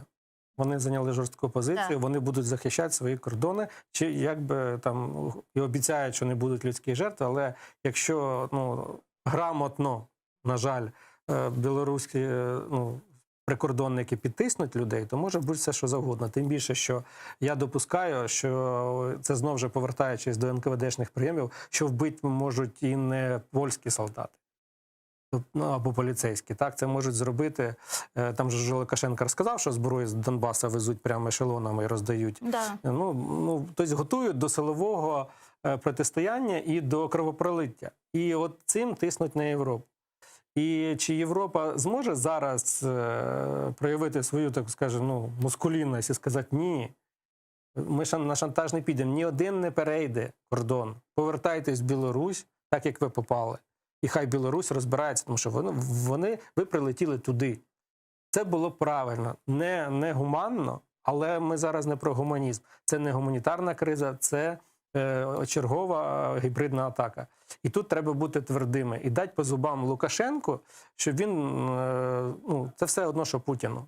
Тут я їх не розділяю. Лукашенко, кстати, сейчас шантажирует Европейский Союз перекрытием газа Ямал-Европа в случае введения этого пресловутого 5-го пакета санкций. Есть такая вероятность? Или это просто шантаж? Дивіться, дивна була інша заява, що в Росії сказали, що він, скажімо так, не зовсім прав. Нельзя так делать, это же очень не очень. Тому я думаю, що... Чого дивно, грають? Ну так, вони ж підштовхують його до активних дій, а потім кажуть, ні, це не ми, це він. Знову ж, зелений чоловічок такий великий у них з'явився там, і він використовується так, як, на жаль, і на нашій території використовувалися. Тому він хоче, знаєте, не хочу ображати собак, бультер'єрів і так далі, це, скажімо, друзі людей. Але іноді буває у цих тварин бажання сподобатись господарю і зробити більше, ніж він просить. От зараз мені здається, що Лукашенко так хоче сподобатись Путіну, що він уже меле, що попало. Він же ж хоче там уже і поставити і ракети, і все. Тобто, це говорить про агонію, але в агонії дуже страшні хижаки. Мы с вами уже это сегодня упоминали, но я хочу остановиться подробнее. Сегодня министр иностранных дел Украины Дмитрий Кулеба находится с рабочим визитом в столице Бельгии Брюсселе, где он планирует встретиться с генеральным секретарем НАТО Янсом Столтенбергом, главой ОБСЕ и рядом европейских коллег, а также с министрами ассоциированного трио. Об этом сообщили Министерство иностранных дел Украины. Вот их цитата. Сьогодні міністр закордонних справ України Дмитро Кулеба перебуває з робочим візитом у Брюсселі. У програмі переговори з керівництвом НАТО, зустріч з міністрами закордонних справ Молдови та Грузії у форматі асоційованого тріо, участь у засіданні міністрів закордонних справ держав-членів ЄС та країн-учасниць Східного партнерства, зустрічі з міністрами закордонних справ Німеччини та Франції. Ну а сам генсек НАТО Янс Столтенберг уже успел ответить на несколько вопросов журналистов. В частности, журналист Джонатан Свон спросил у Янса Столтенберга следующее. Украине обещали членство в НАТО еще в 2008 году, но ничего не произошло. На них напали. Их территорию захватили, она до сих пор захвачена Россией. И, собственно, он спросил про перспективы вступления Украины в Североатлантический альянс, на что Столтенберг ответил следующее. Давайте послушаем его цитату. Ці події дуже щільно. Щоби стати членом НАТО, треба відповідати стандартам НАТО. Ми допомагаємо їм з модернізацією, боротьбою з корупцією, але 30 членів Альянсу мають дати згоду. А у нас зараз немає консенсусу щодо запрошення України до повноцінного членства в НАТО. С нами сейчас на прямой связи Сергій Джердж, голова громадської ліги Україна-НАТО. Пане Сергію, вітаємо вас. Салям алейкум. Витаю вас, салям алейкум. Пане Сергею, что, на ваш взгляд, лежит в основе скептицизма стран-членов Североатлантического альянса, которые против вступления Украины в Североатлантический альянс, еще, кстати, с 2008 года? Ну, ви знаєте, таких країн, які повністю проти були вступу України в НАТО, немає, як ми знаємо. Але є ряд країн, які хочуть, щоб це сталося пізніше, ніж раніше. І тому, власне, немає ще на цей час консенсусу. На жаль, часто це ці країни, які дуже багато говорять про європейську безпеку, якусь окремішну, створення європейської армії, якщо можна там без Сполучених Штатів тут в Європі наводити порядки. Ну, на жаль, ми від цих країн не бачимо реакції на російсько-українську війну, яка йде вже 7 років. Ми не бачимо такої і якоїсь чіткої реакції ту кризу, яку створює Білорусі на кордоні з Польщею і Литвою. Тобто є питання до цього. Ну, в будь-якому випадку, звичайно, нам треба використовувати все те, що сьогодні НАТО може надати Україні. І перш за все ту методологію, стандарти, критерії, тому що це посилення армії, посилення нас самих. Ну, и все же я просто не услышала ответа на свой вопрос. Как вы думаете, ну, в чем, собственно, проблема? Почему Украину пока не хотят брать в НАТО? Ну, или как минимум предоставлять нам ПДЧ? Ну, йдеться про те, що там не всі стандарти ми досягли, неповна є взаємосумісність. Я думаю, що багато ще можна чого називати, але мені здається, що все-таки таких серйозних критеріїв немає. Є суб'єктивні чинники. А суб'єктивні чинники ті, що Росія тисне на окремі країни і використовує різні методи, корупцію, зокрема політичну, і таким чином, якби офіційно російсько-українська війна не є перепоною для вступу України в НАТО, але неофіційно, якби ті люди, які приймають рішення в європейських столицях, вони іноді оглядаються на Росію, мені так здається, або знаходяться під її впливом. І тому немає такого чіткого рішення щодо України поки що. А які це країни в основному? Ну, якщо ми говоримо про 2008 рік, то це була Німеччина, Франція, Бельгія, Нідерланди. А на сьогодні, ну, можливо, конфігурація там змінилась. Мені здається, що цих країн, яких я назвав, дещо зменшилась кількість. Ну, є Угорщина з особливою позицією, яка після приходу Орбана і таких дуже тісних взаємин з Кремлем теж іноді шантажує Україну, зокрема, питаннями щодо співпраці з НАТО. Хоча це неетично виносити двосторонні там культурологічні проблеми і використовувати безпекові питання для всієї Європи, щоб досягти там свої якісь вузькополітичні цілі. А насколько, вот, на ваш взгляд, реформы, которые проходят в Украине, это судебная реформа, антикоррупционная, корпоративная реформа СБУ, и вот тормозят процесс вступления Украины в Североатлантический альянс? Це тормозіння або неуспіх цих реформ, це додаткові підстави тим нашим опонентам, які є серед країн-членів НАТО, мати якісь козирі або причини, щоб відмовляти нам в цьому. Тому, звичайно, наше завдання досягти цих критеріїв, реформувати судову систему, виборчу систему, загальна демократизація країни, ну і все те, що стосується силового сектору, це обов'язково, з тим, щоб таких підстав було якомога менше або й не було зовсім. Хоча, звичайно, ми розуміємо, що якщо хтось хоче заблокувати членство України в НАТО, то вони можуть це робити ну, при будь-яких обставинах, навіть якщо до нас и не буде никаких претензий фактично. Я вот почему задаю тот вопрос, потому что в представительстве НАТО нам неоднократно говорили о том, что вопрос вступления Украины в Североатлантический альянс лежит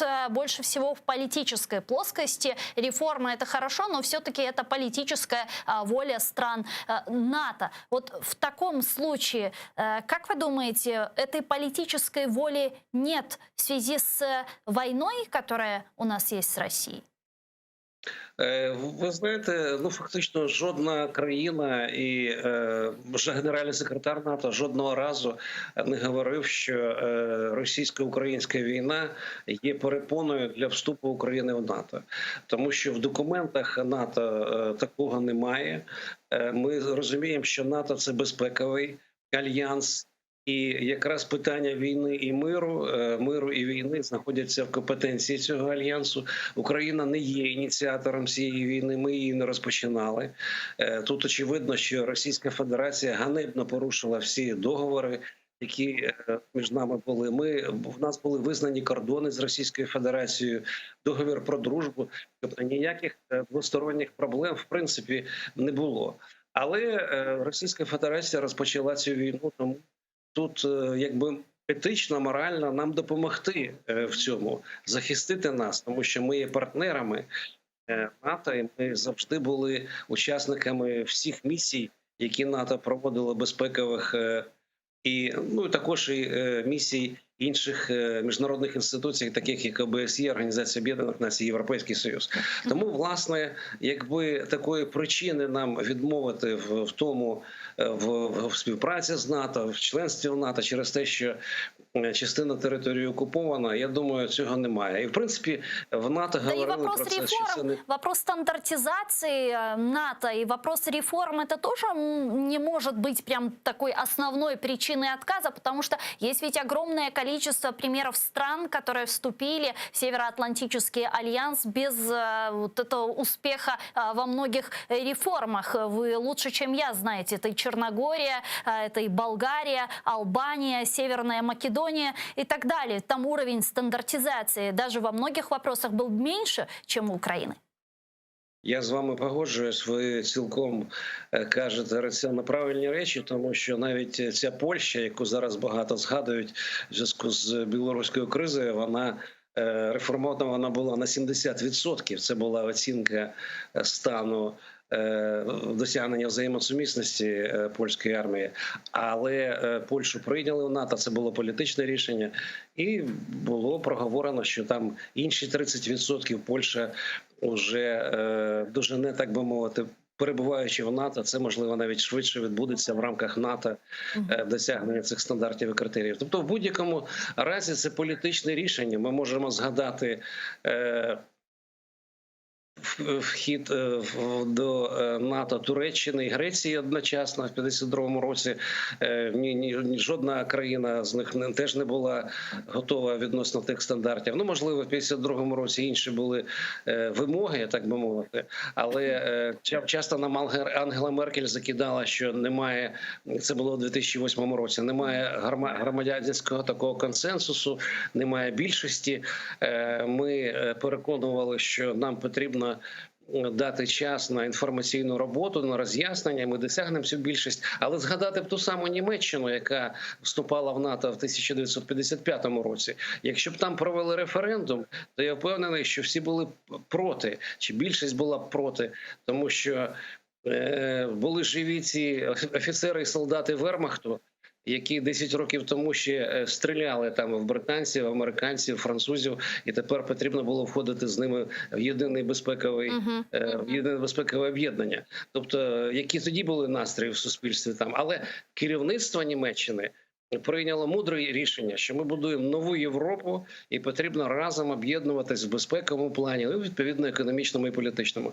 Тому і щодо України, я думаю, тут могло б бути прийняте політичне рішення, але мы его чекаем, его еще пока еще нема. Вот с одной стороны политического решения нет, с другой стороны, когда спрашиваешь, а что в основе вообще лежит принятие этого политического решения, не наличие или войны с Россией, нам говорят о том, что наличие там территориальных проблем не является препятствием для вступления в Североатлантический альянс. В таком случае вообще возникает вопрос, а какой тогда они будут находить формул, если Украина, к примеру, вступает в НАТО до разрешения территориальных проблем, то что делает НАТО? Они оставляют за скобками Крым и Донбасс и говорят о том, что эти территории не входят в коллективную безопасность НАТО, мы защищаем только подконтрольную Украине территорию? Или как? Какая формула здесь может быть, в принципе? Це один з варіантів. В принципі, всі визнають і підтримують територіальну цілісність України з Кримом, з Донбасом. І це буде відновлено рано чи пізно, ми в цьому абсолютно впевнені. Інша справа, як просто обійти там якісь протиріччя, те, що 30 країн, різні думки. Щодо Грузії, також це була висловлена думка, що якщо Грузію прийняти в НАТО, то можна гарантувати повністю все, там 5-ту статтю Вашингтонського договору, що захист території всіма країнами саме на територію, яка контролюється центральним урядом. Винесши за дужки, як ви сказали, Абхазію і Осетію. Але все рівно з розумінням того, що це територія Грузії. Можливо, та сама формула могла бути застосована і для України. Дякую вам дуже, пане Сергію. Чохсагулно, що знайшли время і підключились к нам в ефір. Сергій Джердж був з нами на прямому зв'язку, голова громадської ліги Україна-НАТО. Пане Олеже, а на ваш взгляд, що лежить в основі прийняття рішення? Мені знову возможно, такий філософський вопрос. Суб'єктивно, на нинішній момент бояться Росію. Певні члени НАТО бояться і дратувати цього ведмедя, а з іншого боку не тільки бояться, тому що і економічна якась складова є. Тому для нас дуже непроста ситуація, тому що я з вами повністю згоден, що ми набагато більше готові до вступу НАТО, чим дуже багато членів, яких приймали свого часу, які до сих пір гірша ситуація, ніж у нас. І з корупцією, і з усім решта. Тому це ота пресловута політична воля, якої нема у більшості, навіть я не так скажу, не у більшості, а у тих країн, які мають право, знаєте, там всі рівні, але у інших голос звучить трошки голосніше. И в целом, чего вы ожидаете от визита и тех встреч, которые планирует провести Дмитрий Кулеба, находясь в Бельгии? А там он, кстати, планирует еще и встретиться с министрами иностранных дел Франции и Германии. Может быть, будет поднят вопрос нормандской встречи, нормандского формату? Однозначно буде, але ми бачимо, Україна робить все правильно. Міністр активність, сигнали і стосовно Росії будуть доведені, це однозначно. Але якщо про нормандську формат, ми ж бачимо, що Росія не хоче. Вона ні на якому рівні не хоче спілкуватися в цьому форматі. Хоче на своїх условиях. А це ж ми знаємо особливості російської дипломатії. Їх консенсус виглядає тоді, коли протилежна сторона повністю погодилася з їхніми умовами. От вони чекають такого консенсусу. Дуже сподіваюся, що не дочекаються. Дякую вам дуже, пане Олеже. Чохсагулно, что приехали к нам в студию, ответили на наши вопросы. Политический аналитик Олег Лесный был гостем нашей студии. А я с вами не прощаюсь. Мы сейчас прерываемся буквально на 5 минут. После вернемся в эту студию и продолжим наш эфир уже на крымско-татарском языке. Оставайтесь с Первым крымстарским. Не забывайте подписываться на наш YouTube канал. Там мы вещаем как в онлайн-режиме, так выкладываем самые интересные фрагменты из наших эфиров, выкладываем все наши программы в запись. Коршкевич.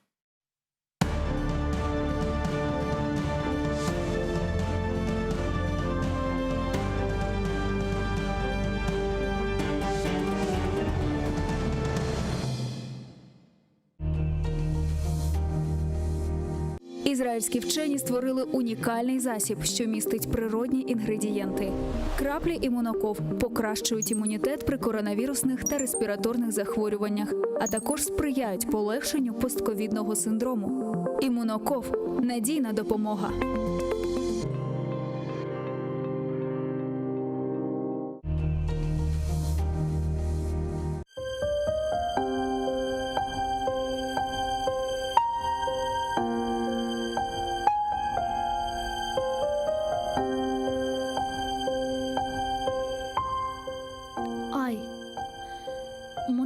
Сіл yüzünden menden ışık kızganma.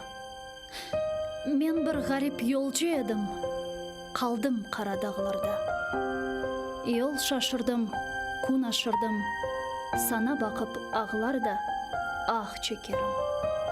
Aç yüzünü, meni yaman göz sanma. Aç yüzünü, saç nurunu, uçurumlar, kayalar. Işık alsın, aydınlansın.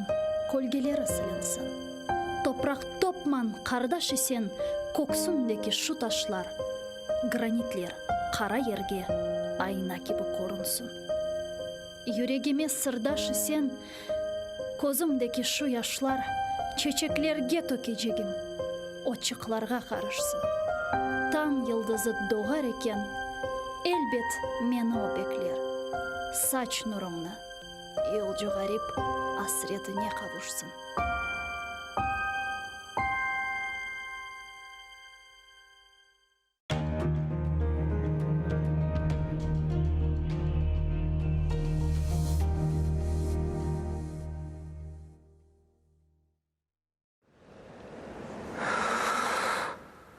Eşitesiniz mi? Meni unuttunuz mu?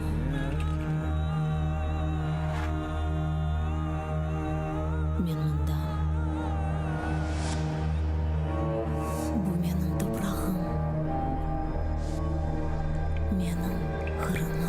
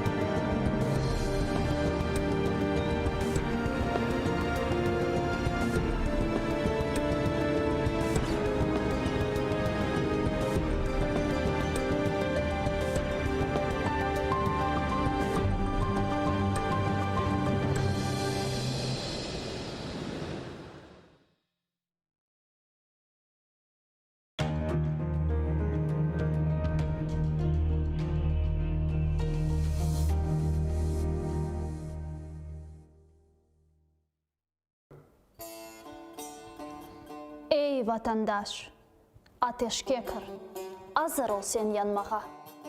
Vatan için can vermesen, ne için geldin dünyaya? Güzel Kırım toprağında ecdadının kanı var. Her bir terek yaprağında milletinin canı var. Gerek olsa fırtınaday atıl düşman üstüne. Göster ona asırlarla toplangan bar küçümünü.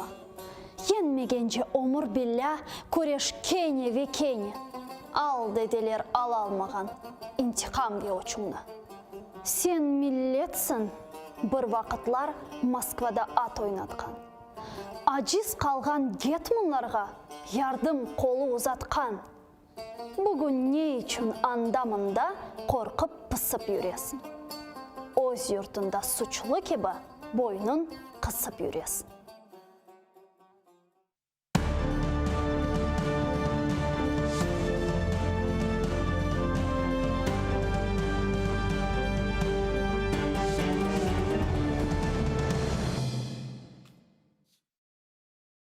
Селям алейкум, харлах шамлар, сайгылы АТР телеканалының телесерджилері бүгін информацион программасыны сейретесіңіз. Студияда сізлер үшін мен Гульсум Халилова чалшам ве невбеттекі бөлікні біз Қырым татар тілінде адет үзре алып барамыз. 6 saat canlı yayını yapar ekende bu 6 saat içerisinde 3-4 saatini Қырым татар тілінде алып бармаға тырышмақтамыз. Қырым татар тіліміздің де бір жеттен инкишаф етмесі yönelişinde faydalı olur деп düşünеміз. Sayılı arkadaşlar, мен hatırlatmağa isterim ki biz canlı yayında çalışamız. Ekranlarınızga rejissörlarımız telefon numarasını taqdim eteler.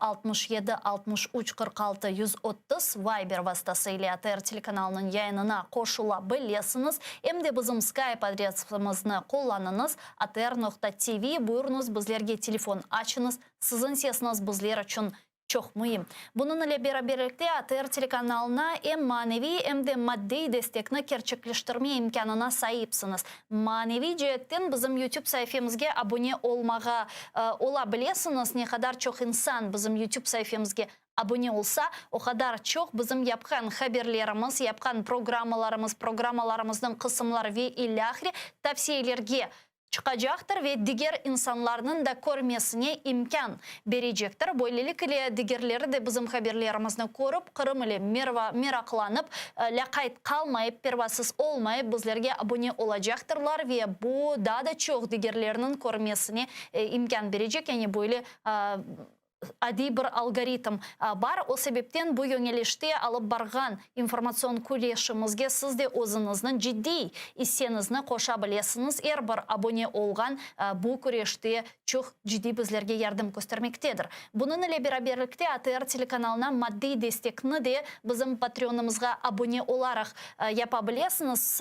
Patreonumuzun linkini ekranlarınızga rejissörlarımız vaxtınca taqdim eteler. İşte bu şimdi görgen link boyunca kire bilesiniz, anda çeşit destek seviyesini özünüzün güç ve kuvvetinizge esaslanarak seçebilirsiniz ve Balaban Kırım Tatar ATR korantasında hangi bir aza olmak istegenizni көрерсiniz, aza olursunuz ve beraberlikte ATR korantası olarak bu informasyon cebede de көрешімізні alıp bararımız. Hakikaten de maddi cihetten sizin yardımı bizlerge ayaklarımız üzerinde çok fırsat bere, turmağa çok fırsat bere, çok yardım bere. Çünkü bilesiniz ATR telekanalında çok yıllardan beri, 6-7 yıldan beri, aman 8 olacak, mında Ukrayna ana kıtasında bulunmakta ve çeşit türlü manevi problemlerini yaşamaktayız. Ukrayna hükümeti denişkeni, hükümette insanların denişkeni ile her vakit biz kimmiz dep anlatmak mecburiyetinde kalamız. Kırım Tatarlar aslında kim dep anlatmak mecburiyetinde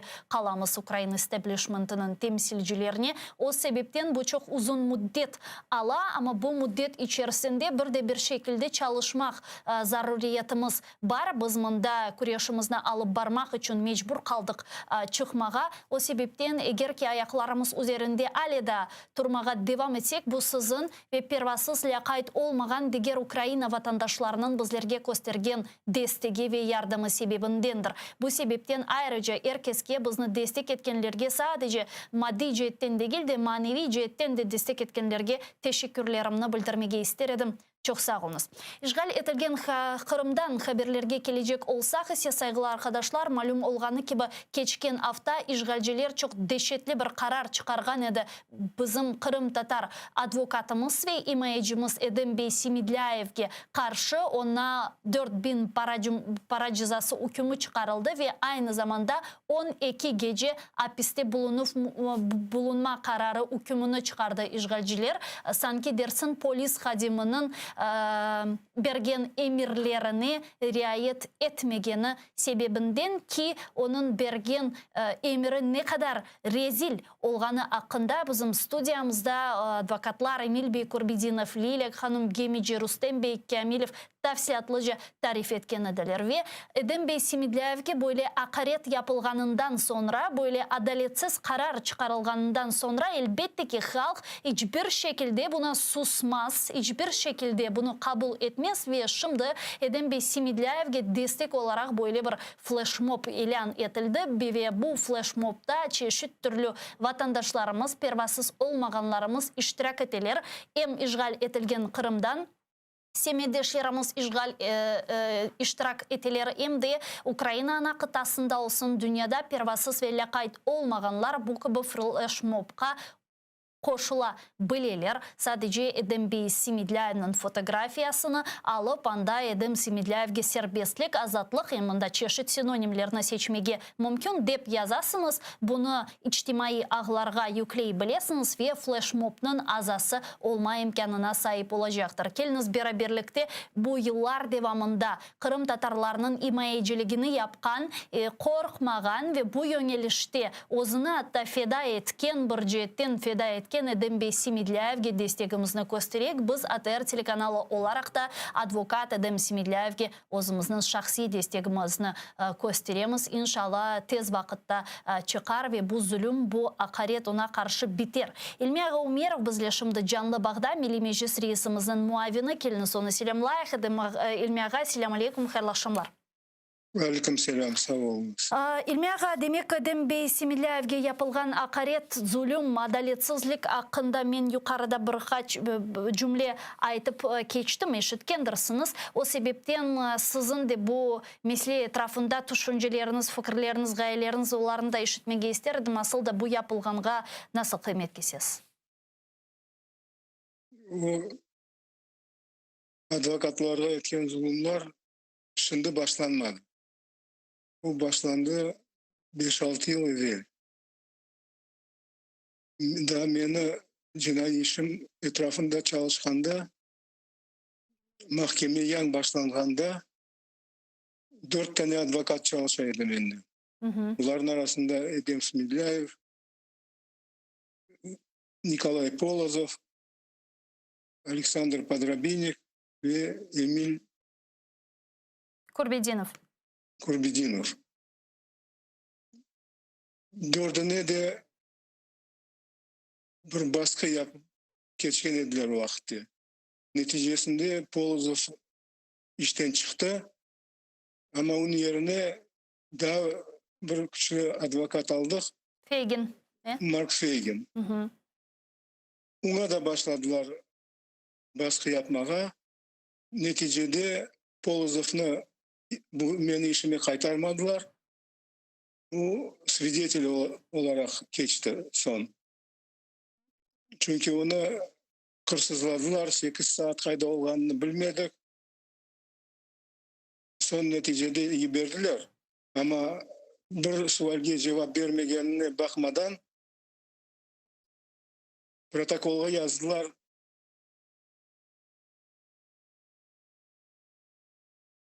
Допрос gibi yapkanları doпрос yaptık deyip iş delaga tikip koydular işte. Neticede bilesiz pek yaxşı çalıştılar advokatlar. O vakitte Emil'ge de baskı yapıp 2 kere 5'er gün hapis verdiler. Onun için ne için ben bu misalini aytam? Birinci kere değil. Bu çok mühim. Edemge de o vakitte baskı yapkan dediler. Asıl uğraşmagan işinden tekşirip kelgenler налоговая службадан sanki mu evinde otel kurgan da vergi vermeyip çalışaymış. Ama hiç bir türlü otel kurmagan 4 tane balanın beraber kichkene bir evde yaşaylar. Onun için bu da baskının bir kısmı. Şimdi ise 12 gün hapis verip daha штраф cezası da verdiler. Bu evet bütün yapkan işlerinin devamı ya da bir kısmı.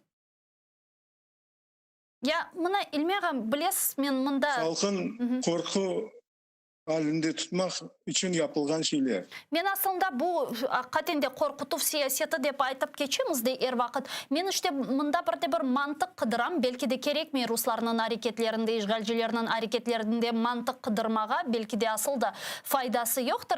Ve fakat mına Edem Semidlayev gibi bu 7-8 yıldan beri siyasi mabüslerinin imayiciligini yapkan advokatka bu gibi asılsız iddialar ile 12 gece hapis cezası hükmünü çıkarmak ve ilahri ne olar? Yani böylelikle Edem Semidlayev'ni korkutacaklarını mı düşünürler? Yani bu siz mantıksız değil mi? Bunların logikasını anlamak mümkün değil. Çünkü asıl logika yok dayın çalışalar. Bunlar anlamaylar yoksam. Şimdi Edem 12 gün geçiptir, o otoriteti daha kötüleyecek. Halk arasında sevgili insanlardan biri olacak. Bilgili bir insanlardan olacak.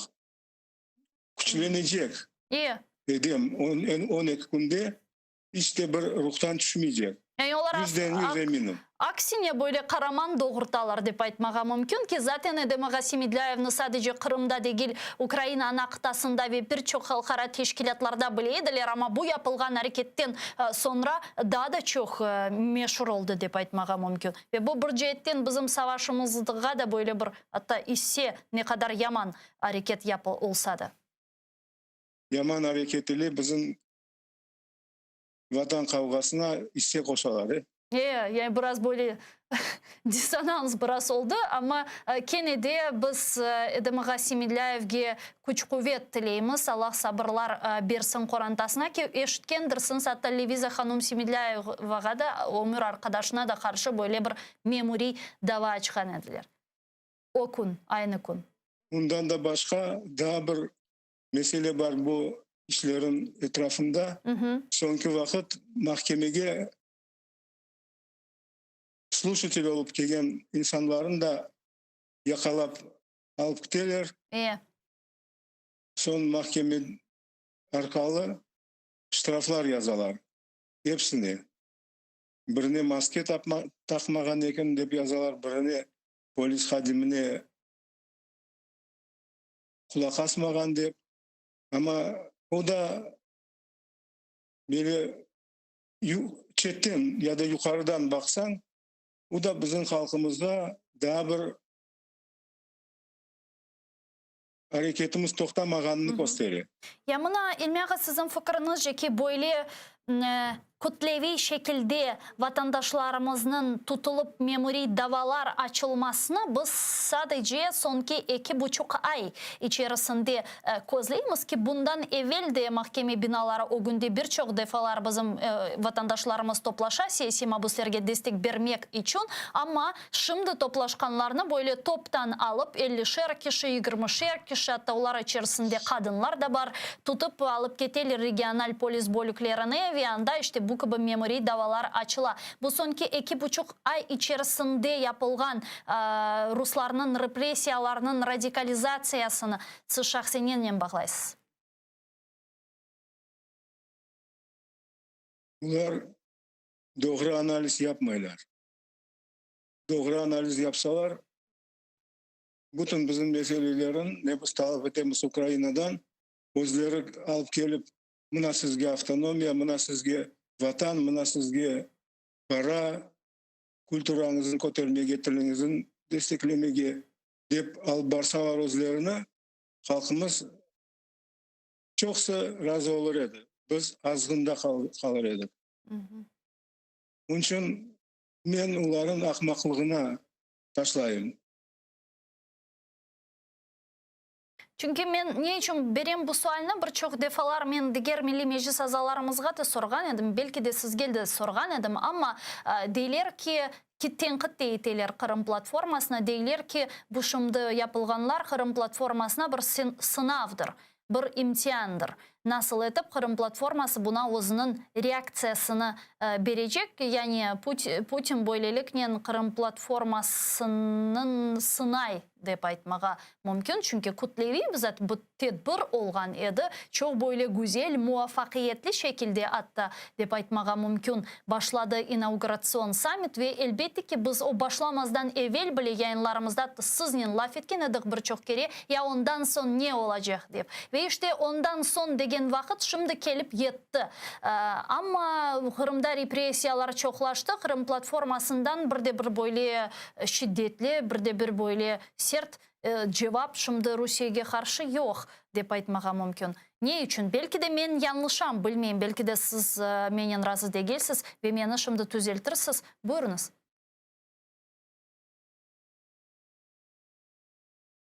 Rusya öz hareketlerini değiştirmedi. Açık güçlendirdi ya da çoklaştırdı demege mümkün. Vaktınca olacakım ya vaktınca dugulun vakit körseter. Platformaga bağlap bütün hareketlerini bunlar yan başlamadılar da. Ne kadar represiyalar görüyoruz bu 6-7 yıl içinde. Hepimizin gözümüzün altından geçiyor. Ya da özümüz iştirak etemiz o vakiyalarda. Rusya taktikasını değiştirmedi, stratejiyasını değiştirmedi. Tam tersine yapa. Ben ne platformanızdan ne özünüzden korkmayayım dep hareketler devam ediyor. Halkın korkuzmaga maksadını güçlendiriyor. Öyle bir vaziyette yaşayımız. Ama bunun ikinci tarafı da var. Aklında olsa Gülsüm. 2 yıl evvel, 2,5 yıl evvel da Yan Zelenskiy prezident olgan vaktinde men aytaydım bu yayınlarda. Prezidentini öğretmek için bizim meseleni anlamaga 2 yıl gerek. 2 yıldan sonra başlay evet çözmek gerek sizin meseleni dep ama indi sesleri yetişmiyor. Şimdi de öyle olacak koşay. Ya da siyasi iradesi yetişmiyor. 2 yılga yakın olganda Korенной halklar, tamirli halklar hakkında kanun kabul ettiler. Daha 2 tane kanunga endi sesleri yetişmeyecek. Çünkü onu bir ses göresiz dağılıp başladı. Ya mına ilmiyaga siz muhakkak ki bu aytkan sözleringizni endi tecrübenizge эсасланарақ айттыңыз, айнен о себептен аман-аман доғры чықашымды деп айтмаға мүмкін. Білмейм, бойле бір прогноз бермеге істемейм, белкі де мұзбет бойле бір шейнен, мұзбет бір хабернен, бір әрекетнен да қаршылашырмыз. Мен же сіз әркестен да бақтылы олырсыңыз, сіздің прогнозыңыз чықмаса. Мен өзім қуанар едім. Да, бақтылы олырсыңыз, ама алда, яғни тәжірибеңізге эсасланарақ бұны айтасыңыз. Егер ке біздің халқымыздың бойле бір тәжірибесі бар. Енді көрдік бір чоқ дефалар ойле олды. Атта бала, мисал, білмейм, она десен ке бұл sıcақ тоқынма, о өзі тоқынмаған же, әлі янмаған же, асла аңламас sıcақның не олғаныны. Біз бір чоқ дефалар яндық деп айтмаға мүмкін. Тәжірибеyi севiyede ve siz zaten bu tecrübeye esaslanarak şimdi böyle bir neticelerini çıkarasınız. Demek ki taktikanı belki deniştirmege gerek. Belki de bu yoldan bazı diğer yolga sapmaga gerek. Belki de endi yanı bir şey işlep çıkarmaga gerek. Eğer ki defalar yansak.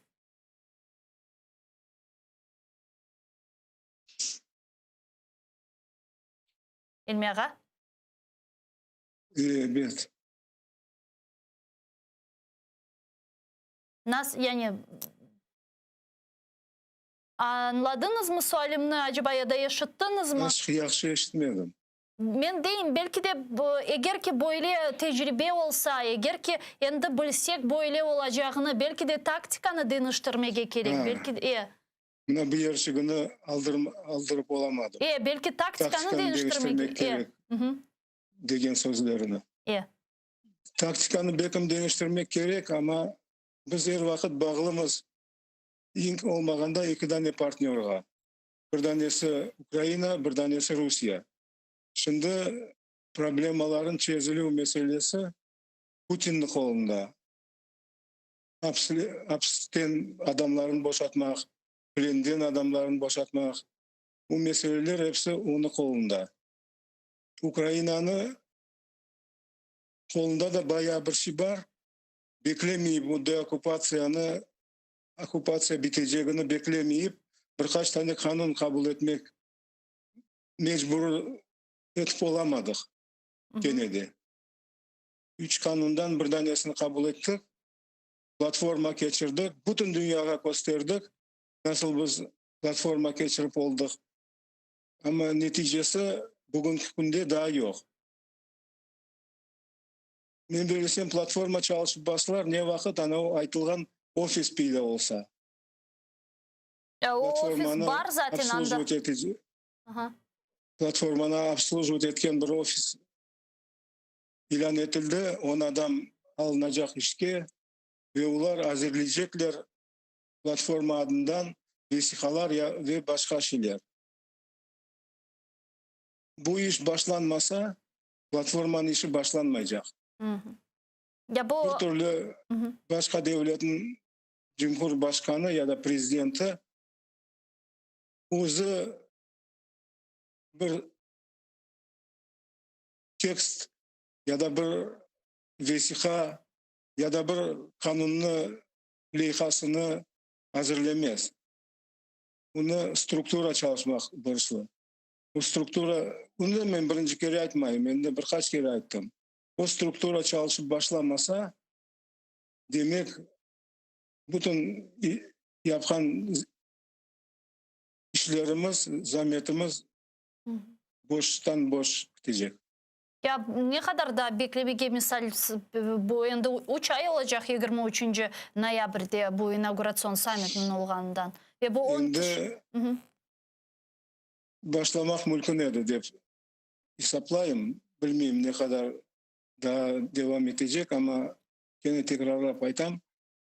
Bu iş başlanmasa başka işler olmayacak. Ama bu ofiske Kırım Tatarlarını davet ettiler mi aslında çalışmağa, temsili organ belki de temsilcileri? Anda bilesizim, kanun boyunca gosslujbaga devlet işini alalar konkursuna komissiya neticesinde. Anda bekim şartlar koygan vakitte misal üçün bir şart koşsalar Kırım Tatar tili dep son bizim mütehassislerge yol açıla. Ama hepsi на равных olacak olsa men bir şey aytıp olamayım. Nasıl kirerim kirmezim bizim şimdi teklif degen şey yok diyecek olam da. Teklif etmeye imkanımız yok. İstegenler bara kerek, kim çok bal kazansa o işe alına. Yani çünkü Kırım ile bağlı böyle bir devlet institusiyalarında Kırım Tatarlarının mevcudiyeti çok güçlendirir edi dep düşünüyorum bu gibi institusiyalarını, ama mında sual Kırım Tatarlarının sılda kıymetini Ukrayna hükümeti ne kadar anlay? Endi başlap anlay. Ve İlmiye sonki sualim mına bu meseleden biraz çetleşmeyerek şunu soramağa isterim. Bilesiniz şimdi Ukrayna informasyon vasıtalarında çok böyle faal şekilde hem de sadece Ukrayna informasyon vasıtalarında değil de Ukrayna'nın garbi ittifakdaşları şimdi Ukrayna'ga Rusya'nın böyle kütlevi şekilde bizlerge uçum etebileceği ihtimali hakkında aytalar. Hem garbi memleketler Ukrayna'nın ittifakdaşları mında demek içeride Ukrayna prezidenti hatta geçen günleri Ukrayna sınırlarında aman 100.000 Rus askeri toplaşkanı akta haberdar etti bizlerini. Vatandaşlarını umumen alganda sizin fikrinizce Rusya taarruzga yani ucumge geçebilir mi yakın vakitte ya da şimdilik onun için bu status quo'nu saklamakta faydalı? Rusya geçebilmeyi dep aytıp olamam. Evet geçebile. Bunu akıllı o kadarlık. Çok sağ olun. 100.000 asker toplagan vakitte Putin'in başında ille öyle bir istek vardır. Ama şimdi hepsi toktatsa hareketlerini dep başlasalar ona ustupkalarga gitmege son bu daha güçlü olacak bu garbi devletlerin gözlerinde ve daha çok kopayıp başlap daha çok zulümler edecek. Umut etemiz ki öyle olmaz. Kennedy böyle kutlevi savaşının başlamasını bence hiç kimse istemez edi. Çok sağ olun Selmi ağa. Ben aytmadım isteği. Yo men öyle düşünmedim. Men öyle düşünmedim zaten. Men umumen alganda ayttam. Çok sağ olunuz İlmi ağa bizle bağlanıp suallarımızga cevap bergeniz için büyük teşekkürler. İlmi Umerov bizle canlı bağda edi. Milli Meclis Reisimizin muavini ki bu savaş meselesi hakkında aytkanımız vakit hakikaten çeşit türlü rahatsızlıklarını garbi ülkelerden eşitemiz Ukrayna içerisinde siyasetçilerinin aytkan rahatsızlıklarını ve ilahi, ama alda hiç kimse böyle savaşını istemez edi dep aytkanımız vakit göremiz ki Rusya için bu öyle değil ve Ukrayna sınırlarında onun askerlerini toplamağa devam etti, ama alda bakıp görecekmiz bu gibi yüz bergenler hangi bir neticelerge geçirecek, çünkü aman aynı vaziyetini biz bu sene barde görgen edik. Barde de Rusya böyle onun sınırlarına ve işgal etilgen topraklarga, hususan Kırımga talimler mana çığınen onun askerlerini, harbi texnikasını getirgen edi ve o vakitte zaten işgal etilgen Kırımda su problematikası meydanga kelgen edi ve su meselesi de Rusya'nın böyle bir ucumge iterebileceği ihtimalları müzakere etilgen edi. Ukrayna istihbaratı tarafından, müdafaa nazirligi tarafından ve bu gibi fikirlerini birçok gayelerini birçok Ukrayna siyasetçileri seslendirdi. Ama işte Putin'in galiba başka şekilde, işte kutlevi şekilde geopolitik seviyesinde bir kazanmağa istegeni maksatları olganını deyler birçok analitikler. Şimdi ne de alışveriş yapa, ne maksatnen bular yapıla, biz bu suallerge cevaplarını yayınlarımızda işte böyle müzakere eterek öğrenmeye tırışamız. Hem de elbette ki yayınlarımızda esasen Kırım meselesini tiyemiz. Abdurreşit ağa Ceparov, Qorçalayıcı bizle şimdi canlı bağda. Abdurreşit ağa, selamun aleyküm, hayırlı akşamlar. Aleyküm selam. Абдуришт аға бішімді Илмияға Умеровнен ишғал Қырымда адвокатларға қаршы япылған басқынлықлар ақында музакире еткен, лаф еткен еді, құсысан сонки бойле вазиет эдемаға Семидляевге де келіп ұрды деп айтмаға мүмкін. Онда 12 күнге аписке ташладылар. Мұны сіз Қырымда болнас, бұл айдеселеріні яқындан тақип етесіңіз. Умумен не тұшынесіңіз эдемаға Семидляевнің тұшкен вазиетіні? Evet, o yaxşı olmadı. Advokatı 12 güne kapaganları. Çünkü başka advokatlara da şimdi bir signal gibi işte yani ki başkaları ne yaparken bunu deyip onlara tesiri de vardır evet. O ilmi aytkan gibi birinci ucundaki advokatlara bu tabi 16'dan başlap işler olgan edi. Emil algan ediler sonda bir tarafı bana aytkan şeylerin emilini. Bu da o seriyedandır. Bu seriye yani bir şey yok işte kişinin bana edemi aldılar. Endi bir haftası da kaldı onun. O'zini alib borishni yo'nalishini değiştirmez, o geniş tabiatda kalır, işini devam eder. Herhalde evet, yaxşı olmadı. Абдуришт аға, мұна сигнал деп айттыңыз да, эдемаға тұтылғанының бір сигнал берелері ишғалжылар. Мұна сіздің факарыңызда бұл сигнал неден ибарет? Neden ibaret deyip işte özünüz bilirsiniz. Bu yıl yanı bir usul kullanıp başladı bu devlet, bu Rusya devleti. Bu ahtici yoktu. Şimdi naşın sentyabrdan başlap varıp mahkeme yanına destekçi olmanın çeresi yok. Çünkü varmaz bu yerde halkın olgan soylarını kalkındırıp alıp avtobusları tutup gidiyorlar.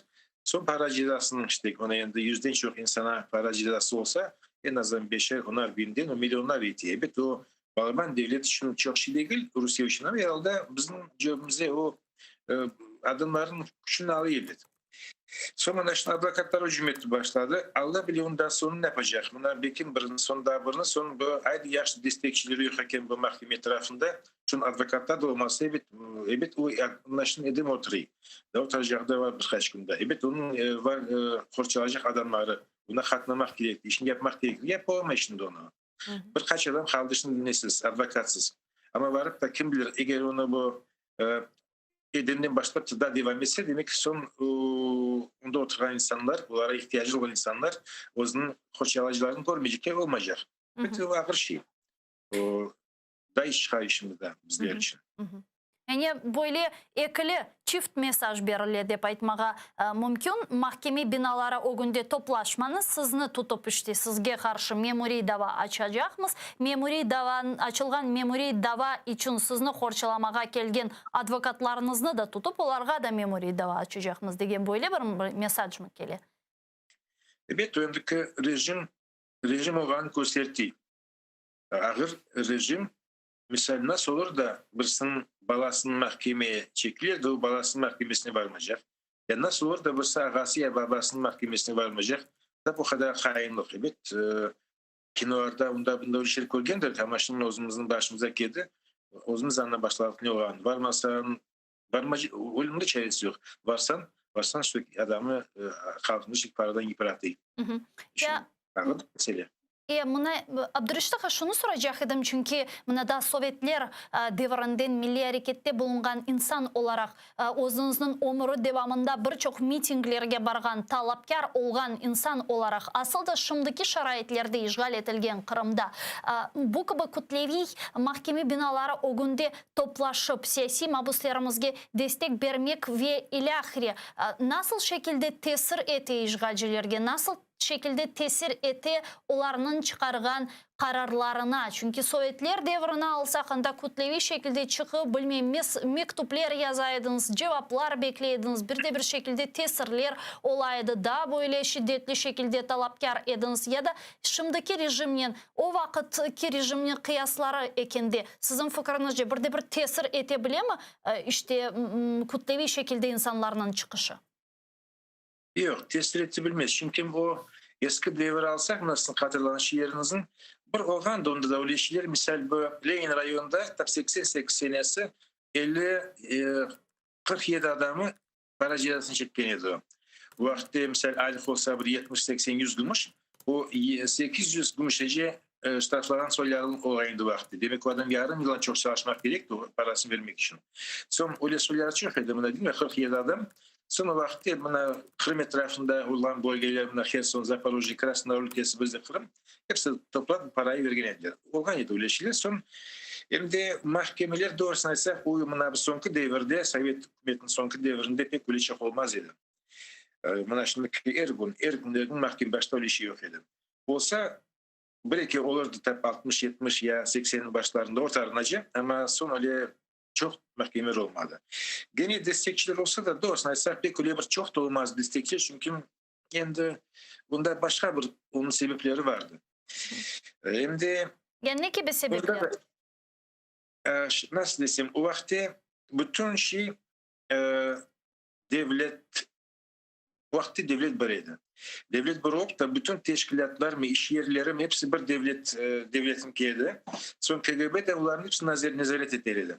Eğer var da buradan bir özne göre yoldan çıktı mı, Sovyet yolundan, onları sonra ne işe aldırır, ne bir şey işte onları yaman ederdi o. Basımını kaldırdı. Onun için o vakti tigara bu da vardı. Onun için adamlar sakınıp ya bunu varsa son işine kurtulacak ya da bir baskı olacak. Onun için öyle şey de var idi. Onun için pek vakti vardı. Vakti de bir kıyınlıklar vardı. Ama şimdi vakti toktamadı, şimdi toktamaz o. Toktamayacağı varmasa mahkeme yanına başka usulüdür. Mahkeme yanına varmak başta yapılır ne için? Tigaran bir duyurmak için dünyaya bütün şey ama şimdi Facebook'ten duyuruyor. Nablişteki açık aytmak mümkün Facebook'ta, sosyete, televizyonda yaşamak fethiyi. Onun için şimdi bu olgan şeyler ağır şeyler dünyayı duyurmak için usullar için çok. Yani zaman denişe, vakit denişe çeşit türlü fırsatlar meydanga kele olsun informasyon cihetten de şimdi diğer devirde yaşaganımız için başka fırsatlar var ve demek ki milli hareket usulları da vakitinin denişmeli, öyle değil mi? Evet. Şimdi başta bir toplum bir hal toplansa diyeyim de dünyayı duyurmak için belki bir jurnalist görür ya belki de birisi görür, belki haber et ama şimdi kolay. O da yer bütün dünyayı duyurmak mümkün. İstegen şeyini. Ya bu milli hareketimizin sonki 8 yıl içerisinde işlep çıkargan hangi bir yanı usullarını kaydetirdiniz? İşte nasıl diyesem size bu işgal olmaz o güne bizi Kırım'ı angan yok demek mümkün yoktu. Bu konuşu nelerde tanımayanlar çoktu bizim milli hareketimizde, milletimizde ama şimdiki bütün Ukrayna tanı dünyada tanıylarına diyeyim de ya en kaç kere kayıt bayittik. Bu anda soğuk bezde işte bizim milletimizin adı anılan kadar kimse de anılmagandır belki de. Bu da bir usul, işte bu da bir siyaset. Şimdi bol laf ettiği işte istediğimiz gibi usullar değişiyor ya. Başta bütün kaynagan içimizde Kırım'da olurdu. Bilgemiz şu özümüz bilirdik ama şimdi bütün dünya tanıyı biliyor. Etkileşilerimizin de bizim de içimde bir şey. Evet onun fiyatı bağlı ama ne yapacaksın işte öyle bir oydu da bir koşmasan, isteğini koşmasan ya bir fiyatını vermesen öyle oturmak mümkün bastırdı bunu kimseye bilmeyip. Bu sonki yıllar içerisinde yanı tarihini alacak olsak 1917 senesinden bu günge kadar işte bu sonki 100 yıl içerisinde başımızga çeşit türlü felaketler geldi. Çeşit türlü adaletsizlikler, çeşit türlü zorluklar, ahlaksızlıklar, bizge karşı yapılgan ahlaksızlıklar ve dehşetli vaziyetlerle karşılaştık ve her biri üzerinden her birini çizgenimiz vakit maniyalarının kureşkenimiz vakit çok kurbanlar verdik, gayiplar verdik. Her bir kazançının bir bedeli oldu. Buna sizin fikrinizce bu sonki 100 yıl içerisinde başımızga kelgen felaketlerinin sonki felaketini de mında koşamız. Hangi biri en zor oldu halkımız için, halkımızın saklanılması için ve gelecekte bir akıbetimizin parlak olmasına işte yol vermegeninde geleceğimizni en baltalagan felaket neden ibaret oldu ya da belki de ibaret olacak? Ben belirtsem en ağır yıllar bu 20 senelerin sonları bir de 37-38'ler o yıllar o devir pek ağırıydı bizim millet. Şimdi evet 44 yılında ait maaşı yok, onun hepsi biliyor. Ama bundan da o güne bu 90 ya 80 yıl önce olan şeyler. O vakti pek fena, o vakti bir ceza görmegen koranta kalmadı. Yarı yarıya жазаланған сөйлер Урална стейсін, ябы Ардензе стейсін, миллеті вақты мүшкіл еткен еділер. Бұр қалдырған еділер, бақшаларда, тарларда çalışan сөйлер, ama çoğusu pek ağır şeylerin dibinde kalgan edi. Onun için ben belesem şükürler olsun. Şimdi kaldı da bu kadar değil. Onun için bu aytkanız gibi bugün olan şey değil. Şimdi krizi yıldıktan beri daha çok biz de bilmegen devirlerimiz var. Bu bayağı bir şeylerden geçtik biz. Umut etemiz ki bu sonki imtihanda çok kurbanlar vermemiz ve anlamızdan hakkı ile bu gibi imtihanlardan geçirmiz. Çok sağ olunuz Abdurrüşit ağa, bizle bağlanıp suallerimizge cevap bergeniz için Akkorçalayıcı ve Milli Hareket veteranımız Abdurrüşit Jiparov bizle işgal etilgen Kırım'dan canlı bağdaydı. Saygılar arkadaşlar, men seni yazık ki bu bölükünü yekünlemek mecburiyetindeyim. Fakat siz ATR telekanalının ekranları başından ayrılmanız. Aman aman 5 dakikadan sonra yayınımızın Zaman informasyon programması Ukrayna tilinde devam etti. Sonki ve en meraklı haberlerini bizim muhbirlerimiz sizler için hazırladı. Sonra bu studiyada bir saatliğini sizni meslektaşım Ayder Mujdabayev selamlayacak. Onun studiyasında Ukrayna Yukarı Şurası'nın 8. çağrılarındaki milletvekili Borislav Berioza olacaktır. Seyretiniz, meraklı olacak dep düşünem. Görüşkence.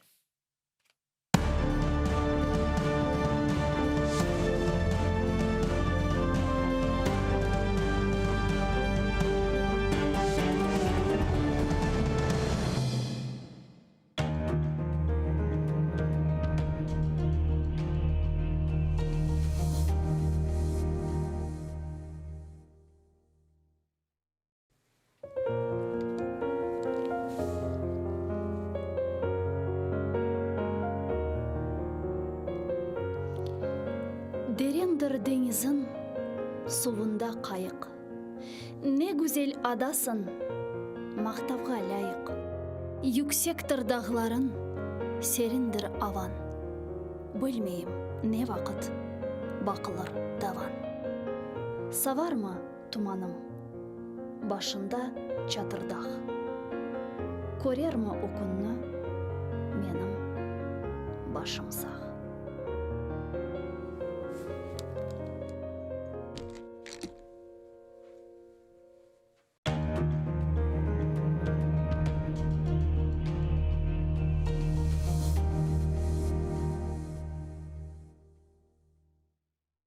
Марифчы, нешырчы, драматург ve publitsist Асан Сабри Айвазов Алупка көйінде майысының 6-сында 1878 senesi dünyaya келді. O ilki tasını iptidai mektepte aldı. Medresede okudu. Medresede okuvunu bitirip mekteplerde muallimlik yaptı. Sonra bilgi seviyesini yükseltmek maksadıyla ketip İstanbul ve Kair üniversitetlerinde tahsil aldı. Асан Сабри Айвазов çetel memleketlerden kaydıp gelgen son başta Baku şehrinde neşir etilgen Hayat adlı gazetada muarir olup çalıştı. Sonra Karasu Bazar şehrinde Abdurrüşit Mediyev ile beraberlikte Vetan Hadimi namında gazeta çıkardılar. Асан Сабри Айвазов Vetanı Kırım'a avdet olgan son 1913 senesinden başlap Kadimi Bahçesaray'da İsmail Gaspralı tarafından çıkarılgan Tercüman gazetasında çalışa başladı. İsmail Gaspralı 1914 senesi vefat etken sonra Асан Сабри Айвазов tercümanın baş muariri oldu. Sonra o Ahmetçit şehrinde Millet dep adlandırılgan gazeta neşir etti ve aynı zamanda Kırım Milli Kurultayı reisi vazifesinde bulundu. Асан Сабри Айвазов publitsist olmak ile beraberlikte hem yazıcı, hem dramaturg, hem de acayip edebi tercüman edi. Anneciğim neredesin? Kel, neden bu alga kaldık? Gibi bedi eserlerle bir sırada Ivan Turgenev, Anton Çekhov, Lev Tolstoy, Avrupa edebiyatından Knut Gamsun, Longvili gibi müelliflerinin işlerini Kırım Tatar tiline tercüme etti. Асан Сабри Айвазов'ның icadi umur faaliyeti gayet gürlegen vakitte o Bolşevikler tarafından represiyaga uğrap 1938 senesi aprelinin 17'sinde vahşice öldürüldü. Асан Сабри Айвазов'ның Neden bu alga kaldık piyasasından küçük bir parça. Seyitbek, şimdi biz ne işleyelim? Avrupalılarının kulturası fenadır diye cahil mi kalalım? Абдулислам, хайыр евладым. Хоша сим хоша. Азрети Фахири Каинат Efendimiz sallallahu aleyhi ve sellem beşikten mezara kadar ilim aranız buyurdukları gibi ilim nerede olsa da gidip alınız buyurmuştur. Avrupalılarının ilimi ve marifini, fenoni ve sanayisini alınız. İhtirat ve keşfiyetlerini de öğreniniz. Milli mekteplerimize sokunuz. Ana lisanınızga tercüme ediniz. Binaenaleyh Avrupa'ya gideceğinizde birbirinize lisan-ı milli bulunur ise size büyük bir siladır. Her yerde sizi selamete çıkarır. Elinizde İslamiyet, lisan gibi bir kuvvet olur ise Avrupa'nın ateşi sizi yakamaz. Mamafih ne Frankistan'ın Paris'i, ne Almanya'nın Berlin'i, ne de İngiltere'nin Londra'sı, ne de Avrupa maişeti millet ve kavmiyetinizi unutturamaz. İşte bizim fikrimiz budur evlatlarım.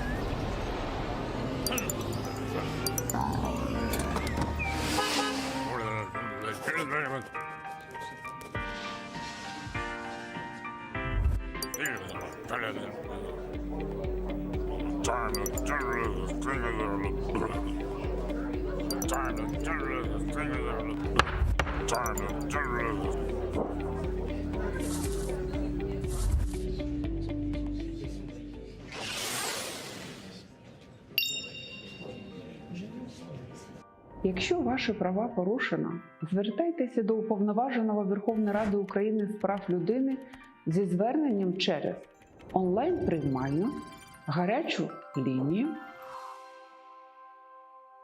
або ж надсилайте письмові звернення за адресою.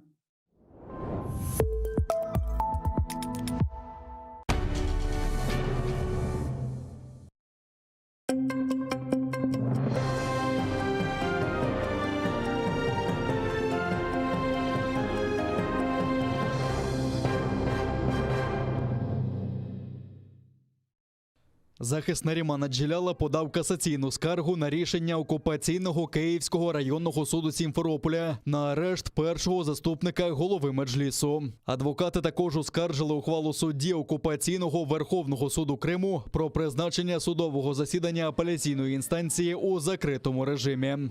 После прохождения кассационной инстанции никаких процессуальных препятствий для обращения в ЕСПЧ не останется. 6 вересня окупаційний Київський райсуд Сімферополя обрав Наріману Джелялу запобіжний захід у вигляді тримання під вартою. Окупанти затримали першого заступника голови Меджлісу 4 вересня. Разом із братами Асаном та Азізом Ахтемовими їх звинуватили у диверсії на газопроводі у селі Перевальне під Сімферополем. 5 хвилин на оскарження. Окупаційний Верховний суд Криму розглянув апеляційні скарги 7 кримських татар, яких затримали біля будівлі окупаційного ФСБ у Сімферополі 4 вересня. Раніше Сімферопольський окупаційний суд, визнавши їх винними у порушенні карантинних обмежень, призначив штрафи від 5 до 30 тисяч рублів. Захист вимагав виключити низку так званих доказів, долучених до справи у першій інстанції. Серед них пояснення свідків, які не мали відношення до справи та були складені окупаційною поліцією з грубими порушеннями. Окупаційний суд жодного аргументу захисту до уваги не брав, лише зачитав заздалегідь підготовлені рішення. Захист планує звертатися до Європейського суду з прав людини. Кажуть, у російських судах справедливості немає. Суд прошел в течение 5 минут. Уже все запланировано, все написано. И оставили все по существу 10 тысяч как штраф, так и оставили. Мы хотя сказали, не согласны с решением этим, потому что это несправедливо, говорят. Но несмотря на это, и защитники говорили про это, говорят, и мы в своем деле. Но судья все равно решил инстанцию первой степени оставить в силе. Судья абсолютно не хотела разбираться в сути вопроса. хотя это апелляция, это жалоба, но она абсолютно не хотела разбираться в сути вопроса и оставила без изменений решение. Я не перестаю удивляться, хотя говорят, удивляться уже ничему не надо. Вот. Всегда хочется справедливости, всегда желаешь, вот-вот она когда-то наступит, но неизвестно, где этот свет в конце тоннеля. Так что наша надежда только Всевышний Аллах. Привлечение людей к ответственности за так называемое нарушение режима повышенной готовности является давлением за переживания крымских татар друг о друге, за сплоченность крымских татар друг с другом, за солидарность, которую крымские татары проявляют друг к другу в трудных ситуациях, не остаются друг от друга в стороне, а пытаются поддерживать, поскольку крымские татары – это мусульмане, и у нас оно заложено с молоком материнства переживать о своих знакомых, родственниках, о своих соотечественниках, единоверцах. 4 вересня біля будівлі окупаційного управління ФСБ силовики затримали 58 людей. Вони прийшли, щоб дізнатися про долю викрадених Нарімана Джеляла та братів Азіза та Асана Ахтемових. Усіх відвезли до окупаційних відділків поліції. 2 кримських татар звинуватили у непокорі окупаційним поліціянтам, а решту у нібито порушенні карантинних обмежень. На усіх склали адмінпротоколи, а 50 людей уже отримали штрафи від 5 до 30 тисяч рублів.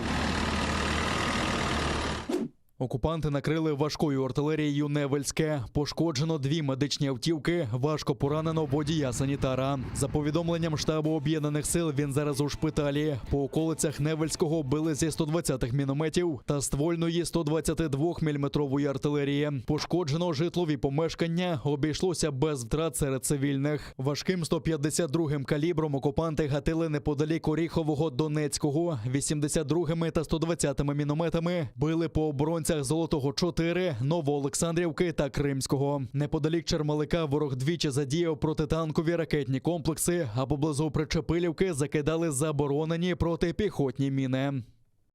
Українські захисники відкривали вогонь у відповідь, не застосовуючи заборонене мінськими домовленості озброєння, та змусили противника припинити обстріли. Завдяки зусиллям українських воїнів рубежі наших підрозділів залишилися незмінними. Впродовж поточної доби, 15 листопада, з боку російсько-окупаційних військ порушень режиму припинення вогню не зафіксовано. Підрозділи Об'єднаних сил тримають ситуацію під контролем та продовжують виконувати визначені завдання з відсічі і стримування збройної агресії Російської Федерації. Скупчення військ біля українського кордону дозволяє Росії швидко перейти у наступ. Про це заявив генеральний секретар НАТО Єнс Столтенберг за підсумками зустрічі з міністром закордонних справ України Дмитром Кулебою у Брюсселі. Столтенберг наголосив, що Москва скупчує своїх армійців та техніку, наче на початку цього року. Від Москви Альянс вимагає діяти прозоро. Ми бачимо незвичайну концентрацію військ, і ми знаємо, що Росія була готова використати такий військовий потенціал, перш ніж вести агресивні дії проти України. І це частково сили поблизу кордону Росії та України, але також частково війська, які знаходяться на території України, в Криму, який незаконно анексований, та на сході України. Це військове нарощування зменшує час між прийняттям рішення в Росії до агресії проти України. Росія демонструє, що вона може швидко активізувати накопичені війська та має військовий сценарій, упевнений міністр закордонних справ України Дмитро Кулеба. Він закликав союзників згуртуватися і стримувати Росію разом з Україною та не забувати про загрозу з моря. Ми маємо завжди пам'ятати про вкрай напружену і небезпечну ситуацію в Чорноморському регіоні. Ми маємо заохочувати чорноморських союзників до тіснішої співпраці з Україною, Грузією та Молдовою щодо військової співпраці у Чорноморському регіоні та об'єднання зусиль у Чорному морі між НАТО та тими, хто не є у складі Альянсу. Це було б надзвичайно доречно та корисно. В Україні зменшується кількість хворих на коронавірус. Минулої доби понад 10 тисяч заражень COVID-19, 442 людини померли. За останню добу найбільша кількість підтверджених випадків зареєстрована на Дніпропетровщині, Одещині, Харківщині, Миколаївщині, Запоріжжі та Вінниччині. У МОЗі наголосили, що 91% госпіталізованих минулого тижня не вакциновані. У червоній зоні епіднебезпеки перебувають Київ та 17 областей. За словами міністра охорони здоров'я України Віктора Ляшка, на 13% зменшило число госпіталізацій у ковідній лікарні. А це свідчить про подолання піку пандемії. Стабілізація рівня госпіталізацій є першим позитивним сигналом проходження піку захворюваності та початку розвантаження медичної системи України. Проте це ще не перемога над вірусом. Кількість випадків захворювання та рівні госпіталізації перебувають на досить великих значеннях. Тому потрібно продовжувати нарощувати темпи вакцинації та дотримуватись карантинних обмежень. Тим часом в країні вакциновані першою дозою вакцини 39% українців. Цілком вакцинованих трохи менше – 28%. Найбільша частка вакцинованих принаймні однією дозою в місті Києві – 61%. У Київській області вже майже 50% і 46% в Полтавській області. Найбільше вакцинували за минулий тиждень у місті Києві, в Київській, Дніпропетровській і Черкаській областях. Серед аутсайдерів знову Закарпатська, Чернівецька, Донецька та Кіровоградська області. А в окупованому Криму продовжують фіксувати рекорди. 1210 нових випадків COVID-19 за минулу добу. 24 людини померли. Тим часом окупаційний Кримстат опублікував шокуючі дані про смертність на півострові. За 8 місяців цього року смертність в окупованому Криму збільшилася майже удвічі у порівнянні з минулим роком. За січень-серпень 2021 року в окупованому Криму народились майже 12 тисяч немовлят. Померло майже 22 тисячі людей.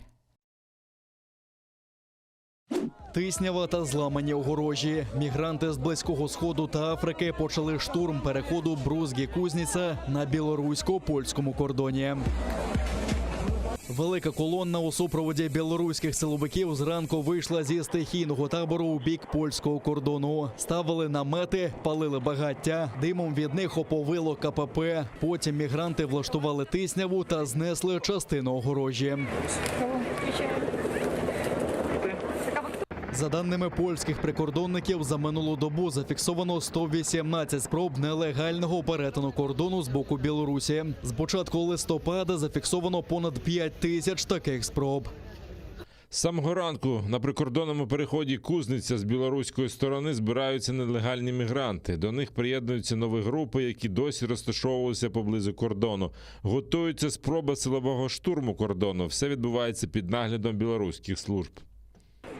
Міграційна криза на кордоні Білорусі з Польщею триває з серпня. Польща, а також Литва та Латвія звинувачують Білорусь у спеціально створеному міграційному тиску у рамках ворожих гібридних дій проти них як країн ЄС. Так вважають і в Україні. Міністр закордонних справ Дмитро Кулеба закликав не називати ситуацію на кордоні Білорусі з Польщею міграційною кризою, назвавши це гібридною атакою Росії на Євросоюз та Україну.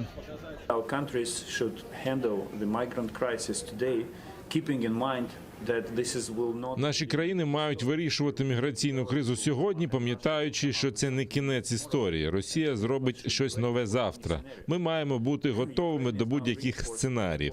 Україна зараз зміцнює кордон з білоруською стороною. Поки що ми не бачили потоку мігрантів до нашої країни, що вкотре свідчить про штучність цієї кризи, яка спрямована безпосередньо на Польщу та Литву, щоб спровокувати вас і тиснути на вас і посіяти розбрат у ваших суспільствах. To put pressure on you, to sow divisions inside of your societies on how this crisis should be handled.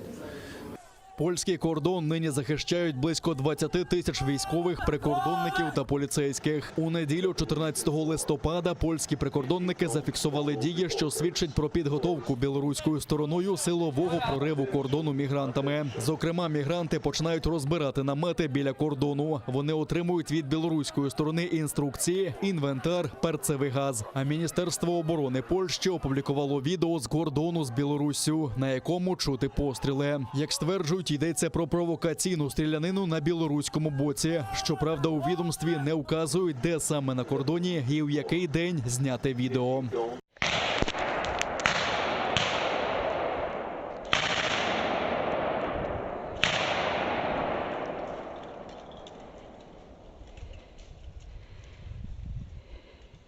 Польща, Литва та Латвія вже звернулися до НАТО з проханням про екстрене засідання. Подібні консультації потрібні, якщо під загрозою перебуває територіальна цілісність та політична незалежність держави. Туреччина заборонила громадянам Сирії, Ємену та Іраку купувати квитки на літаки з Туреччини до Мінська. Це сталося після того, як Євросоюз звинуватив її авіакомпанію Turkish Airlines у сприянні кризі. Тим часом міністри закордонних справ країн Європейського Союзу затвердили критерії нових санкцій, які запроваджуються щодо осіб та організацій, пов'язаних зі створенням міграційної кризи на кордоні Білорусі та Польщі.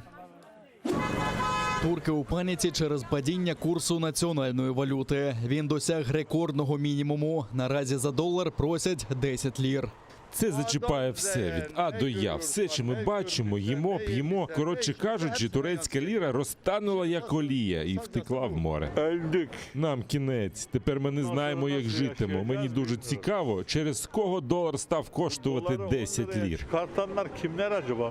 У вересні Центральний банк Туреччини почав урізати відсоткові ставки. Проте економісти кажуть, що від цього стало лише гірше. Політика низьких процентних ставок не призведе до зниження інфляції. Навпаки, вона збільшить інфляційні очікування і цим задушить споживання. Цього року ліра втратила понад чверть своєї вартості. Це найгірший показник серед економік, що розвиваються. А за 5 років її вартість упала на 2/3. Звичайно, через курс валюти стало гірше. Усе зав'язано на валютах, особливо у доларі. Якщо курс зростає, це впливає на все. Усі кажуть, що після того, як подорожчав долар, усі ціни зросли. Центральний банк Туреччини каже, що інфляція має тимчасовий характер. Політики також зазначають, що дефіцит платіжного балансу – це ключ до стабільних цін та підвищення курсу ліри.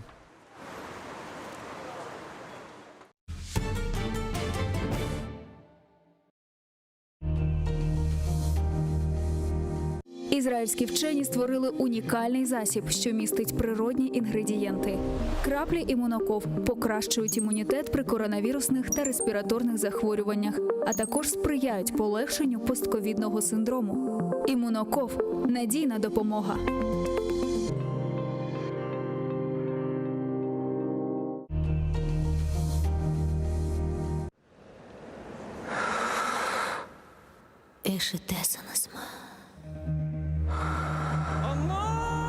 Мен ақтауны тынызмын.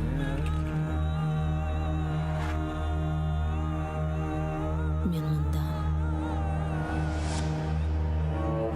Бұл менің топырағым. Менің қырымым.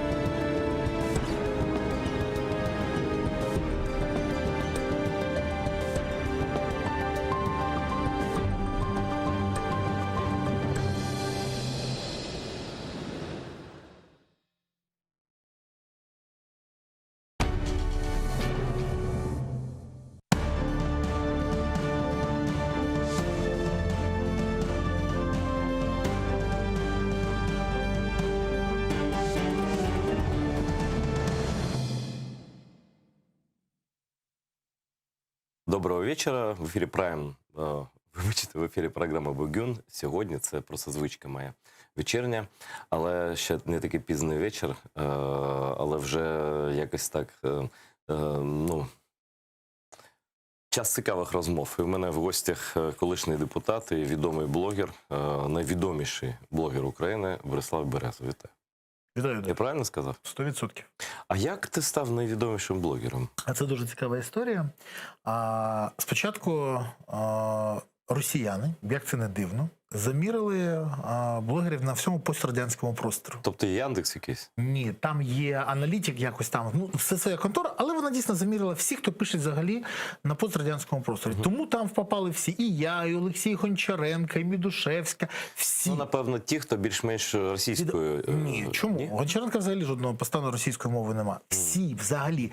Але головне, щоб ця людина писала хоч би один пост в місяць, і щоб був якийсь там, не знаю, якась аудиторія. Я потрапив. Шарій туди теж потрапив. Ще велика кількість людей. Але так дуже цікава історія стала, що я був на першому місці. Дуже довгий час на першому місці. А потім і залишився на першому місці. І от, а потім почали міряти інші. І з'явилась дивна історія, що на пострадянському просторі мене читають найбільше. І це правда дивно, бо, знаєш, все ж таки, ну, тут просто за замовченням. Росія ж вона втричі більше за населенням, так? Да. А Україна втричі менше. От в тому місяці жодного росіянина в першій десятці не було. Жодного. Слухайте, вони всі просто на тебе переключилися. Ні, вони але дивіться, ну, росіяни, де є потужно, вони є в Твіттері, вони в Україні Твіттер майже не працює. Слухай, Твіттер взагалі росіянська там. Да, я ж кажу, от вони туди пішли.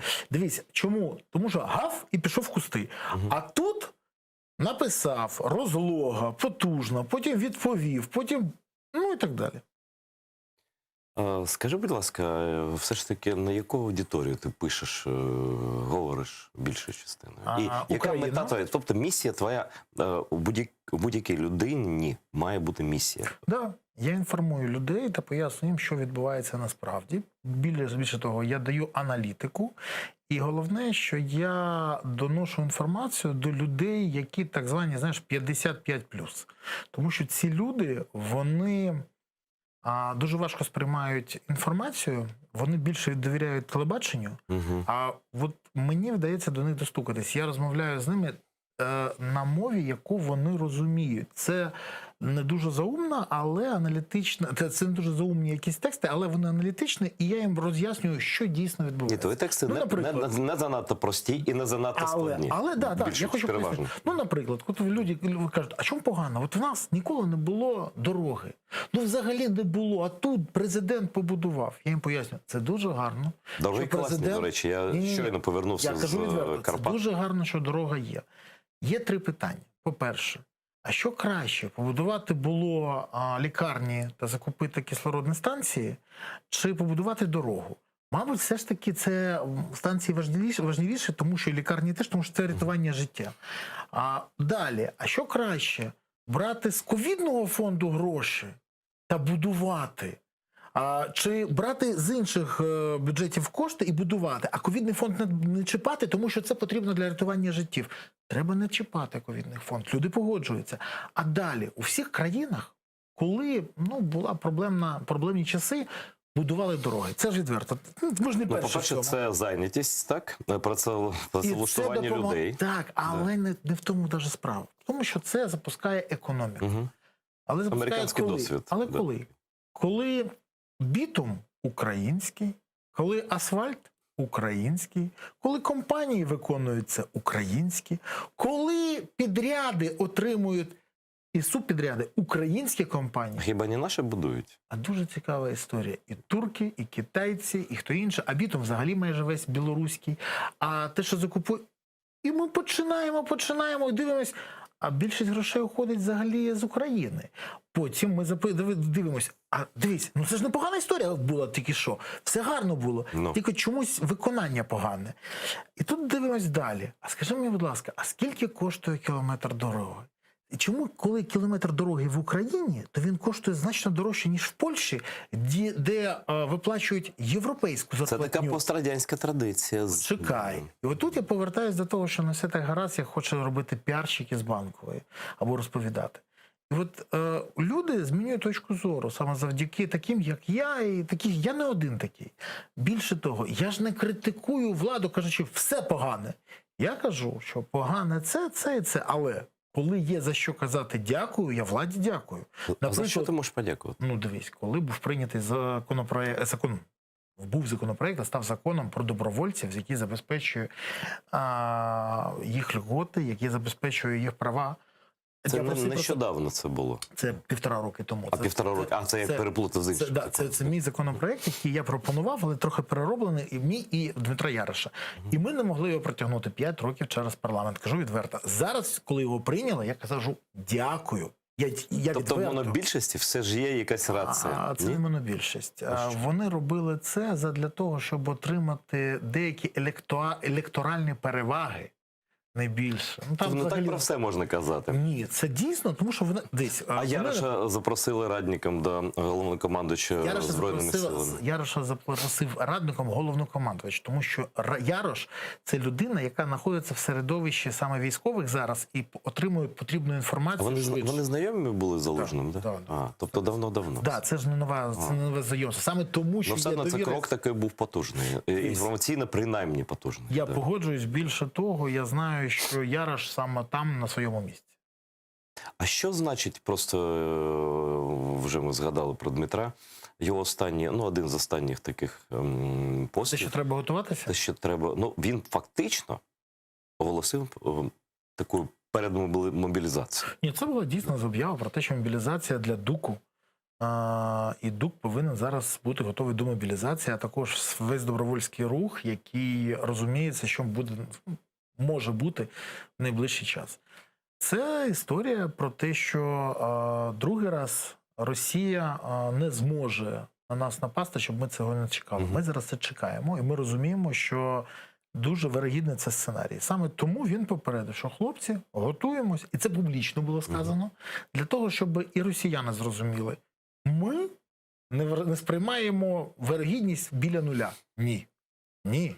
Більше того, ми дуже ретельно вивчаємо ситуацію, ми спілкуємось з нашими західними партнерами, ми розуміємо, що відбувається, і готуємось до спротиву, до оборони. Ми не хочемо на кого нападати. Коли я кажу «ми», я кажу про патріотів, які готові дійсно захищати Україну зброєю в руках. І коли мене хтось запитує: Бориславе, а ви що будете робити? Я кажу відверто, я не буду сидіти в Києві або десь за кордоном. Ось це було моє питання наступне. А я скажу тобі, ми з Дмитром вже домовились. Для мене є місце в лавах армії. Я знаю, з чим я буду займатися, з ким. Я знаю, з якими побратимами я буду поряд. Тому я спокійний за своє майбутнє. Я знаю, де саме і що я буду робити з можна тобі лише позаздрити. Чому заздрити? Я не хочу війни. Війна – це погано. Я не хочу війни, я кажу відверто тобі. Але ще одно. В мене немає шапки-закидальського настрою. Немає. І я розумію всю небезпеку цієї ситуації. Я розумію, що не тільки ми будемо вбивати, а й нас будуть вбивати. Але вбивати ми будемо саме тому, що до нас хочуть прийти. Ці мерзотники хочуть на нас напасти. Нам потрібно захищати свої домівки, свої сім'ї, свою землю, свою країну. Ми ж до них не ходимо. Це ж не ми напали на Воронеж, на Тверь, на Самару. Нашому глядачу зрозуміло. Це саме тому ми захищаємось. Але, ще раз кажу, коли до тебе приходить людина зі зброєю, в тебе є два варіанти. Або вмерти, або вбити того, хто приходить до тебе зі зброєю. Я вважаю, що це найкращий варіант. Взагалі мені подобається, коли ізраїльтяни кажуть, головне у війні не вмерти за свою країну, а вбити за свою країну ворога. Це правильно. Знаєш, трохи мені здивувало, може я так, знаєш, коли нещодавно була заява спільна чи одночасно, там якась нарада була щодо подій на польсько-білоруському кордоні. І там брали участь, там головував пан Данилов, да? І там був новий міністр внутрішніх справ, пан Монастирський. І я не знаю, чи це було питання, чи це заява була після наради, але ситуація насправді серйозна. І вони сказали, і той, і другий, здається, що в жодному випадку ми не будемо використовувати вогнепальну зброю. А я так, знаєш, я так задумався і думаю, а як, от, наприклад, у ізраїльського чиновника якогось військового запитали, а ось зараз підуть 1000 людей проривати кордон. Ну, прикордонну зону. Ой, да? не чіпай Ізраїль на цю тему. Але він, не слухай. Я поясню, чому зараз. В Вони Ізраїлі ж- такі ж самі справи. Ну, да. Така ж сама проблема. Я про те Більше й того, кажу. але в Ізраїлі є великі проблеми з тим, що військові стріляли по нападникам, і зараз деяких з них намагаються притягнути до суду. Я ще раз кажу, великі потужні ліві рухи розповідають, не можна стріляти, треба їх зупиняти, пояснювати. Ні, я теж проти того, щоб вбивати мирних людей. Але Це не просто- мирні люди, це нападки. Слухай, є нюанс, як то кажуть, да, в таких ситуаціях. Просто я думаю, що державному діячу не варто так обіцяти Путіну і чи Лукашенку, да, що нічого не буде. Ну, слухайте, ну ми і так розуміємо, що вони вбивці. Да? Гумові пулі можуть видати? Можуть. Не, просто Хай про це видають. взагалі не треба казати. Не доповідають ізраїльські військові, що вони Будуть чи не робитимуть. будуть? Так. 100%. Ну, це просто нормальна практика. Вона ж війна чи що? А інколи вони взагалі не підтверджують, що не робили. Це позиція, політика така. Так. І нам треба щось, якийсь досвід переймати, бо дивись. Наприклад, там, це ж гібридна війна, да? Ми ж розуміємо, як завезли туди цих людей. Людей нещасних, до речі. Це там, правда, війни в Курдистані немає, там звідки їх везуть зараз. Але все одно, ну, це не найщасливіші люди у світі, так скажемо. Да? Їх мотивували чимось там і використовують. Але що заважає, наприклад, Путіну? Ідея. Якщо стріляти ніхто не буде. А що в нас? У нас 80 регіонів різних людей. Давайте біженців зробимо. Будуть біженці. Одяг, діти. Путін же казав тоді, пам'ятаєш, перед нами будуть діти і жінки. Да? Це в Криму використовувалося. О, ну слухай, ну в Крим же теж прийшли, він рік не визнавав, хто це. Прийшли люди просто люди. Ми біженці на танках. Вежливі чоловічки. Да. Ну просто я про те, що політика часів війни – це політика, де кожне слово має значення вплоть до того, що це може бути, Це може казати тоді, коли у владі політики, а коли у владі аматори та представники кварталу. Ну не всі ж аматори. Майже всі. Ну дивись, ти ж від Резнікова не чув щось такого? Не чув. Все. Я можу сказати, я знаю, від кого можна почути, від кого не можна. Данілов вже людина така досвідчена, до речі. Данілов ще недавно казав, що це брехня і ніяких скупчення російських військ на кордоні немає. А що з цим взагалі? Давай цю ситуацію прояснимо. Бо знаєш, що нашим глядачам і в Криму, і на всій території України це цікаво, бо ж Крим, ну, зрозуміло, так? І якщо підуть звідти теж. Да, в бік Херсону підуть 100%. Ну, звісно, теж. Там так кількість, там, я знаю, в Криму, там, ну, якщо там загалом вони кажуть про 110 тисяч людей, ну, я думаю, що в Криму 40 десь, приблизно, 30-40, це просто от, озброєних людей готових. Так? Що це було? Що відбувається? Наскільки серйозно? Просто, якщо я зараз відкрию тут новини, да, і почну читати, в нас тут, ми з глузду просто з'їдемо, бо тут... Ну, давай я так поясню, дуже просто. Financial Times – це потужний британський... Ну, вона має довіру. Це потужне британське видання. Це не жовте. Це не якийсь таблоїд. Це видання, до якого є довіра та повага. Це видання з репутацією. Повідомили, що згідно ту інформацію, яку вони отримали від спецслужб, вирогідність нападу на Україну Росію край висока. Більше за весну. Коли тоді, пам'ятаєш, Байден зустрічався з Путіним? Більше того, вони навіть почали строки називати. Це кінець грудня, а середина лютого. Це от цей час вони можуть на нас напасти. Це відверта позиція британців. А це підтримали інші західні експерти. Британія має розвідку, до речі. Ну, вони не тільки мають розвідку, вони розуміються на ситуації. Вони розуміються, як буде розвиток. Хочу нагадати, що британці вже колись казали, це вас збили іранці, коли вони збили український літак. Пам'ятаєш? Що Зеленський вийшов і сказав? Все не так зрозуміло, все не так з'ясно, ми будемо з'ясовувати.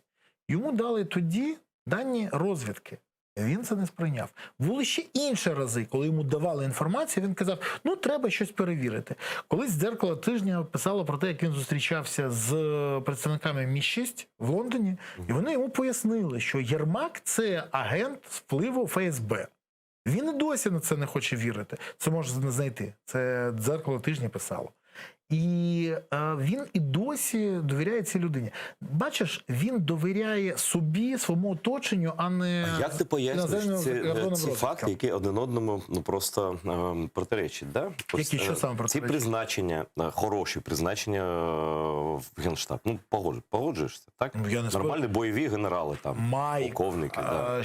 Ти сам їх знаєш особисто. Ну да, я особисто. Я можу сказати так, дивись, ну може він розуміє все ж таки, що комусь потрібно захищати Україну. Ні, я Він теж так думаю, що він зрозумів. Але питання в тому, що поки я не бачу кардинальних якихось змін. Я не можу сказати, от велика кількість людей каже, він налаштований здати Україну. Ні, він хоче побудувати Україну, яка в його голові. Це Україна на кшталт тої, яку він показує в «Сватах». Я не жартую. Він такою бачить Україну. Але без війни. Та Україна без всі війни. позитивні, всі от сидять так же один не одного. може бути. Ну. Але він хоче її побудувати. Але десь він розуміється, що можуть напасти. Він той самий зі сватів, він такий же, як свати. А захищати Україну свати не будуть. Вони будуть захищати. Вони бухати можуть, там, щось один одному напакостити. А захищати Україну потрібно воїнам. Саме тому він призначає воїнів зараз. І це гарно, мені подобається це. Ще раз хочу сказати, він розуміє, що він не спроможний це робити. Хай роблять ті, хто можуть, хто мають досвід і вміє це зробити. Захищати країну. Скажи, чи пан Дмитро Кулеба на своєму місці? Пан Дмитро Кулеба є дуже досвідченим дипломатом. Пан Дмитро Кулеба є людиною... Дуже послідовна людина, до речі. Дуже... Це людина, яка кримський прапор піднімала в Страсбурзі ще в 2016 році. Це людина, з якою я співпрацював в Парламентській асамблеї Ради Європи. Дуже знайомі, добре. Так, Він же там, ти ж їздив постійно туди. І це людина, яка не є 100% не фахівцем своєї справи. Тому так. Але питання в тому, в єдиному, що зараз, на жаль, країною, і не тільки країною, але й всіми міжнародними справами і дипломатією керує не пан Кулеба і навіть не пан Зеленський, а пан Єрмак. Слухай, дійсно, пан Єрмак разом з Кулебою майже всюди їздять. Але все ж таки зустрічі. Блінкен, це ж не порожнеча, правда? Ні, 100%. А постійні зустрічі, просто я не можу Дмитра спіймати. Просто він постійно десь, так? Він, зараз він в Брюсселі. Я його не бачив рік, може більше. Да? Ну, з того часу, до речі, коли він став міністром. Ось, раніше ми часто спілкувалися. І зараз ось в Брюсселі там теж багато перемовин, і таких серйозних. І це прямо, знаєш, на тему війни. Єрмак керує, на жаль, дипломатією. Але єдине моє сподівання на те, що все ж таки досвід Кулеби, його фах, його розуміння можуть нам допомогти викрутитись навіть з цієї ситуації. Кажу, як є.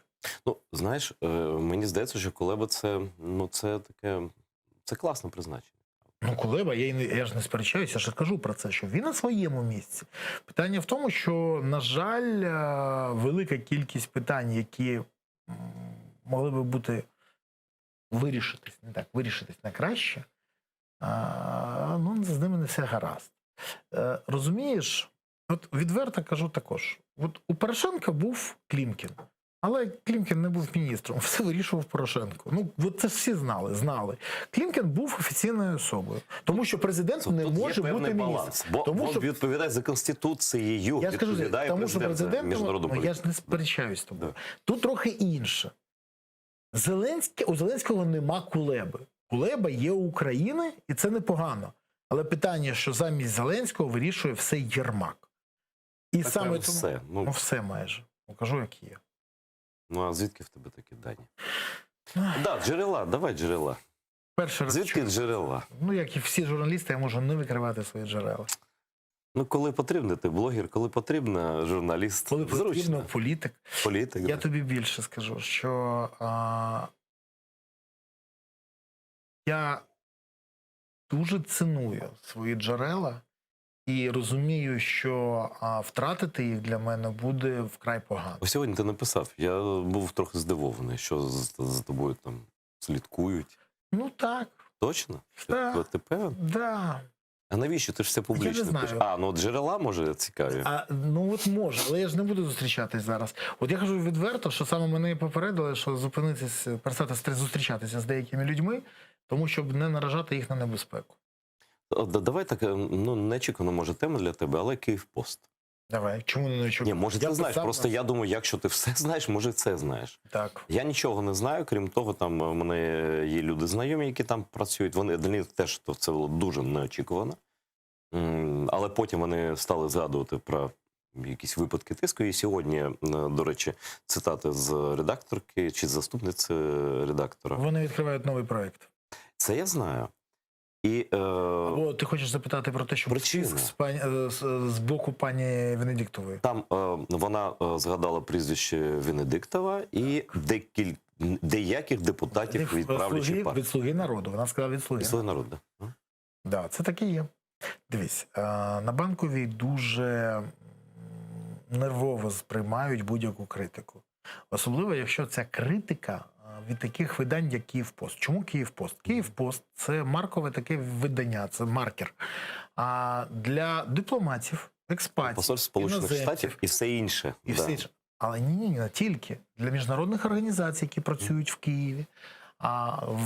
Наприклад, в представництві Ради Європи читали «Київпост», в посольствах читали «Київпост», до речі, Transparency International це певна монополія, але монополія природня, бо просто немає іншого видання, немає англомовного. І коли там вийшла обкладинка відома, де був Зеленський, на ній надпись про Pandora Papers, про офшори президента, це роздратувало велику кількість людей на Банковій. І було...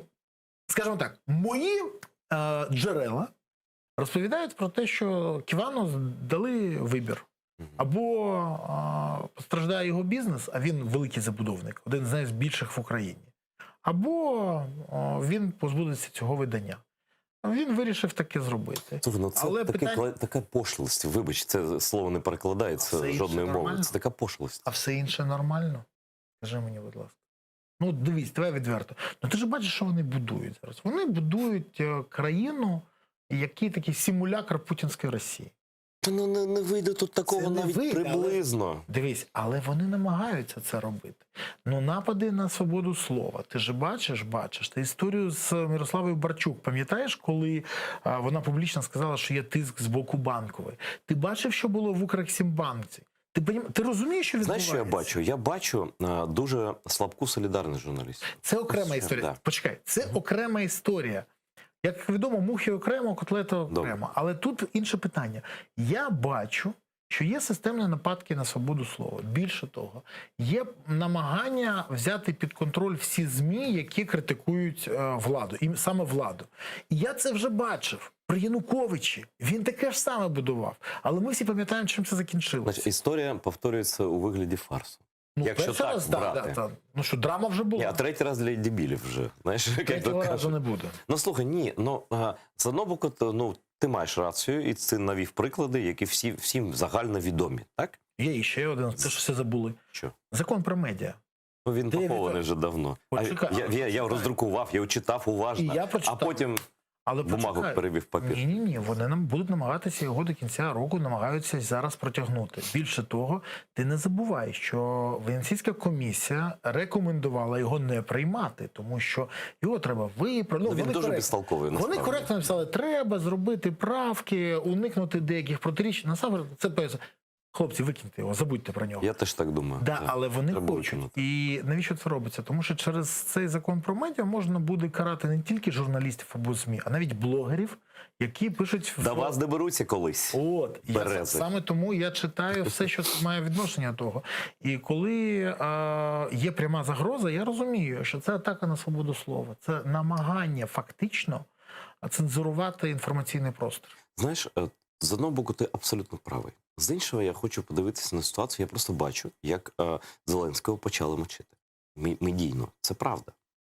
Є деякі канали, я не буду зараз просто нікого згадувати. Я не сперечаюсь з тобою. Що просто є, ну, ти ж бачиш, ну, як такий Наприклад, 1+1. Наприклад, Рубікон... Ні, чекай, 1+1 ніколи не мочить. Вони, наоборот, завжди вихваляють. Вибач, я переплутав. Да ладно, ну слухай, я серйозно же. Ну, Разумков пішов, коли від нього, да? Це, ну, така, певно, зрада, да, соратника, з яким він йшов. Це перший номер партсписку. Почекай, він пішов від нього. Айдер, ну куди він від нього На пішов? телеканал. Почекай, куди він від нього пішов? Його вишвернули, вони викинули його. Почекай, він що сам пішов? Ні. Він що, колись казав, треба знімати Зеленського? Ні. Я 100% не за Разумкова. Більше того, в мене до нього велика кількість претензій. Я їх висловлював кожного разу. І я його висміював. І коли він цього мерзотника Дмитрука до своєї групи взяв, який воював з покійним Ройтбурдом, для мене Просто взагалі він його обмовив. Все. Да, публічно. Для мене це не проєкт взагалі. Але питання в тому, що це ж не він почав. Цю історію почав Зеленський, хто кого почав, це як в дитячому садочку. Ні, почав. Це почав Зеленський. Він викинув його з фракції, викинув його з Давай, я не про Разумкова. Я не про інше. Треба казати, як є. Не з Разумков пішов від Зеленського, Добре. а Зеленський, використавши Разумкова, витиснули. Най буде так, але все одно багато телевізійних шоу зараз присвячені просто є за що критикувати. Є. Так. Але зараз просто, це по рейтингу видно. Так?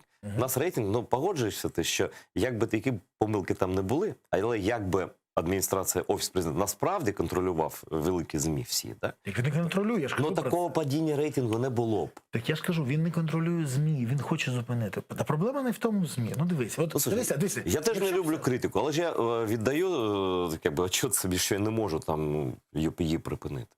А давай дивись так. Я можу сказати все просто. Якщо б вони могли показати, пред'явити велику кількість змін, не піар, не брехню, якою вони продукували велику кількість часу, а саме якісні зміни, покращення життя. Наприклад, якщо б вони сказали, да, Трухін був п'яний за кермом автівки. Ти думаєш, це через це рейтинг? Почекай, я кажу відверто. Це він був ДТП. І вони позбавили його. Коли людина виходить і каже, мене обрехують журналісти, це замовлення, а потім з'ясовується, що Богдан Яременко, той самий відомий анал табу, дійсно замовляв повій, сидячи в Верховній Раді.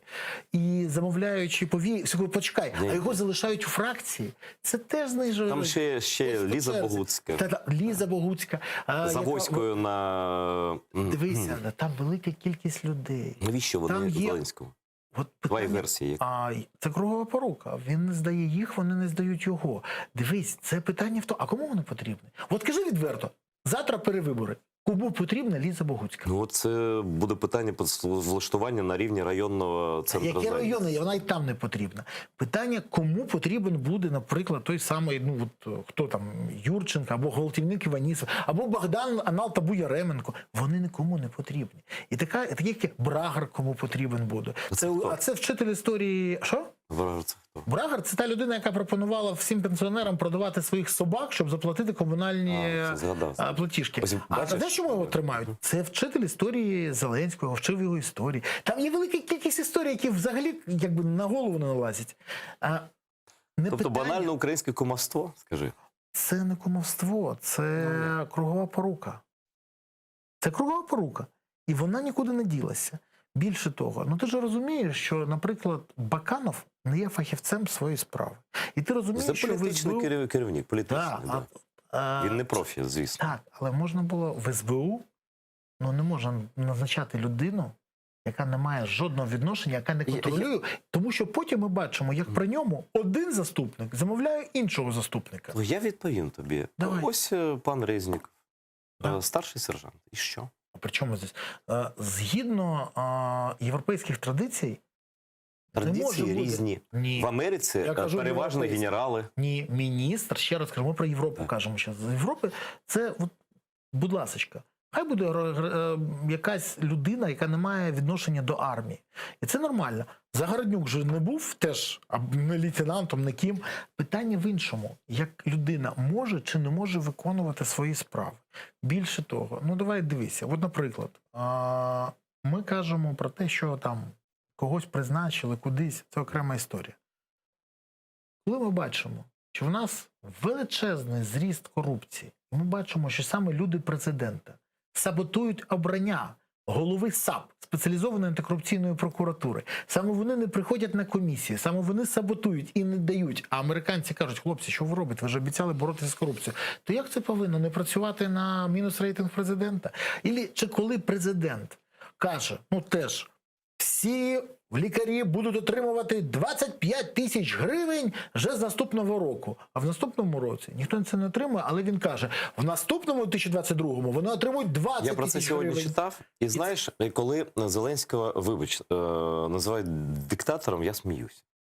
Ні, він мікродиктатор. А, почекай. Ну, кому він диктує? Ну, слухай, якщо навіть прямі підлеглі міністерка охорони здоров'я, так?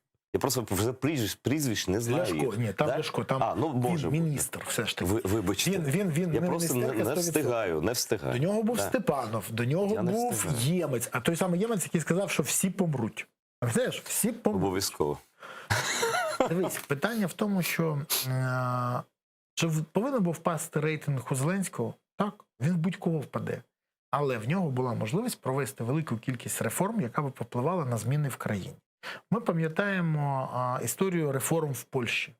Ну, там теж не дуже подобалися реформи, чи в Грузії, чи в інших країнах. Але це повпливало на наслідки і на те, як живе Польща, наприклад, зараз. Такі ж реформи були в Естонії і теж не подобалися. Ну, Литва, можна багато прикладів. Вони ближче до нас, навіть ніж за Польщу. На жаль, я бачу одне.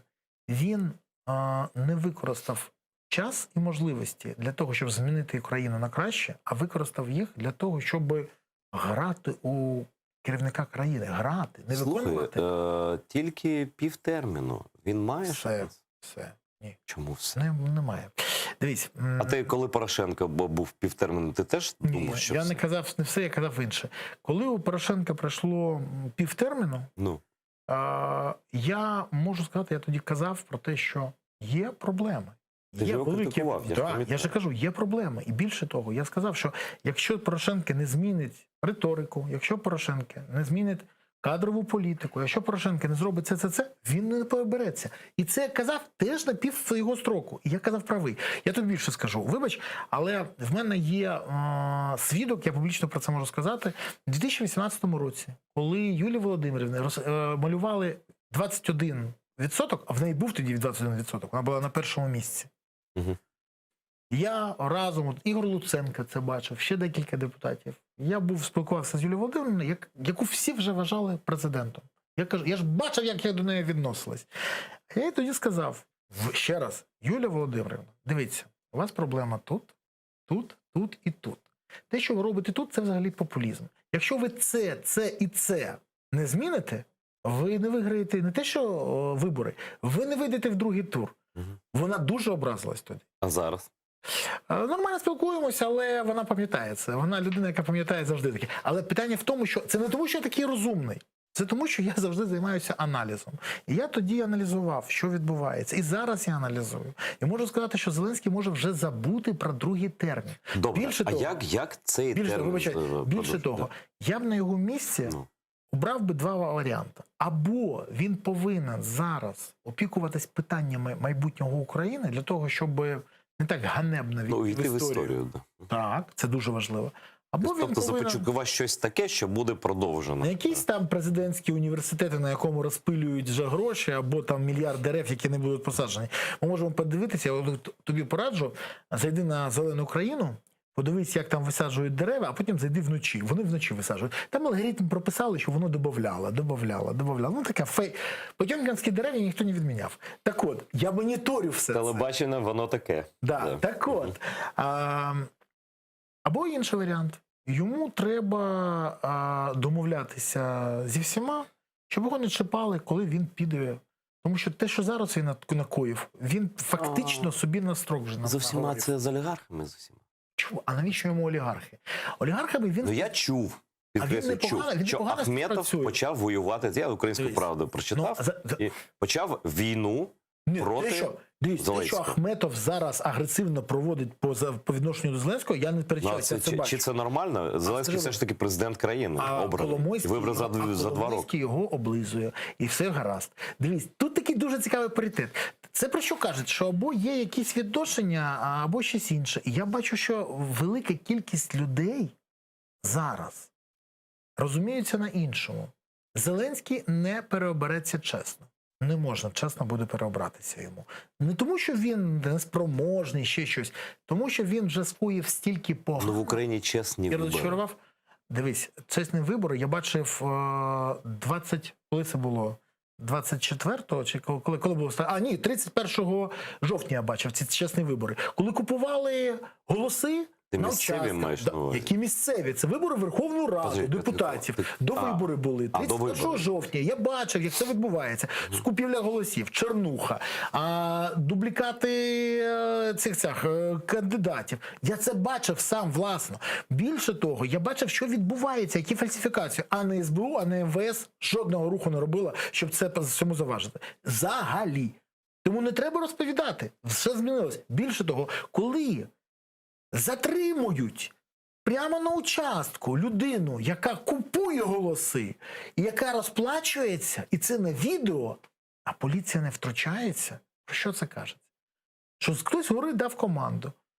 Будь-яким способом, але треба обрати представника «Слуги народу». Або ми забули про інші вибори, як відбувається. Все, про чесні вибори в Україні можна забути. Ну, слухай, ну ми це повертаємось до виборів 2012 року. Я кажу ще раз, вибори останній раз чесні відбувались в 2019 році. Це дуже серйозна заява. Це заява. Але ще раз кажу, те, що я зараз бачу, це маніпулювання, фальсифікації, скупка голосів та фактично гречкосійство. Окрім того, треба казати про те, що «Слуги», подивившись те, що відбувається, будуть зараз відкатувати систему. От можеш запам'ятати цю дату. Сьогодні в твоєму ефірі я кажу про те, що «Слуги» будуть відкатувати систему. Вони будуть відкатувати, повертати мажоритарку, тому що вони побачили, як на мажоритарці можна купити собі місце. Я тільки хотів зауважити, що в цілому за партійними списками це неможливо. Можеш запитати деяких депутатів, з яких ти спілкуєшся, вже запущені процеси. В Конституційному суді є скарга про те, що відміна мажоритарки – це неконституційно. Зараз Зеленський протягне це, ще раз кажу, відкатять назад, а потім вони взагалі хочуть зробити повноцінну мажоритарку. Тому що це єдиний варіант, коли вони або будуть купляти, або будуть домовлятися з місцевими елітами, олігархами і протягувати своїх людей. Ну, це така версія. Це не версія, це сценарій, який буде. Дивись, колись пан Бубрієнко сказав, що Зеленський виграє. Ніхто не повірив. Так, він був у мене в студії. І тоді, я ще зараз скажу, я розповідаю тебе, що вони будуть робити. Вони будуть відтерміновувати вибори, щоб ще на рік протягнути. Вони будуть робити все, що завгодно, щоб залишитись у владі. Чому? Тому що якщо Зеленський не виграє другий президентський срок, він отримає перший тюремний. І це не жарт. Це публіцистика все ж таки. Це не публіцистика. Будь-хто, хто б не прийшов до влади після Зеленського, буде карати. Про Порошенка так само казав. Ні, пояснюю. Тому що Зеленський прийшов на хвилі максимального популізму. Максимального. Кінець епохи бідності. Ну, тут можна будемо. Да. $4000 або євро. Ну, багато зайвих слів, м'яко Я кажучи. ніколи не переїду на держдачу. Якщо я порушу закон, то я піду з президентства. Ну і про війну, і про очі Путіна. Це таке вже. Дивись, така велика кількість питань. Тому, хто б не прийшов, він повинен буде заручитися підтримкою суспільства. Це можна зробити тільки, якщо покарати тих, хто зрадив. Тобто популізмом, знову ж таки, зайнятися. 100%. Більше того, або ж не популізмом, або ж стати карою за... Я ваш вирок, я десь це чув. Пам'ятаєш? Так от питання в тому, чи хто прийде. Тому що незалежно від того, проросійські прийдуть, проєвропейські прийдуть, садити вони будуть. І мені це не дуже подобається, тому що вони сфокусуються на цьому і отримують підтримку. Якщо проєвропейські, гаразд. А якщо проросійські, тому зараз, саме тому, коли ти спросив мене про мою місію, я займаюся освітою суспільства. Я розповідаю, що потрібно робити і як потрібно робити згідно законів та згідно практик Європи. І коли я розповідаю, що санкції РНБО – це зухвале порушення, це правовий нігілізм, і це буде засуджено в ЄСПЛ, Європейському суду з прав людини. Ти попереджав про це. Так, і так і відбувається. І я хочу сказати, що я хочу, щоб в нас все ж таки закони працювали а не симулякрами були. Слухай, останнє питання точно, Давай. бо хвилинка залишилася. Знаєш, да. Ні. Ні. Це таке можна інтерв'ю. Знаєш, да, ні. Слухай, ні, все ж таки, я думаю, що і я, принаймні я особисто, мене лякає неконституційний спосіб чи зміни влади. Я пам'ятаю, що було перед анексією Крима. Це Майдан, це найкрутіша подія у світі, да? Але вони скористалися. Чи проти? Ні, я не це хочу сказати. Ось зараз просто багато чую, давайте знесемо його, коли ми підемо зелену шмарклю зносити. Я це чую, а потім думаю, а ви як це корелюється з тим, що Кремль може напасти в будь-який момент, що ми почали свою? Я хочу стабільної влади. Дивіться, стабільна влада це може в Росії, може бути в Україні. Влада повинна бути законна та порядна. Законна порядна. Стабільна це мені дуже подобається. Стабільна це вічно, як Путін. Погоджуюсь. Так. Дивись, якщо ти хочеш запитати мене, чи за Майдан зараз, чи проти, я за те, щоб все ж таки влада змінилась законним шляхом. Це по-перше. По-друге, Майдан зараз може знищити країну. Тому що, я хочу пояснити, тому що це край небезпечно. Росія буде вкидати в це і гроші, і ресурси, і людей, і це буде велика проблема. Саме тому я вважаю, що влада повинна схаменитися, почути людей, перестати красти, як є, це почати все ж таки працювати згідно законодавства України і не порушувати Конституцію. І тоді ніяких майданів не буде. І ще одне, останнє. В суспільстві є запит на справедливість. Він завжди є. Але зараз він знов незадоволений. Цей запит треба задовольняти. І задовольняти починати з себе. Починати вичищати владу. Влада повинна себе вичищати від корупціонерів, покидьків, мерзотників, брехунів, зрадників. І це теж запит. З нами був Борислав Береза, він ще й працівник освіти, як він зізнався щойно. Освітянин. Освітянин. Дякую, що прийшов. Завжди цікаво читати, слухати, погоджуватися чи не погоджуватися. Ваша справа, абсолютно, але думка дуже слушна. Не перемикайтеся, бо на вас чекають інші приємні, цікаві гості, а також спочатку новин.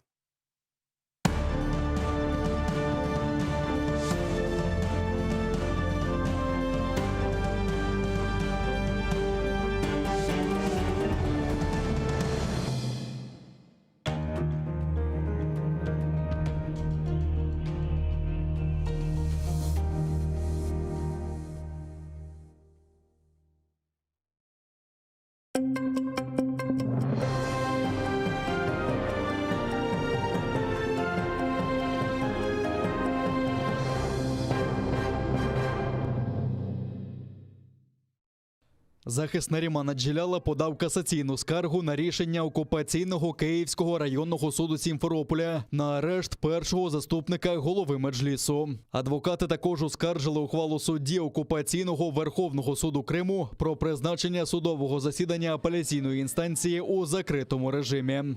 После прохождения кассационной инстанции никаких процессуальных препятствий для обращения в ЕСПЧ не останется.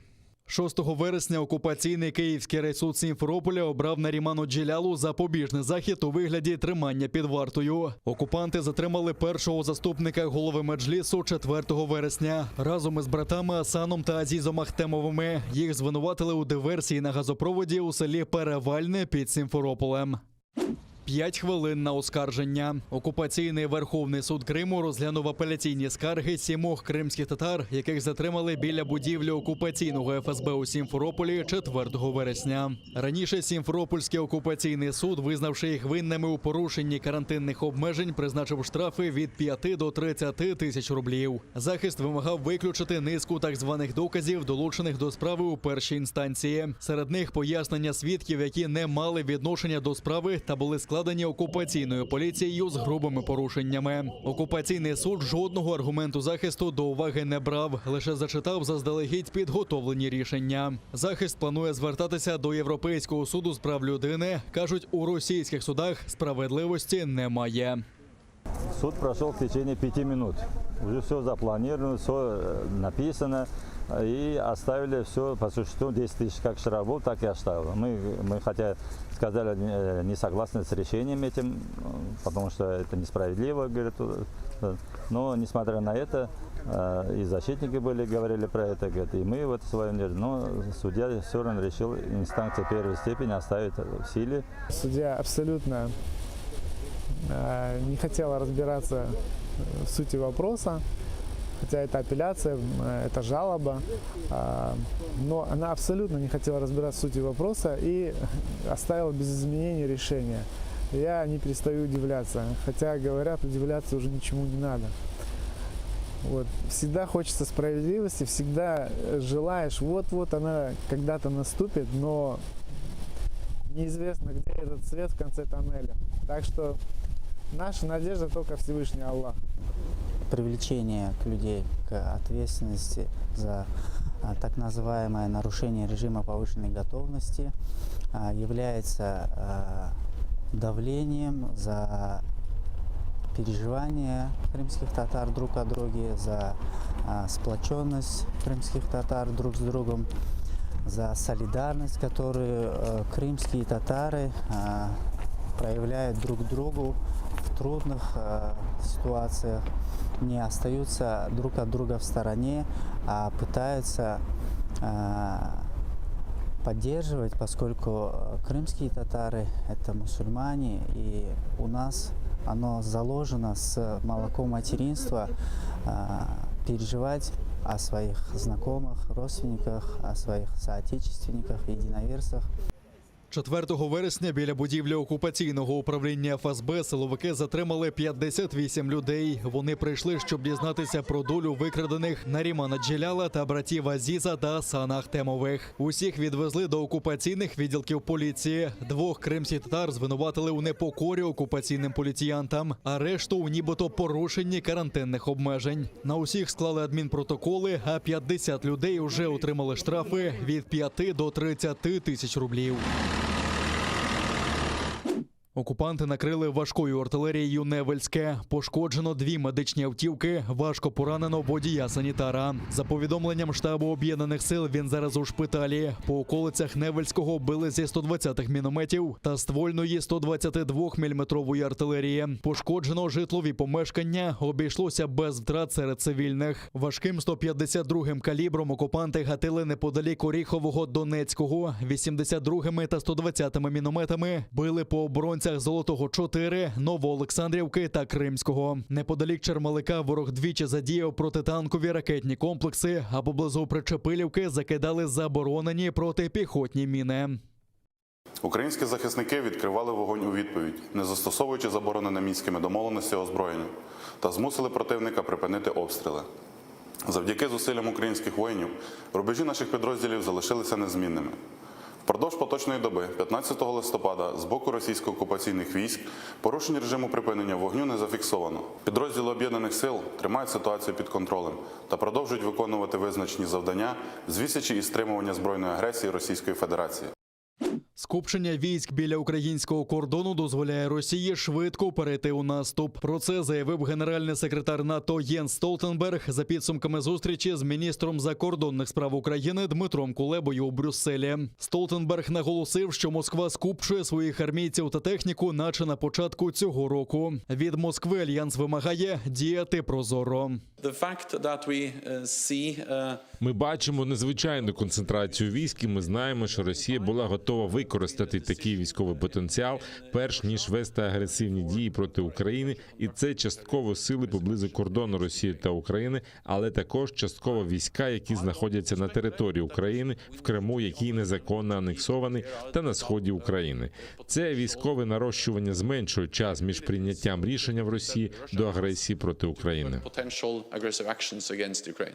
Росія демонструє, що вона може швидко активізувати накопичені війська та має військовий сценарій, упевнений міністр закордонних справ України Дмитро Кулеба. Він закликав союзників згуртуватися і стримувати Росію разом з Україною та не забувати про загрозу з моря.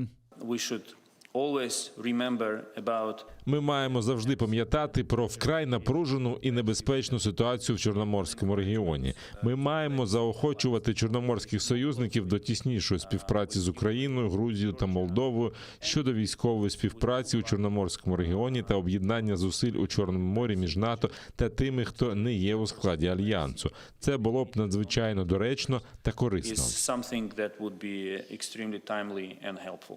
Thank you. Україна та Туреччина реалізують більше 30 спільних оборонних проєктів. Співпрацю двох країн обговорили на виставці Саха Експо у Стамбулі. Як зазначив технічний директор компанії «Байкар» Халюк Байрактар, загальний товарообіг досяг $5 мільярдів. З них 1 мільярд – це оборонні контракти, укладені за останні 3-4 роки. Ми імпортуємо безпілотники «Байрактар», і ми постачаємо, Україна постачає двигуни для безпілотників, в даному випадку для великого безпілотника «Кічі». Його живить українське серце, український двигун, який знімає його високо в небо.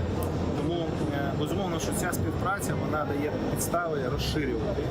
І дуже сміливі, я би сказав, плани з точки зору того, що навіть в космічних програмах є відсоток української участі, який цікавить турецьку сторону. Я дуже щасливий з того, що наші українські підприємства настільки динамічно зараз розвиваються, що їм є що запропонувати сучасному світу. Директор Укрспецекспорту заявив, що обговорюється також постачання українських двигунів для військових кораблів, які будуються в Туреччині. Наші країни співпрацюють і у високоточному озброєнні. На виставці представлено протитанковий ракетний комплекс «Скіф». Тепловізори для них виробляються турецькою компанією «Aselsan». І це дає можливість нам казати впевнено, що ми незалежні від будь-яких інших постачальників. Це дуже важливо. Турецька сторона на сьогоднішній день підтвердила зацікавленість в тому, щоб локалізовувати подальше виробництво цієї системи у себе на території у випадку, коли буде серйозне замовлення з боку Збройних сил Туреччини, а цікавість є, ми успішно виконали вже перший контракт. Постачання танкових дизельних двигунів для бронетанкових, скажімо, платформ. Це і Фертіна, це і танк Алтай. Досвід України в цій галузі достатньо серйозний. Є інтерес, і це також було визначено як один з напрямків, по якому ми можемо і вже співпрацюємо. «Aselsan», «Байрактар» та інші турецькі компанії вже відкрили свої представництва в Україні. Посол України у Туреччині Василь Боднар запросив відкрити й виробничі потужності. Українсько-турецьке стратегічне партнерство розвивається за останні роки надзвичайно динамічно. Перш за все, це робиться завдяки політичній волі двох президентів, президента Зеленського і президента Ердогана, оскільки налагоджений постійний, довірливий, системний діалог. І саме це створює довіру між нашими країнами і дозволяє розвивати стратегічні напрямки співпраці.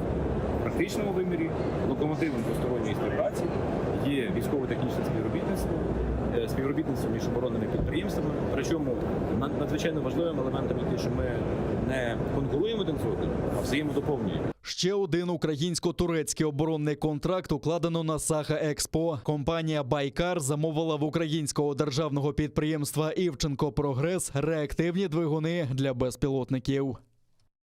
В Україні зменшується кількість хворих на коронавірус. Минулої доби понад 10 тисяч заражень COVID-19, 442 людини померли. За останню добу найбільша кількість підтверджених випадків зареєстрована на Дніпропетровщині, Одещині, Харківщині, Миколаївщині, Запоріжжі та Вінниччині. У МОЗі наголосили, що 91% госпіталізованих минулого тижня не вакциновані. У червоній зоні епіднебезпеки перебувають Київ та 17 областей. За словами міністра охорони здоров'я України Віктора Ляшка, на 13% зменшило число госпіталізацій у ковідній лікарні. А це свідчить про подолання піку пандемії.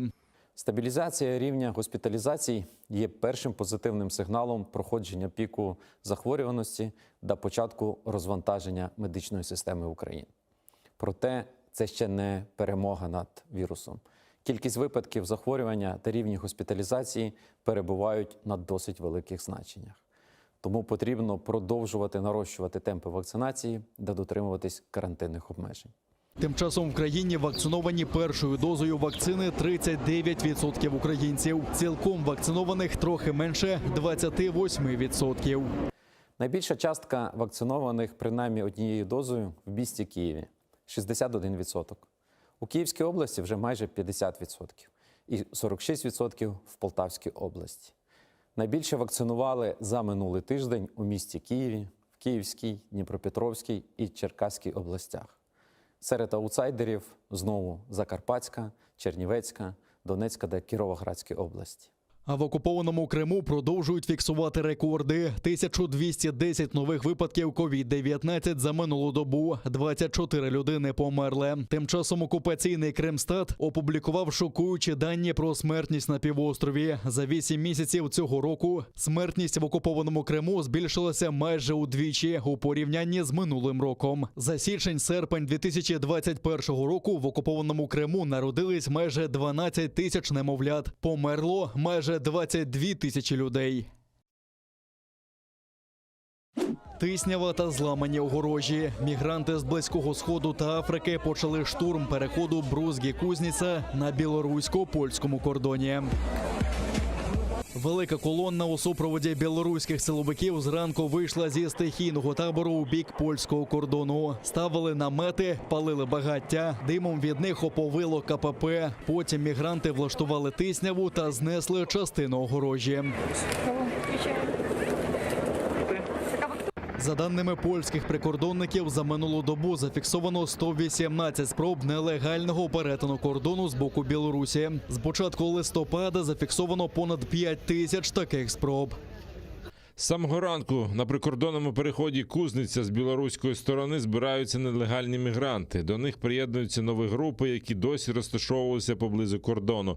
Готується спроба силового штурму кордону. Все відбувається під наглядом білоруських служб. Міграційна криза на кордоні Білорусі з Польщею триває з серпня. Польща, а також Литва та Латвія звинувачують Білорусь у спеціально створеному міграційному тиску у рамках ворожих гібридних дій проти них як країн ЄС. Так вважають і в Україні. Міністр закордонних справ Дмитро Кулеба закликав не називати ситуацію на кордоні Білорусі з Польщею міграційною кризою, назвавши це гібридною атакою Росії на Євросоюз та Україну. Our countries should handle the migrant crisis today, keeping in mind that this will not... Наші країни мають вирішувати міграційну кризу сьогодні, пам'ятаючи, що це не кінець історії. Росія зробить щось нове завтра. Ми маємо бути готовими до будь-яких сценаріїв. Україна зараз зміцнює кордон з білоруською стороною. Поки що ми не бачили потоку мігрантів до нашої країни, що вкотре свідчить про штучність цієї кризи, яка спрямована безпосередньо на Польщу та Литву, щоб спровокувати вас і тиснути на вас і посіяти розбрат у ваших суспільствах. To put pressure on you, to sow divisions inside of your societies on how this crisis should be handled. Польський кордон нині захищають близько 20 тисяч військових, прикордонників та поліцейських. У неділю, 14 листопада, польські прикордонники зафіксували дії, що свідчать про підготовку білоруською стороною силового прориву кордону мігрантами. Зокрема, мігранти починають розбирати намети біля кордону. Вони отримують від білоруської сторони інструкції, інвентар, перцевий газ. А Міністерство оборони Польщі опублікувало відео з кордону з Білоруссю, на якому чути постріли. Як стверджують, йдеться про провокаційну стрілянину на білоруському боці. Щоправда, у відомстві не вказують, де саме на кордоні і в який день зняте відео.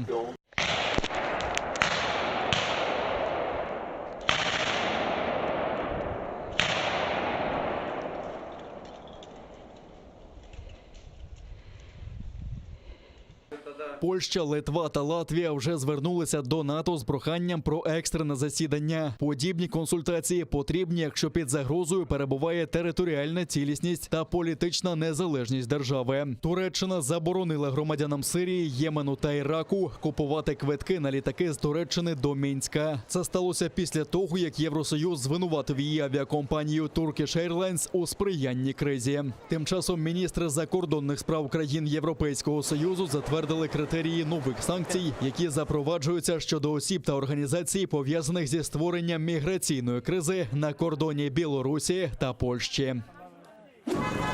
Турки у паніці через падіння курсу національної валюти. Він досяг рекордного мінімуму. Наразі за долар просять 10 лір.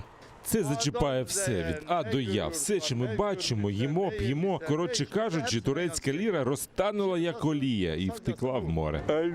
Нам кінець. Тепер ми не знаємо, як житимо. Мені дуже цікаво, через кого долар став коштувати 10 лір. У вересні Центральний банк Туреччини почав урізати відсоткові ставки. Проте економісти кажуть, що від цього стало лише гірше. Політика низьких процентних ставок не призведе до зниження інфляції. Навпаки, вона збільшить інфляційні очікування і цим задушить споживання. Цього року ліра втратила понад чверть своєї вартості. Це найгірший показник серед економік, що розвиваються. А за 5 років її вартість впала на 2/3. Звичайно, через курс валюти стало гірше. Усе зав'язано на валютах, особливо у доларі. Якщо курс зростає, це впливає на все. Усі кажуть, що після того, як подорожчав долар, усі ціни зросли. Центральний банк Туреччини каже, що інфляція має тимчасовий характер. Політики також зазначають, що дефіцит платіжного балансу – це ключ до стабільних цін та підвищення курсу ліри.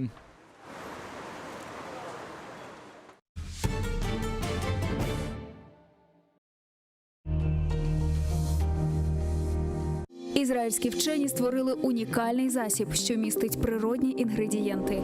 Краплі імуноков покращують імунітет при коронавірусних та респіраторних захворюваннях, а також сприяють полегшенню постковідного синдрому. Імуноков – надійна допомога.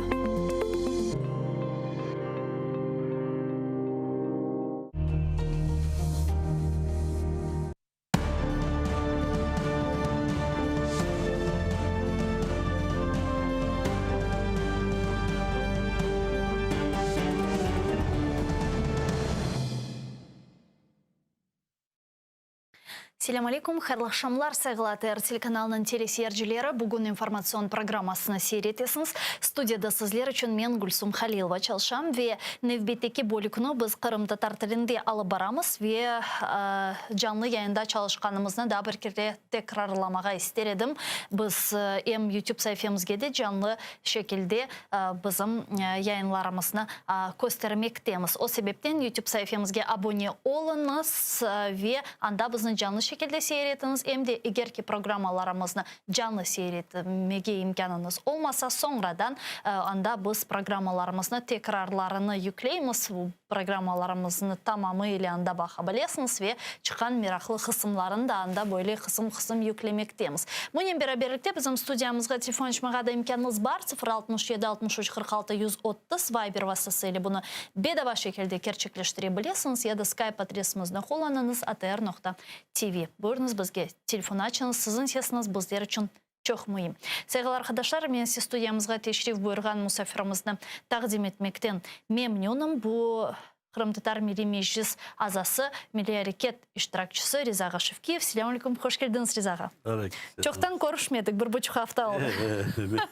Ama Kırım'da çeşitli türlü hadiseler olmağa devam etti. Ne yazık ki, misal sonki böyle dehşetli dep aytacağım vaziyetler sırasında bu advokat Kırım Tatar himayecisi Edem Ağa Semidlayev'e yapılgan hakarettir, yapılgan kanunsuz açılgan dava ve hükümlerdir ve bu malum olganı gibi da bir kere hatırlatam. Edem Ağa Semidlayev'e geçken hafta işgalciler 12 gün hapiste bulunup hükümünü ve 4000 ruble para cezası hükümünü çıkardılar ve bugün asıl da buna bu gibi adaletsizce hüküm çıkarılganından sonra pervasız ve lakayt kalmagan vatandaşlarımız böyle bir flash mob ilan ettiler.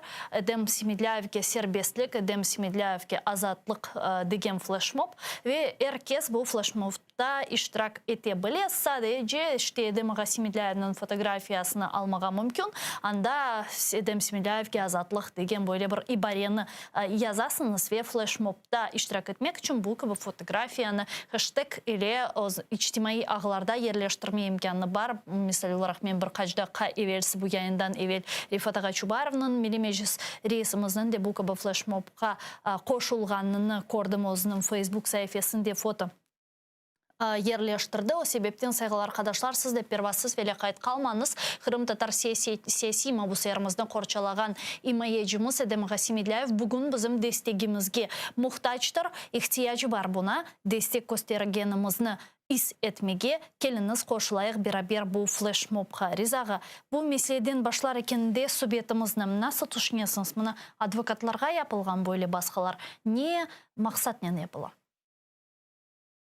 Rusiyanın bizim halkımızı korkutmak ve korkutup vatandan çıkartmak politikası devam etti. Evet, hepimiz biliriz bu politikası başladı 1783 seneden başlap. Bugün geri ona baralar. İcralık yapkan son daha keskin, daha hattı hareketler bizim halkımıza karşı yapıp başladılar. Ondan evvel bizim yaşlarımızı kabatlap Hizbut'a yakın olanları için kabatlap çeşit uydurulma işler açıp sondan hapslerin yanına, mahkemeler yanına gelgen adamlarını yakaladılar. Şimdi bu advokatlarını hapse kapatıp bir akıl koyacak olup devam ettiler. Bu Edem Gasimidlayev birinci değil, ondan evvel de böyle aksiyalar yapaydılar. Devamı gitti. Onun için ona bir çok bilesiniz ben şaşılacak şey değil. Biz endi aman aman alışkan gibi olduk bunlar böyle aksiyalar yapkanı için. Başka laf ne bizler yapmak gerekmiş? Bu böyle Rusya okupantların işleri, baskıları devam etmeye. Ana onu düşünmek gerekmiş, ona çalışmak gerekmiş ve de her zaman bir fikirge gelelim. İşgallardan Kırım'ı boşaltmadan böyle hareketleri devam olacak. Bugün buna yakında bu advokatını aldılar. Yarın da bir bizim halkın içinden da bir aş pişirici adamlarını başlarlar. Pravazaşitliklerini başlarlar tutmaya ve uydurma işler açıp devam edecektirler. Onun için yazık ki bizim ballarga, yazık ki bizim yaşlarga böyle doğru alıp barıp, o bizim profesyonel işini alıp barıp adamlara advokat işlerini horçalamaya tırışan adamını böyle tutup yakalap hapse kapattılar. Ama sizince onlar niye mesaj vermeye tırışalar halka ya da Edem Gasimidlayev'e? Çünkü 8 yıldan beri siyasi davalarda imayacı olan Edem Gasimidlayev'ne böyle 12 günlük hapis cezası veya 4000 rublelik para cüremesi ile korkutmak mantıksız değil mi? Olan ben belirtsem birinci bizim halkımızı temelden korkusu bu politikasını devam etmek için. Halkımız tığay, halkımız başın kötermegi, halkımız ağzını açmagay, bir yerge koşulmagay, barmagay, özünün Kırım Tatar olganını unutkay, onun için öyle yaparlar evet. İkinci de bunlar böyle işler yapkan son bütün mas medyalarını çekeler bu iş etrafına, mesela bu hapse algan Edem Gasimidlayev'in alganları için mas medya bütün dünyada başlayırlar onu kaynatmaya, aytmaya ama özleri yavaştan değil bir taraftan başlayırlar o yüzden politikasını Kırım'ını pekitmek, Kırım'ını tırışma, kaldırmaya Rusya'ya dünya unutkay Kırım işgal olganın ve adamlar mesela düşüngenler bizni rahatsızlamasalar, hapslerge kapatmasalar belki de razı olur edik bu işgallarını yaşamaya deyip böyle fikir doğduralar millerini. Ben öyle belirleyeyim çünkü FSB'nin bütün yapkan işleri her zaman düşünüp psikolojik taraftan hareketler yapıp halkımızı ve çet hükümetlerini, Avrupa hükümetlerden ve Amerika'da bütün bu suallerini bakan adamların fikirlerin başka tarafa çekip fikirlerini bozmak için dep anlayayım öyle. Ama aynı zamanda mına biz göremiz ki Edem Semidliyev'ge yapılgan bu gibi hakaretler umumen alganda açılgan halkımızga karşı bu kütlevi şekilde memori davalar bularını hepsini biz göremiz. Halkara topluluğunun reaksiyası ilk günlerde mına meydanga kele ama bunun represiyalar ne içindir toxtamay. Yani biz anlayımız ki eğer ki bu gibi problemalarının çözülüvü temel problemanın çözülüvünden, Kırım işgalinden başlasa, işgalden kurtuluğundan başlasa, bugünkü Ukrayna devletinin bu yönelişteki stratejisi sizce neden ibaret? Ukrayna'nın stratejiyası var. Onlar karar aldılar. Stratejiyanı kağıtқа koydular. Onun etrafına çalışıyorlar. Ben o stratejiyanı baktım, aman razı mı? Evet, daha bir şeyler ziyadece isterdim ama böyle hükümet taraftan alınan strateji yaxşıdır. Yani tek onu yerine getirmek, çalıştırmak gerek. Resmi Ukrayna bu stratejiyada ben isterdim mutlaka ayrı bir punkt koyaylar.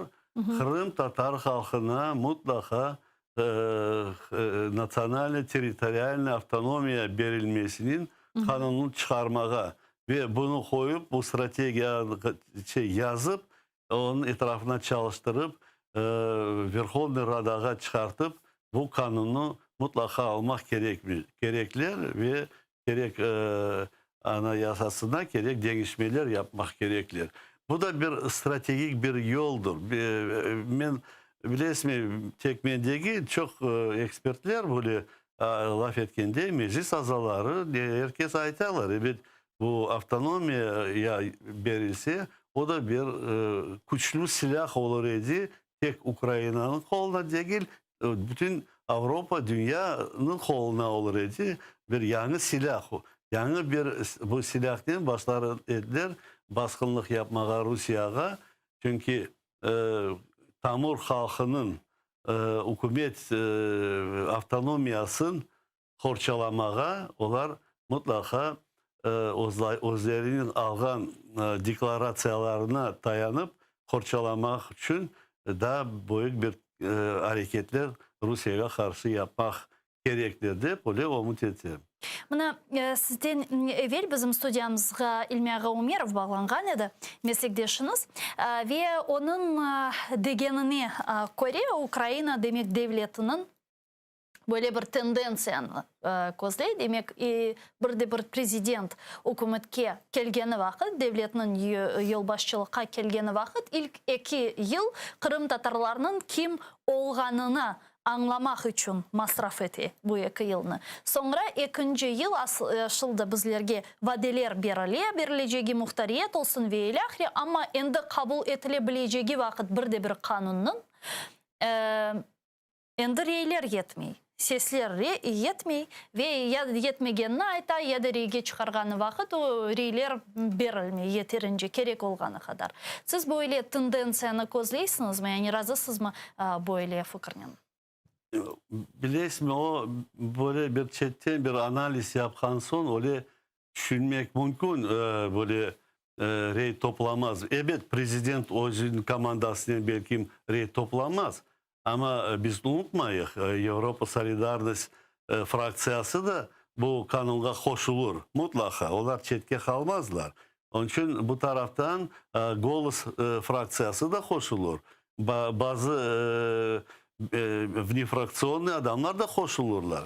Ben bilesem biz rege çıkarılsaydı çokluknu almak mümkün. Onu başından böyle düşünüp almamız deyip alırıq mı deyip teraziye koyup da beklesek bek ağır mesele çıkarmak gerek. Onu hazırlayıp çıkarmak gerek de rege çıkarıp açık rege adları hepsinin adları yazılgaylar.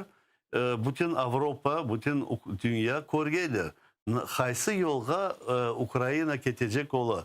Qaysı fraksiya hayda tarta? Qaysı deputat ne düşüngenin belli olacak? Mesela OPZJ bugün de bana aytelim olar gerçekten oraya vermezler bizim avtonomiyamıza. Çünkü olar Rusya tarafdarlar ana belli olar.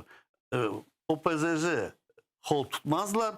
Olarga koşulgan adamlar da, deputatlar da aman aman o fraksiyaga kirgen gibi olarlar da onların yüzleri açıla bütün halk, Ukrayna halkı ve Avrupa politikleri koruyacaklar. Kim nasıl içinden, yürekten bu tırışa Avrupa'nın beraber çalışmaya, demokratiyanın koşulmasına korunecektir. Onun için korkmak gerek mi? Hazırlamak gerek, çıkarmak gerek. Eğer de bu kanun geçmesi Ukrayna bek ağır alga kalacak. Onu çıkaracaktan evvel bütün fraksiyalarda ofis prezidenta ve fraksiyanın başlıkları özlerinin fraksiyalarını konuşacaklar ve anlatacaklar. Niye kaysı yolga düşmek mümkün eğer bu avtonomya, nasyonel teritorial avtonomiya Kırım Tatarlara verilmesi anlatıp memelesin çokluklu tapmak mümkün. Beklemeyik. Bekleyip bilesin biz 23 yıl bu nelerge çıkaracaklar kanunlarda her zaman yıl geçti. Her zaman aytılaydı. Analiz yapıldı. Çokluk olmayacak. Ya toktan çokluk olmayacağın biz onu çıkarmayı nasıl anlayırız? Tek analiz, analitik neyle bakıp ya çıkarıp da çokluk almaganımız onu görmeyecek. Ben belesem bir tayanıp görmek, çıkarıp görmek gerek mi? Eğer misal olarak çıkarılsa, 300 rey alınmasa sonra ne olacak? Yani çıkarılganı vakit emin olmak gerekmeyimiz mi işte muhakkak kabul edilecekini? Eğer o çokluk alınmasa ikinci bir proses başlayacaktır. Onu analitikler, politikler, ekspertler bütün dünyada lafın koterip çıkacak da bu mass medyaya onlar sonra anlayacaklar. Eğer koşulmasalar Ukrayna'ya kol tutacak hükümetler da çetke çekilmek mümkün deyip ondan sakınıp mutlaka ikinci rege çıkarmak mümkün. Onun probleması yok. Çok kanunlar bir çıkarışını geçmedi. Asla bir günçe 3 kere çıkargan kanunlarını da rege çıkaraydılar. Öyle neler de korgenecek. Geçer birkaç vakit yana çıkarırlar. Ama anlamazsak, bilmesek, duymasak, beklesek ya ne kadar bekleyek? Bir ay mı, bir yıl mı, 10 yıl mı? Ya bilirsin mi? Bu misal bu sizin fikriniz. Ama bizde bu yönelişinde umumi bir stratejiya var mı aslında Kırım Tatarlarının temsili organında? Bu stratejiyanı işlep çıkarmağa mümkün edi mi bu 8 yıl içerisinde? Belki de var bu stratejiya. Neden ibaret şimdi Ukrayna anaktasında bundan temsil organımızın stratejiyası bu meselede? Bana bu uç kanun çıkarılgan hükümetke verilgen kanunlar, onlar da bizim meclisin stratejiyasının bir parçasıdır. Bu taraftan. Başka taraftan böyle eğer böyle yazılı bir strateji meclisin öyle yazılı bütün başından sonları yazılı karar alınıp da ve hükümetke verilgen stratejiya bizge yoktur. Bilmem belki de o parça stratejiya sualleri verildi hükümetke ama böyle toplam bakılıp yapılmadı. Bilmem daha o mutlaka öyle gereği var mı yok mu? Ben her zaman gereği var deyip sayaydım. Ama bu günkü dünyada Rusya'nın hibrit cenkini oyunlarına her şeyini bilesiniz doğrudan kararlar alıp gösterilip o netmege belki taktiski doğru değildir belki de. Çünkü Rusya her zaman yeni bir işler oyunlar çıkara. Mesela Kırım Tatar arasına yakında meclis reisinin muavinini alıp kapattılar. Asla bir olmayacak bir akılga yatmagan bir statya terörizm deyip kontrabanda deyip asla gelişmeyen bir şey astılar. Ondan unutulmadı. Onun ardından Eden Smilyaev'ni alıp kapatalar. Bu bizim halkımız karışıklar yaparlar. Ama dünyada bu gazoprovod problemalarını karıştıralar. De Ukrayna'ya gaz transit yapmayacak olar. De Severny Potok için kavgalar çıkararlar. Bütün dünyada onların etrafına aylana yürüye, onun etrafından kavgalar, tartışmalar gitti. Ama Rusya yeni bir şeyler hazırladı. Şu ara apansızdan kimi umut etti? Belarusya'dan çekti bizlerge kaçaklarını Polşaga, Polonya'ga, Litva'ga ve onlara baş ağrısı çıkardı. O yerge bir problem çıkardı. Bütün dünya yana başladı onun etrafına laf etip bakmağa, analiz yapıp tartışmalar başladı. Daha bir adım yapacaktır. Boyukça adam, ben onu düşünüyorum, ne yapacaktır? Ben mesela düşünüyorum, uç boyuk dünya, Amerika, Kitay, Rusya, Rusya iki boyuk hükümetlerini birbirine karşılık yapaylar. Aralarına belki de cenk çıkarmaya tırışı. Eğer o Amerika'nın, Kitay'ın böyle başka baş dayandırsa ve onlar arasında başlasalar böyle cenk gibi işler olsun, hibrit cenkler, o zaman Rusya yana da yenecektir. Onun için anlarsın mı? Kırım Tatar halkı için bu международный Avrupa içinde çıkarıştıran. O yüzden ben bilesem yeni bir şey hazırlaydır. Nasıl etip Amerika'nın Kitay'dan birbirine karşılık yapıp başlayacaklar bir savaş, bilmem ne öyle bir böyle o zaman düşünüyorum. Yani Allah saklasın olmasın öyle işler. Demek ki buna Kırım Tatarlarının siyaseti, stratejisi ve ilahiri Ukrayna hükümetinin, Ukrayna devlet adamlarının halkara işte arenada ki muvaffakiyetlerine veya muvaffakiyetsizliklerine bağlı. Anlağanıma göre. Ne Ukrayna siyaseti ile kendi bağlımız bir çok meselede. Biz bağlımız, nasıl onun bağlı olmakayımız ama o içteki güçler birbirinin kavga edip Ukrayna içine politik güçleri, fraksiyalar araları bozuk, araları kavgalı, birbirini batırmaya isterler, birbirinden bu vlast tartmaya isterler özlerini almaya. Bu kavgalar işte toktamay. Bana bazı yakında ekspertlerini dinledim, politiklerini, onların analizlerin, o bilesiniz mi, onlar deyler.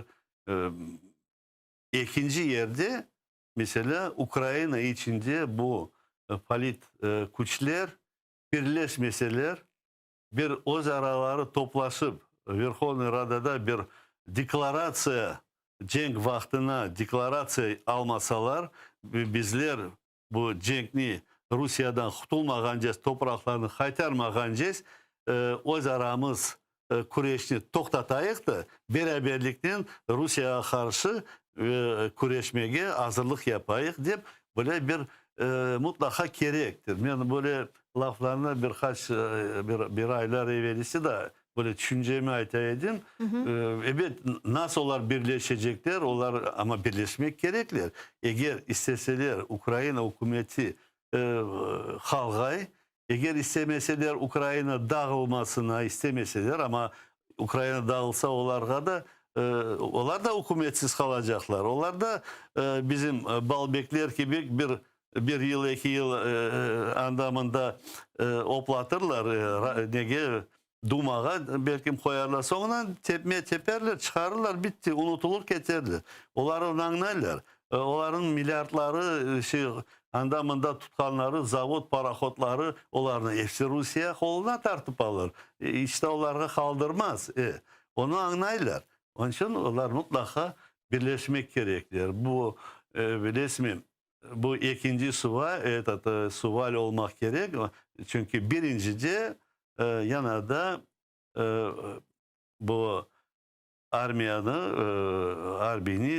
paketletip kuvvetleştirmek gerek. Bütün finanslarını anda çekip çoksu finanslarını anda çekmek gerek de ve Rusya taraflı kaydan girmek mümkün.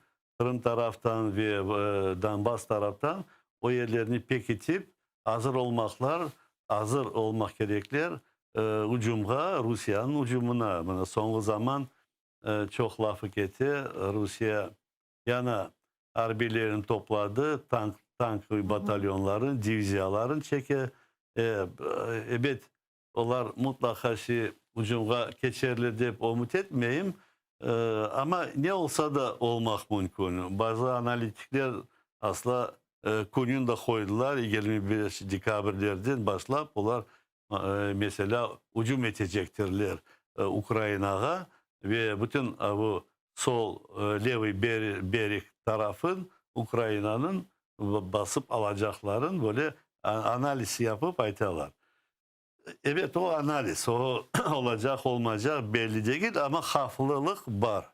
Eğer Ukrayna aytanda özün küçün arbiysin kotertmesi, pekitmesi ve o zararlı palit güçler birleşmeseler, beraberlikle birleşip güreşmeseler Ukrayna gayip olmak mümkün. Ana ulen işte eğer bu analitiklerini, politiklerini menbelesem onlar da Ukrayna neler de dinle ederler, bakadırlar, o zararları da konuşadırlar. Yapmak mümkün. Çünkü çoksu депутат fraksiyalar patriotik Ukrayna'nın patriotların özlerini gösterirler. OPZ'den başka. OPZ de öyle gösteriyor ama onun bütün yolu Rusya'ya koşulup Rusya çubuğuna girip öyle bir güzel yaşayış görecek olarlar. Onların nesi zdavalçiske, predatelske diyeyim öyle politikadan alıp baralar. Kalganları herkes Rusya'ya karşılık yapmaya deyip özlerinin programalarına koydular. Ama ne için onlar birleşip olmaylar? Paracı bölüp olmaylar. Ya da yan kanunlar çıkardılar. Bana mesela oligarklara karşı. Evet, o da bir karışma koydu. Oligarklar başladılar sakınmaya. Ben de o zaman düşüneydim, mutlaka bu oligarklara karşı çıkarmaya belki gerekmeydi. Başka yollar göstermek gerekirler. Ben onu bir kere aytkalıydım. Mesela mümkün Ukrayna'da çıkarmaya внутренний zayım procenti az olacak o zayımda. Bütün bay adamlara, oligarklar deyik mi, milyonerlerge o zayımını onlar satıp algaylar da para düşke büdjetke o parada çalıştırgaylar arbeni kotertmek için, hükümetli kotertmek için. Ama da Kırım'ını kaytargan son, Donbas'ını kaytargan son bu aksiyalarının, bu zayımlarının onlar para yerine verip alacaklar zavodlarını, atellerini, kayısılarını, yollarını, kopurunu mesela Rusya'dan tartıp alıp kaytkan malını onlara satmak mümkün. Onlara bek yaxşı olur edi. o en paraları da kayıp olmazdı. Onların çok böyle analitikler aytıyorlar da mesela bayağı milyardlar offshore hükümetlerde saklı turalar, saklaylar paraların. O paraları çıkarsınlar, alsınlar zaim Ukrayna'dan, koysunlar bu Ukrayna hükümet içine. Ana onları birleştirir. Eğer bütün fraksiyaların bay adamları böyle zaimlerini algan son, onlar kavga özaraları etmezler. Çünkü paraları hükümete koydular, tırışacaklar bu hükümeti kurtarmağa ve topraklarını kaytarmağa. Böyle bir yollar belki düşünmek gerek, tapmak gerek, kanunlar gerek ona çıkarmağa. Böyle bir yollar medyasına göre ama da bakayım. Olabilir. Bakacağımız, göreceğimiz. Мен Ризаға сізден лaf etmege istегенім да бір мұйым меселе бар. Бұл шымды білесіңіз, Украина информацион васталарында, ғарби информацион васталарында, чешет түрлі бізім ғарби иттифақдашыларымыз тарафындан Русияның шымды Украинаға ұжым етілежегі меселесі мұзакире етіле. Демек, санки Русия Украина сынырларында өзінің аскерлеріні топлады. Зеленскийнің дегеніне көре бұл тахминен 100 bin Rus askeri бар. Zaten Kırım'ın militarizasiyası, Azaq denizin militarizasiyası devam etti. Beyaz Rusya'nı alacak olsak de facto işgal etilgen toprak. Lukashenko tamamıyla artık Putin'in sadık ittifakdaşı oldu deyip aytacağım diplomatik tilinen. Polonya'da zaten sınırlarında yapılganlarını көресіз. Sonra Приднестровье tarafında da Ruslarının askerleri var. Yani böyle bir kalsoğa деп айталар da 4 taraftan Rusya bizni sara деп айтмаға mümkün. Sadece işte garbi sınırlarda korçalangan. Ve fakat böyle bir tehlike olğanı hakkında garbi ittifakdaşlarımız Ukrayna'ga aytalar değiller. Siz nasıl düşünüyorsunuz? Bu yapılganlar şimdi Rusya tarafından bu gerginliknin yaratılması, sınırlarda askerlerinin olması ve ilahiri. Bu ihtimal var mı Rusya kütlevi bir savaş başlayacağına Ukrayna'ga karşı? Ya da bu sadece bilmeyen bir alışveriş yapmağa tırışa Putin? Ben belirtsem evet onu 50'ye 50 düşünmek mümkün ama da Rusya eğer bir hücum başlayacak olsa Ukrayna'ga o zaman Amerika ve bütün dünya karşılık yapacaklar. Rusya'ya karşılık çıkacaklar. Her taraftan. Silah taraftan verecekler Ukrayna'ya gerek olsa özlerin gemilerin ve tankların her şeyin koyacaklar. Armiyalarını da asla getirirler Ukrayna'ya yardım etmek için. Çünkü bana yakınlarda bu hartiye imzalandı na уровне Министерства иностранных дел'da. Ama o hartiyaya indi o büyük bir şey. Onu kabul edilse o hartiya o стратегическом партнерстве с Америкой, да, более Rusya айтайım. Eğer o Kongres Amerika onu kabul etse, prezident imzalasa, Ukrayna aman aman NATO taraftan parçalanacak. Ne için Rusya böyle adımlar yapmaz diye düşünüyorum. Eğer öyle adımlar yapsa, bütün dünya onun baskını yapacaklar. Bek hattı baskın. O taraftan Kitay çetki kalacak. Kitay'ın da ağlı böyle bakanda, dinlegende, analiz yapkanda, onların da ekonomikası öyle pek güzel değil. Nasıl o bir kotereli başlagan idi, ekonomikası asla aşağı ketip başladı. Onun için Rusya onu düşünüyor. Eğer dünya yapsa Rusya'ya, Kitay da hoşlu dünyaya o yüzden topraklarını tartıp alacak, Dальний Vostok'unu tartıp alacak, bir şeyler yapacak. O da Rusya'ya karşılık yapmaya hazır olacaktır. Neyse, onların dostluğu bir zaman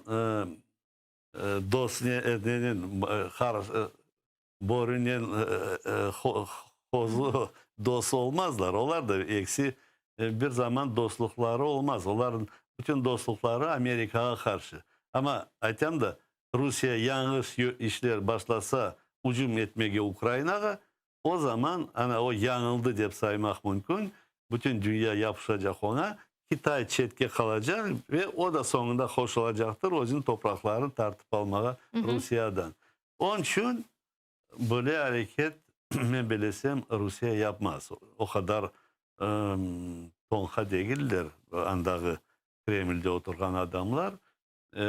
Ama ko'ryapmiz mına destabilizatsiyani yaratmaga tırışa Ukraina şarkında işte Ukraina harbiylari o'ldirildi. Sonra bu Beyaz Rusya ve Polonya sınırında zaten mülteciler meselesinin ne kadar şekilde gerginlik yaratkanını şimdi böyle görmege, gözlemege mümkün. Yani bu destabilizatsiya herhalde bir maksat ne yapıladı? Evet, o hibrit cenk 14 senesi başladı da şimdi 14 seneden başlayarak hesap çekmeye.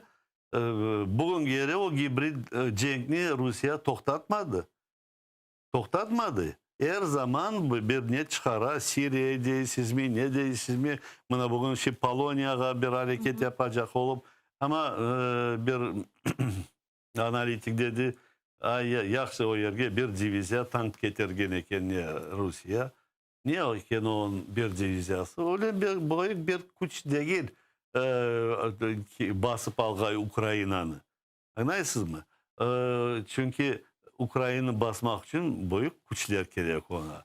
Öyle hazırlığı da yoktur deyip dediler ama karıştıra, korkuza ve belki de hazırlık tutadır fikrini. Evet ondan o bir zaman arka kaytmaz çünkü başından onlar Ukrayna'nı koşmaya istediler. Ama şimdi de böyle hareketler yapılsa Putin'in işi de pek tıraklı ben sayam. Onun bir hasta değiller, kart değiller, bir şey değiller. Ama ne olsa da peyda oldu iki güç. GRU ve FSB, Şoygu ve Patrushev birbirine karşılık açıktan yapmayı ama gizli işler başladılar onlar arasında. Onlar hazırlananlar Putin'in gitmesini ya da Putin'i asla alt taşlamasına. Biz anlayımız çoksu. Yani sizce onlar Putin'in sadık dostları değil mi? Yok, onlar para dostları. Para kazanıyorlar ama o para neye gerek onlar onun o paranın on mirakın firahın görmeseler o paranın. Ne gerek o para? Mesela bana bugün yakında işittim bir FSB generalın eviçi 3 kvartirası Moskva'da tonnaların para tutar. Dolar, ruble, euro hepsini tonnalar değil. Milyardlar. Oğlarını kullanıp olmay. Niye iş açıp ola, açık görünecek? Niye o yüzden çıkıp bir yere gezip ola? Niye masraf edip ola? Tuta o paralardan da.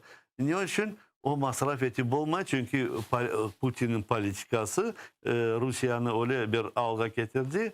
Bütün dünya onlarını koymaylar Rusya'nı ve oligarklarının bu Avrupa'ya, Amerika'ya gezmeye koymaylar. Onun için onların bu iki kuş da ben belesem Şoygu, Patrushev, onlar da bay adamlar içine. Onlar da isterler bütün dünyada gezmeye. Onlar da isterler özlerinin gemilerinin bütün Atlantik okyanlarda yaldamağa, oteller kurmağa, dünyaya görünmeye, yaşamağa, soylarına, bağlarına ama onu yapıp olmalı. Gizli yaşaylar, kursaklarını toydurup aşaylar, biz de öyle onlar gibi aşağı toyamız, anlaysınız mı? Onlarda o azlık eti. Onun için Putin'e ben bilesem onun ağına bakmayı, hastalığı var mı yok mu bilmeyi, onu onlar tırışacaklar, çekmeye. Onlar şimdi bezdiler o üzerinde hartayıp kalacaklar. Sonra ne gerek böyle yaşayız. Ben bilesem böyle hazırlık Rusya'da ketedir. Olacaktır. O mütetem tezci olaydı. Putin'i bir gün ola çekecektir. Ama nasıl yapacaklar ya?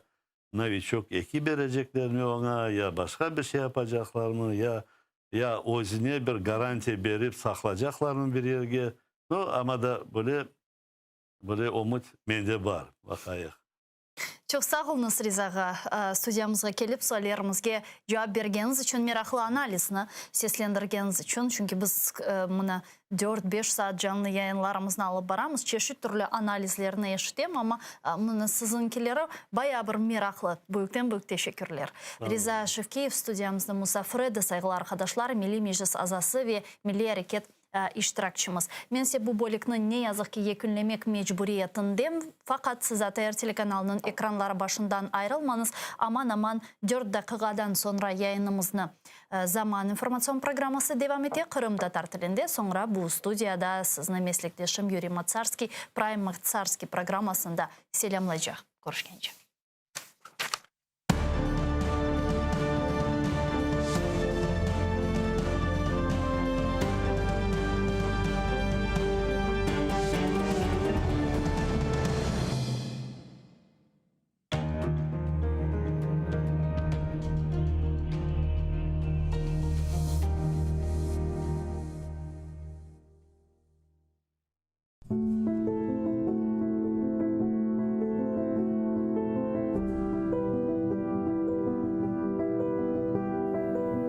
Людей теряют только раз, и след теряя не находят. А человек гостит у вас, прощается и в ночь уходит. А если он уходит днем, он все равно от вас уходит. Давай сейчас его вернем, пока он площадь переходит. Немедленно его вернем, поговорим и стол накроем. Весь дом вверх дном перевернем, праздник для него устроим.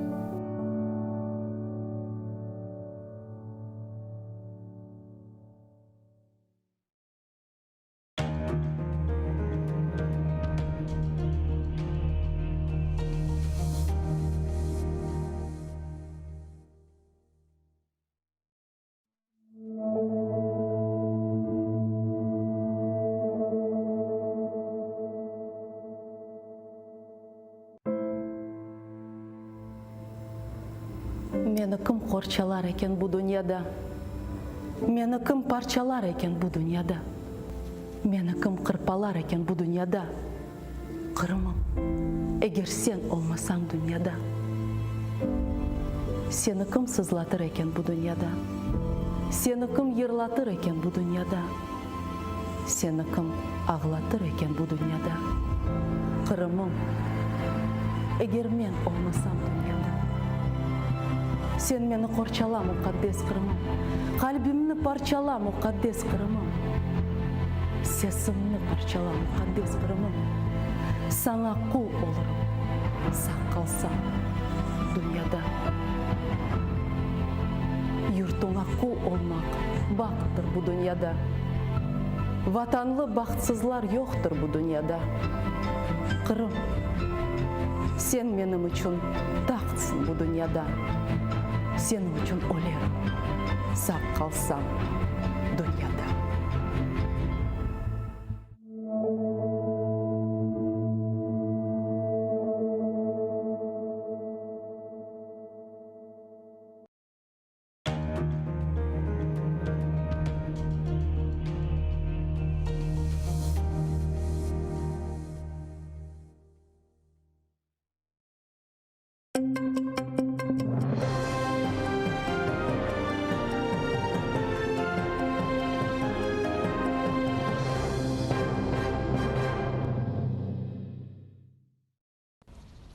Şikayet bakılmasına 5 dakika. Kırımның Yuqarı Rus Mahkemesi Akmecit'te sentябрьнің 4-інде ФСБ binası yanında tutulgan 7 Kırım Tatarının şikayetini bakıp geri kaytardı. Bundan evvel Akmecit'nin işgalciler mahkemesi onlarına karantin sınırlanmaları bozulmasında kabahatlı olarak tanıp 5'ten 30 bin rublege kadar para cezalarını belgiledi. Himayeciler bir sıra sözde deliller dava materyallarından çıkarılmasını talep etti. Ular arasında sözde şahitlarının tanıklığı. Ularının çoğusu polisiya tarafından kanun bozuluvları ile tizilgen. Sözde mahkeme himayecilerinin hiçbir isbatı ve talabını kozugunu almasdan evvel hazırlangan kararını seslendirgen. Himayeciler Avropa İnsan Hakları Mahkemesine şikayet yollamağa planlaştıra. Çünkü Rus mahkemelerinde adaletlik yok değiller.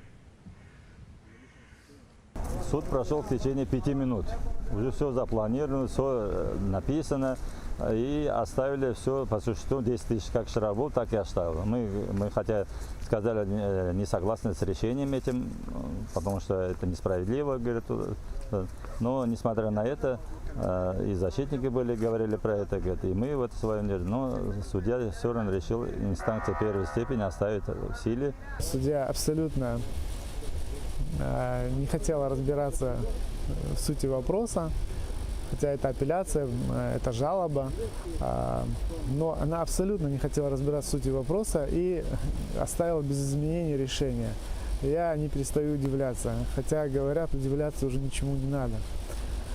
Вот. Всегда хочется справедливости, всегда желаешь, вот-вот она когда-то наступит, но неизвестно, где этот свет в конце тоннеля. Так что наша надежда только Всевышний Аллах. Привлечение людей к ответственности за так называемое нарушение режима повышенной готовности является давлением за переживания крымских татар друг о друге, за сплоченность крымских татар друг с другом, за солидарность, которую крымские татары проявляют друг другу в трудных ситуациях, не остаются друг от друга в стороне, а пытаются поддерживать, поскольку крымские татары – это мусульмане, и у нас оно заложено с молоком материнства переживать о своих знакомых, родственниках, о своих соотечественниках, единоверцах. Сентябрьнан 4-нде ишгалчы кубетчилер ФСБ бинасы оғынды 58 қарым татарына тұтты. Олар қырсыланған Нариман Желял ве аға Қардаш Ахтемовлар бұл бинада тұтыладыр деп анда келген еді. Қырсыланған ватандашларымыздан тағдирнелі қайт олмаған инсанларына тұтып, ишгалчилер оларыны полис бөліклеріне алып кетті. 2 қарым татары полис қадиміне бойсунмағанында қабатланды. Дигерлері карантин қайделері бозылмасында. Эркес полис бөлігінден тек яры гежеде мемори протокол алып шықты. Рус махкемелері Эркеске 5-тен 30 бенге қадар пара жүремелеріні белгіледі.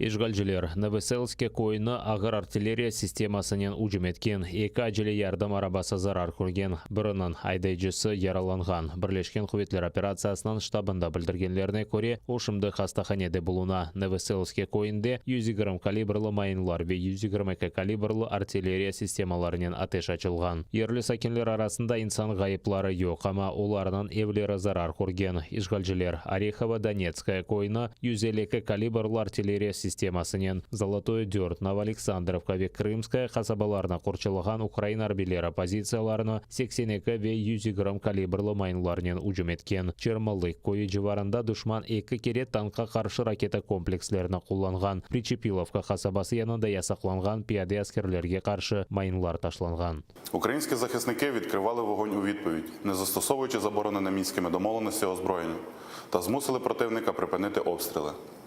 Завдяки зусиллям українських воїнів рубежі наших підрозділів залишилися незмінними. Впродовж поточної доби, 15 листопада, з боку російсько-окупаційних військ порушень режиму припинення вогню не зафіксовано. Підрозділи Об'єднаних сил тримають ситуацію під контролем та продовжують виконувати визначені завдання з відсічі і стримування збройної агресії Російської Федерації. Украина сыңырлары янында Русия арбилерінен сайысы арттырылмасы оларға тез шекілде ұжымге кечмеге фұрсат бере. Бұны НАТО-нан баш катибы Йенс Столтенберг Брюксельде Украина тышышлер назиры Дмитро Кулеба ile көрішкен сон айтты. Столтенбергнан сөздеріне көре Москва бұл елінің башында өз ордасына Украина сыңырларында топлағаны кібі кенеде топла башлады. Альянс Москва ачық айдын әрекетлер япмасыны талап етті. Ми бачимо незвичайну концентрацію військ, і ми знаємо, що Росія була готова використати такий військовий потенціал, перш ніж вести агресивні дії проти України, і це частково сили поблизу кордону Росії та України, але також частково війська, які знаходяться на території України, в Криму, який незаконно анексований, та на сході України. Це військове нарощування зменшує час між прийняттям рішення в Росії до агресії проти України. Русия Украина сыңырлары янында топланған ордына тез шекілді әрекетке кечіріп, арби сценарии олғанны көстере. Бұнда Украина тышышлар назиры Дмитро Кулеба емин. О иттифақдашларына бірлешіп, Украинанен бераберлікті Русия тәжауызына қаршылық көстермеге чағырды. Бұнен берабер деңіз тарафындан ола білген телеке аққанда ұнытмамақ керек деді. Ми маємо завжди пам'ятати про вкрай напружену і небезпечну ситуацію в Чорноморському регіоні. Ми маємо заохочувати чорноморських союзників до тіснішої співпраці з Україною, Грузією та Молдовою щодо військової співпраці у Чорноморському регіоні та об'єднання зусиль у Чорному морі між НАТО та тими, хто не є у складі альянсу. Це було б надзвичайно доречно та корисно.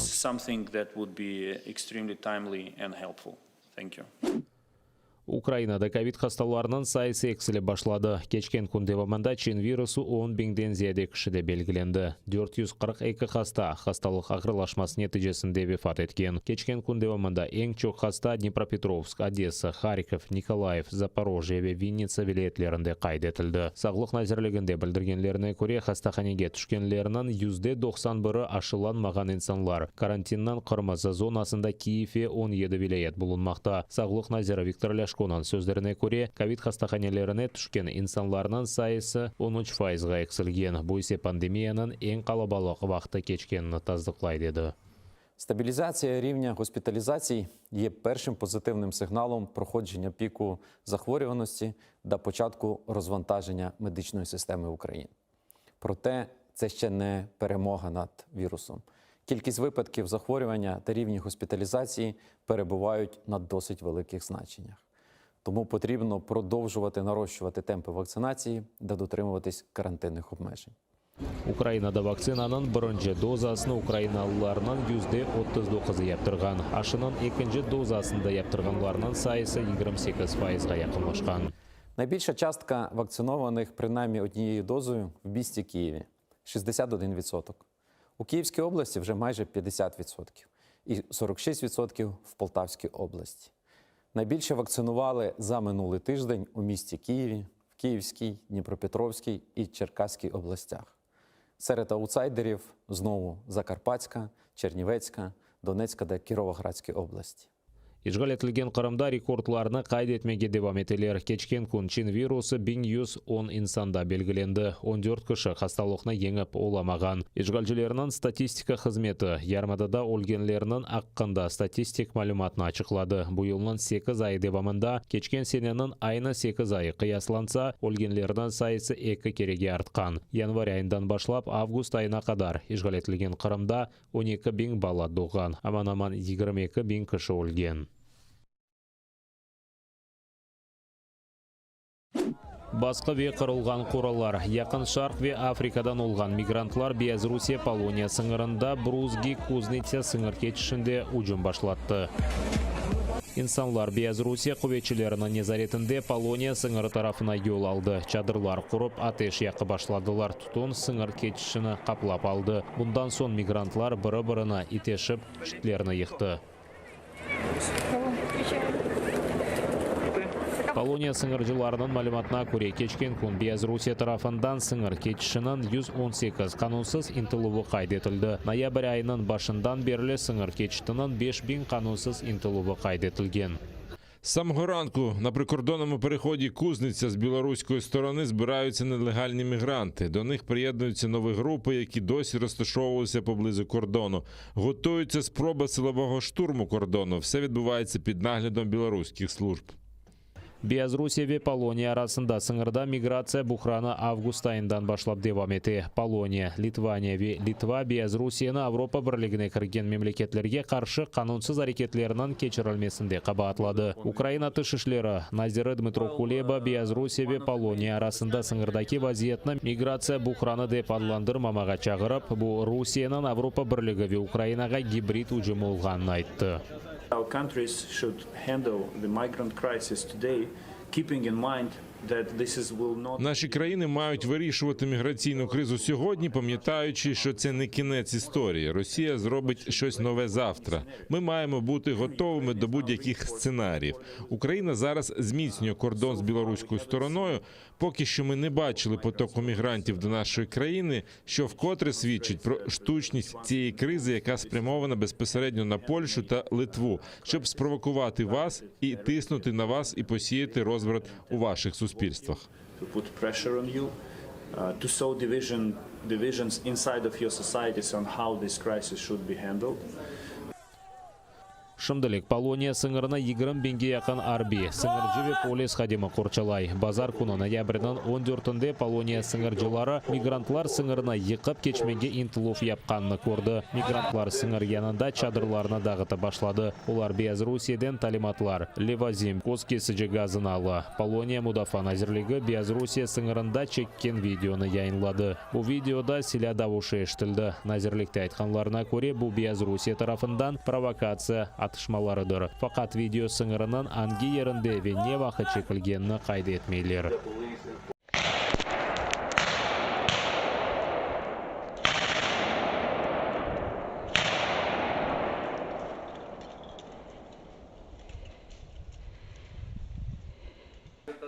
Полония, Литвания ve Латвия NATO'ға әжеле отырыш кечірілмесі режасынен мұражат етті. Девлетнің бұтынлығы ve мұстақылығы телекеге түшірілгенінде бөле топлашулар кечірілі. Авропа бірлігі Turkish Airlines ұшақ шыркетіні мигрантларға ярдым еткенінде қабатлаған сон Түркия, Сурия, Йемен ve Ирак гражданларына Түркияден Минске ұшақ билетлеріні сатын алмаға ясақлады. Шу сырада Авропа бірлігіне кірген девлетлерінің тышышлерін әзірлері Белорусия ve Полония арасында сыңырдаки миграция бұқранына алақасы олған инсанлар ve тәшкілатларға қаршы яңы санкцияларының критерийлерін таздықлады. Турклер милли валютаның курсы эксілгенінден себеп телашлана. Шымдылық $1 үшін 10 лира берелер. Бұл пек аз көстергіштір. A'dan Z'ye ne görüyorsan, ne görmüşsen, ne yemişsen, ne içmişsen hepsine yansıyacak. İşin kısacası bu. Öldük. Bundan sonra nasıl yaşayacağız bilmiyoruz. Bu doları 10 liraya çıkartanlar kimler acaba? Сентябрь ayında Türkiye Merkezi Bankı faiz derecelerini eksilti başladı. Fakat iqtisadiyatçılar aytqanına göre bundan son daha da beteri oldu. Düşük faiz politikası esasen Türkiye'de enflasyonu düşürecek değil, bilakis enflasyonist beklentileri arttıracak, enflasyonu arttıracak. Yıl içinde lira fiyatının 4'ten 1'ine joydu. Bu inkişaf etken başka memleketlerge bakkanda en az göstergeçtir. 5 yıl içinde liranın fiyatı 3'te 2'ye eksildi. İktisatımız iyi değil döviz yüzünden çünkü her şey dövize bağlı, özellikle dolara bağlı. Her şey onunla artık ondan başlayıp aşağılara kadar gidiyor. Çünkü herkes o dolar diyor şu kadar diyor, zam yapıyor. Yani Türkiye Merkezi Bank'ның xadimleri aytqanına göre infляция qısqa vaqt sürecek. Siyasetçiler ödeme balansının qıtlığının neticesinde turgun fiyatlar olacak ve liranın kursu artacak deb qayd etdi. Ukraina ve Türkiye 30'dan ziyade ortak müdafaa loyihalarini amalga kechirecek. Iki devlet arasında işbirlikni İstanbul'da açılgan Saha Expo sergisinde muzokara ettiler. Baykar adlı şirketinin texniki müdiri Haluk Bayraktar qayd etkenine göre umumiy mal jönümü 5 milyard dollarga yetdi. Bu paradan 1 milyard dollar son 3-4 yıl içinde tuzilgan müdafaa anlaşmalari yerine ketirilmesine ayrılgan. Ми імпортуємо безпілотники Байрактар, і ми постачаємо, Україна постачає двигуни для безпілотників, в даному випадку для великого безпілотника Кілчі. Його живить українське серце, український двигун, який знімає його високо в небо. Тому, безумовно, що ця співпраця, вона дає підстави розширювати. І дуже сміливі, я би сказав, плани з точки зору того, що навіть в космічних програмах є відсоток української участі, який цікавить турецьку сторону. Я дуже щасливий з того, що наші українські підприємства настільки динамічно зараз розвиваються, що їм є що запропонувати сучасному світу. Укрспецэкспортның müdiri aytqanına göre Türkiye'de kurulgan harbiy gemiler için Ukrayn koçurucularının teslim etilmesi de muzokara etili. Devletlerimiz silahının işlep çıkarılmasında da işbirlik yapa. Sergide Skif adlı tanka karşı raketa kompleksi var. Onun tiplovizoru Aselsan adlı Türk şirketi tarafından istisal etili. це дає можливість нам казати впевнено, що ми незалежні від будь-яких інших постачальників. Це дуже важливо. Турецька сторона на сьогоднішній день підтвердила зацікавленість в тому, щоб локалізовувати подальше виробництво цієї системи у себе на території у випадку, коли буде серйозне замовлення з боку Збройних сил Туреччини, а цікавість є, ми успішно виконали вже перший контракт. Постачання танкових дизельних двигунів для бронетанкових, скажімо, платформ. Це і Фертіна, це і танк Алтай. Досвід України в цій галузі достатньо серйозний. Є інтерес, і це також було визначено як один з напрямків, по якому ми можемо і вже співпрацюємо. Aselsan, Байрактар Ведигер түрк шirketlері Украинада өз темсілжіліклерін açtı. Türkiye'de Ukraina elçisi Василь Боднар оларға Украинада заводларны құрмаға теклif etті.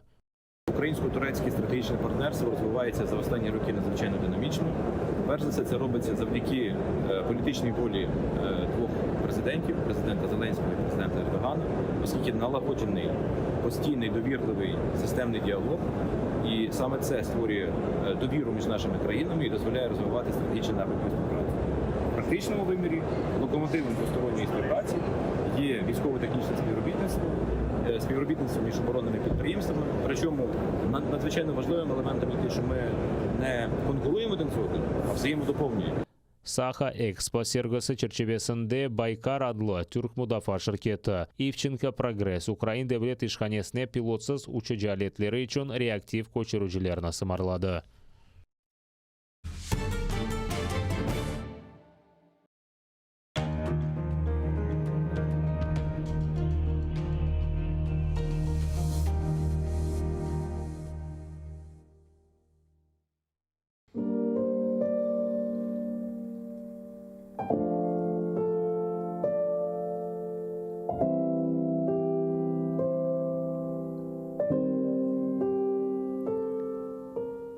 Etrafta tız, güneş yok.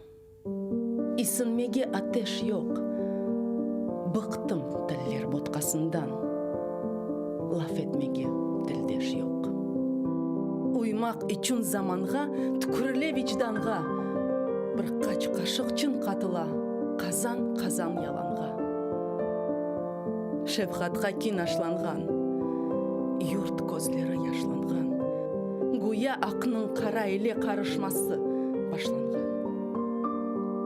Баба деде өлкесі, далғаларының өкесі, бұзла ятқан евшанларының иңілдісі, өпкесі. Ашқыңа атландырдың, ақылымны алдырдым. Янмаз едім, тұташтырдым, sevmez едім, sevdirdim.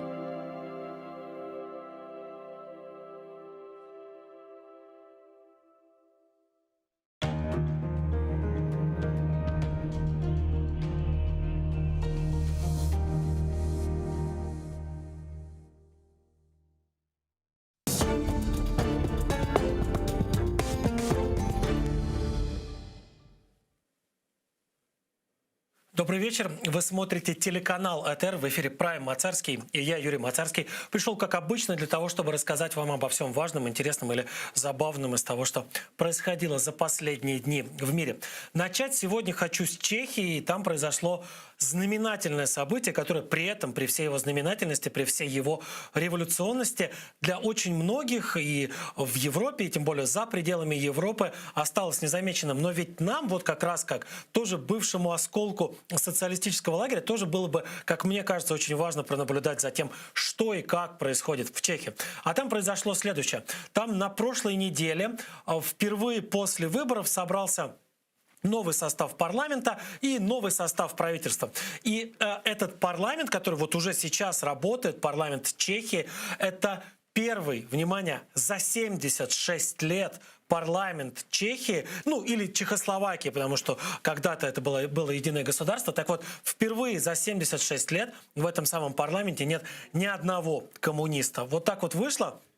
что коммунисты не набрали вообще сколько-нибудь существенного процента голосов на последних выборах и выбыли из парламента впервые, повторюсь, за 76 лет. Я замечу, что, кстати, в отличие от многих других стран, в отличие от нашей страны, от Украины, в Чехии никогда не было запрета на действия коммунистической партии. Там были какие-то такие, скажем так, полузапреты. Ну, например, на несколько лет под запрет попадало молодежное движение внутри коммунистической партии. Или там коммунистическая партия, вот был запрет коммунистической символики, и вместо там серпа и молота какое-то время коммунистическая партия, по-моему, до сих пор использует в Чехии. Она называется не Коммунистическая партия Чехии, а называется Коммунистическая партия Богемии и Моравии. Это такое старое название, которое, например, использовалось при Габсбургах, при Австро-Венгерской империи для обозначения чешских земель. То есть там такая мешанина дикая у людей в головах. Они, с одной стороны, коммунисты, но с другой стороны используют терминологию, которую раньше использовали, ну вот не просто там империалисты, а чужие империалисты, оккупационные империалисты.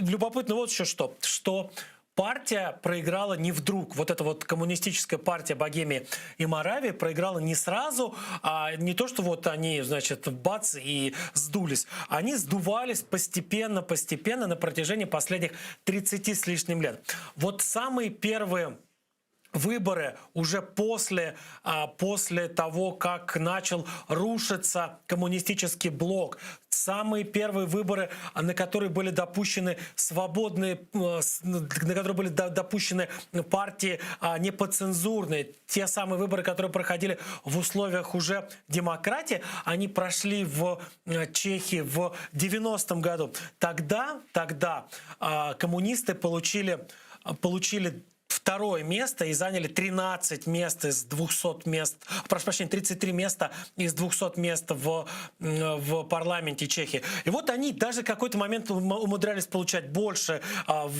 Самая пиковая история была в 2002 году, когда коммунисты получили 41 место из 200 в парламенте. Но вот с тех пор они все хуже шли. На выборах 2017 года они получили 15 мест, а на выборах 2021 уже получили всего-навсего 0 мест, выбыли оттуда навсегда. Естественно, как это всегда бывает в странах парламентской демократии, та партия, которая не попадает в парламент, не может участвовать в формировании правительства и не имеет никакого влияния на это самое правительство. Поэтому сейчас в Чехии сформировано правительство из либералов, из центристов, из каких-то умеренных социалистов, но там нет ни одного коммуниста. И уже те люди, которые вошли в новое правительство, или те люди, которые имеют к нему отношение, справедливо отмечают, что коммунисты на самом деле, они вот были такие, если честно, такие очень условные коммунисты. Ну, наверное, как были условными коммунистами там верхушка коммунистической партии Украины до разгона в этой самой КПУ. То есть они вроде бы как там и на лацканах пиджаков носили портреты с Лениным, но не прочь были, например, ездить на дорогих Мерседесах. Они вроде бы как там рассказывали о том, что чтут Маркса, но при этом имели какие-нибудь в собственности заводы, предприятия, огромные какие-то, значит, участки недвижимости и так далее. То есть коммунистами они были скорее по названию. И по большому счету вся вот эта вот на постсоветском пространстве, если даже шире брать, если брать еще включать вот ту самую Чехию, на пространстве вот этого вот рухнувшего, к счастью, социалистического блока, вся вот эта вот коммунистическая или околокоммунистическая движуха была в основном ориентирована на Москву. И под там серпами и молотами, за серпами и молотами, вернее, крылась только там горячая любовь к Путину, к Москве, к каким-то, значит, кремлевским спонсорам. И, судя по всему, вот эта вот партия, коммунистическая партия Богемии и Моравии, которая пролетела сейчас просто как фанера над Парижем мимо чешского парламента, тоже не исключение. По крайней мере, я вот сегодня, когда готовился к программе, специально залез на их сайт посмотреть, что там они и как пишут. Там, конечно, много всяких выступлений, каких-то вообще ни к чему не обязывающих бла-бла-бла. Есть какие-то поздравления, например, апрельское поздравление с днем рождения Ленина, но такую вот значительную часть всего вот этого вот сайта, выдержанного в таких кумачево-красных тонах, а вот значительную его часть составляют ссылки, отсылки, цитаты самых разных вот этих вот кремлевских пропагандистских медиа. Они действительно пропагандистские, в них нет реальной информации, в них присутствуют только те факты, которые выгодны Кремлю, только те факты, которые Кремль продвигает, или только те факты, которые Кремль считает удобными для себя, а все остальное либо умалчивается, либо ретушируется, либо перевирается. И вот, собственно говоря, вот эта вот коммунистическая партия Богемия и Моравия занимается распространением, насколько это она может, насколько это в ее силах, вот этих кремлевских нарративах внутри чешского пространства, внутри чешского общества. Победу, вернее, полное поражение, разгромное поражение, хотел сказать, победу демократических сил, но здесь не столько демократические силы победили, сколько сами вот эти вот самые коммунисты проиграли. Мы сейчас подойдем, расскажу, собственно говоря, почему они проиграли, но вот это их поражение и впервые за 76 лет, повторюсь еще раз, отсутствие коммунистов в парламенте уже в Чехии сравнивают с бархатной революцией, с той самой революцией, которая в принципе-то и положила в свое время путь к демократизации, путь к вот такому вот освобождению Чехии и Словакии, тогда еще единого государства Чехословакии, от вот этих вот оков Москвы, от оков этого соцлагеря. Давайте посмотрим сюжет о том, как начиналась бархатная весна, а потом продолжим о нынешней ситуации в чешской политике. Бархатной или нежной революцией называют процесс мирного отстранения от всех рычагов власти коммунистического правительства Чехословакии, стартовавший в ноябре 1989 года. Началась революция с выступлений студентов в Праге, Братиславе и других городах страны. Выступления были приурочены к 50-летней годовщине захвата Пражского университета оккупировавшими страну нацистами. 17 ноября 1939 года немецкие части с боями заняли здание университета Праги в ответ на антинацистские выступления студентов и преподавателей. 9 человек тогда погибло, больше 1000 арестованы и отправлены в концлагеря. После окончания нацистской оккупации этот день отмечался в Чехословакии как день траура по погибшим от рук гитлеровцев молодым чехам и словакам. 17 ноября в стране проходили траурные шествия и собрания студенческих союзов. Однако в 1989 году власти Чехословакии испугались, что молодежь не ограничится траурным шествием в честь погибших в 1939 году студентов и начнет требовать демократизации по образцу уже начавшей избавляться от коммунистического диктата соседней ГДР. Коммунистическая партия пыталась перехватить у студентов инициативу и организовала 17 ноября собственную демонстрацию, но среди многих тысяч ее участников оказалось немало тех, кто выступал против коммунизма. Эти люди развернули транспаранты с призывами к демократическим изменениям и отказу от однопартийной системы. После этого полиции был отдан приказ разогнать манифестацию. Хотя в ходе разгона никто серьезно не пострадал и тем более не был убит, по стране поползли слухи о жестокости полицейских и готовности коммунистов проливать кровь собственного народа.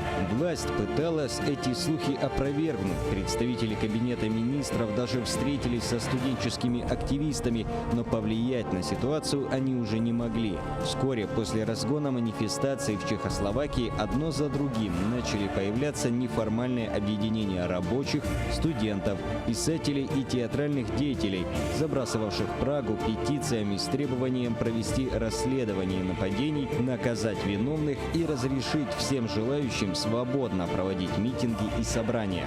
Работники театров объявили бессрочную забастовку, завершить которую обещали только после того, как будут наказаны виновные в нападении на студентов. Сцены и залы бастующие актеры передали политическим активистам. Вместо спектаклей в театрах всей Чехословакии шли политические дебаты, участие в которых принимал и лидер антикоммунистической оппозиции Вацлав Гавел. Со сцен театров звучали призывы к массовым акциям неповиновения и организации общенациональной забастовки. Лишенные поддержки со стороны начавшего процесс демократизации руководства СССР, правительство Чехословакии вынуждено было разрешить митинги и демонстрации. демонстрации, пообещав, что никто из их организаторов и участников не будет подвергаться преследованиям. На сторону протестующих начали переходить лидеры коммунистических организаций, предприятий и регионов страны. Армия и дружинники были приведены в боевую готовность, но приказ о применении силы против демонстрантов власть уже не решилась отдать. В 20-х числах ноября в отставку ушел весь состав Президиума Коммунистической партии Чехословакии, высший орган власти страны. На смену старым коммунистам пришли представители молодого поколения с, как считалось, более демократичными взглядами. Но это не помогло. Демонстрации не прекращались, число их участников все росло, о переходе в оппозицию коммунистам заявляло все больше их недавних союзников. К концу ноября о присоединении к требованиям протестующих заявила даже редколлегия «Правды», главной газеты Коммунистической партии Словакии. Правительство еще пыталось цепляться за власть, отменив цензуру в медиа, но оно уже разваливалось изнутри. Так, 27 ноября Министерство культуры распространило откровенно антикоммунистическое заявление с требованием разрешить свободную поставку в библиотеки книг с критикой социализма. В тот же день сотрудники не только этого, но и многих других министерств присоединились к двухчасовой общенациональной забастовке. Всего в ней приняли участие 2/3 граждан страны. Вскоре после этого парламент убрал из Конституции страны статью, утверждающую ведущую роль коммунистической партии в управлении Чехословакией. В начале декабря в Праге был сформирован первый за 41 год кабинет министров, в котором у коммунистов уже не было решающего голоса. 29 декабря парламент единогласно избрал писателя и бывшего диссидента Вацлава Гавела первым президентом посткоммунистической Югославии. В 1993 году государство мирно разделилось на независимые Чехию и Словакию. Каждая из этих стран ведет отсчет своей новейшей истории именно с ноябрьской революции 1989 года. В чешских книгах эта революция называется «Бархатной», в словацких – «Нежной». Кстати, обратите внимание, как раз вот главные события, или вернее одни из главных событий этой революции, они тоже происходили в середине ноября. То есть, по большому счету, такая преемственность продолжается. Вот бархатная революция, вот сейчас окончательное изгнание, причем абсолютно мирное изгнание коммунистов из парламента. Так вот, почему же коммунисты проиграли? Что же привело к тому, что партия, которая сначала была правящей, а потом годами присутствовала в парламенте, еще очень часто получала, скажем так, второе место, то есть на большинстве выборов уже посткоммунистической, постсоциалистической Чехии коммунисты получали огромное количество голосов и обычно финишировали вторыми. Но при этом они все время были в оппозиции. Один единственный раз, когда коммунисты решили войти в правящую коалицию и вот перестать изображать из себя вот ту самую Бабу-Ягу, которая все время против, это были выборы как раз 2017 года, прошлые выборы, на которых победила партия, которая называлась «Акция недовольных граждан».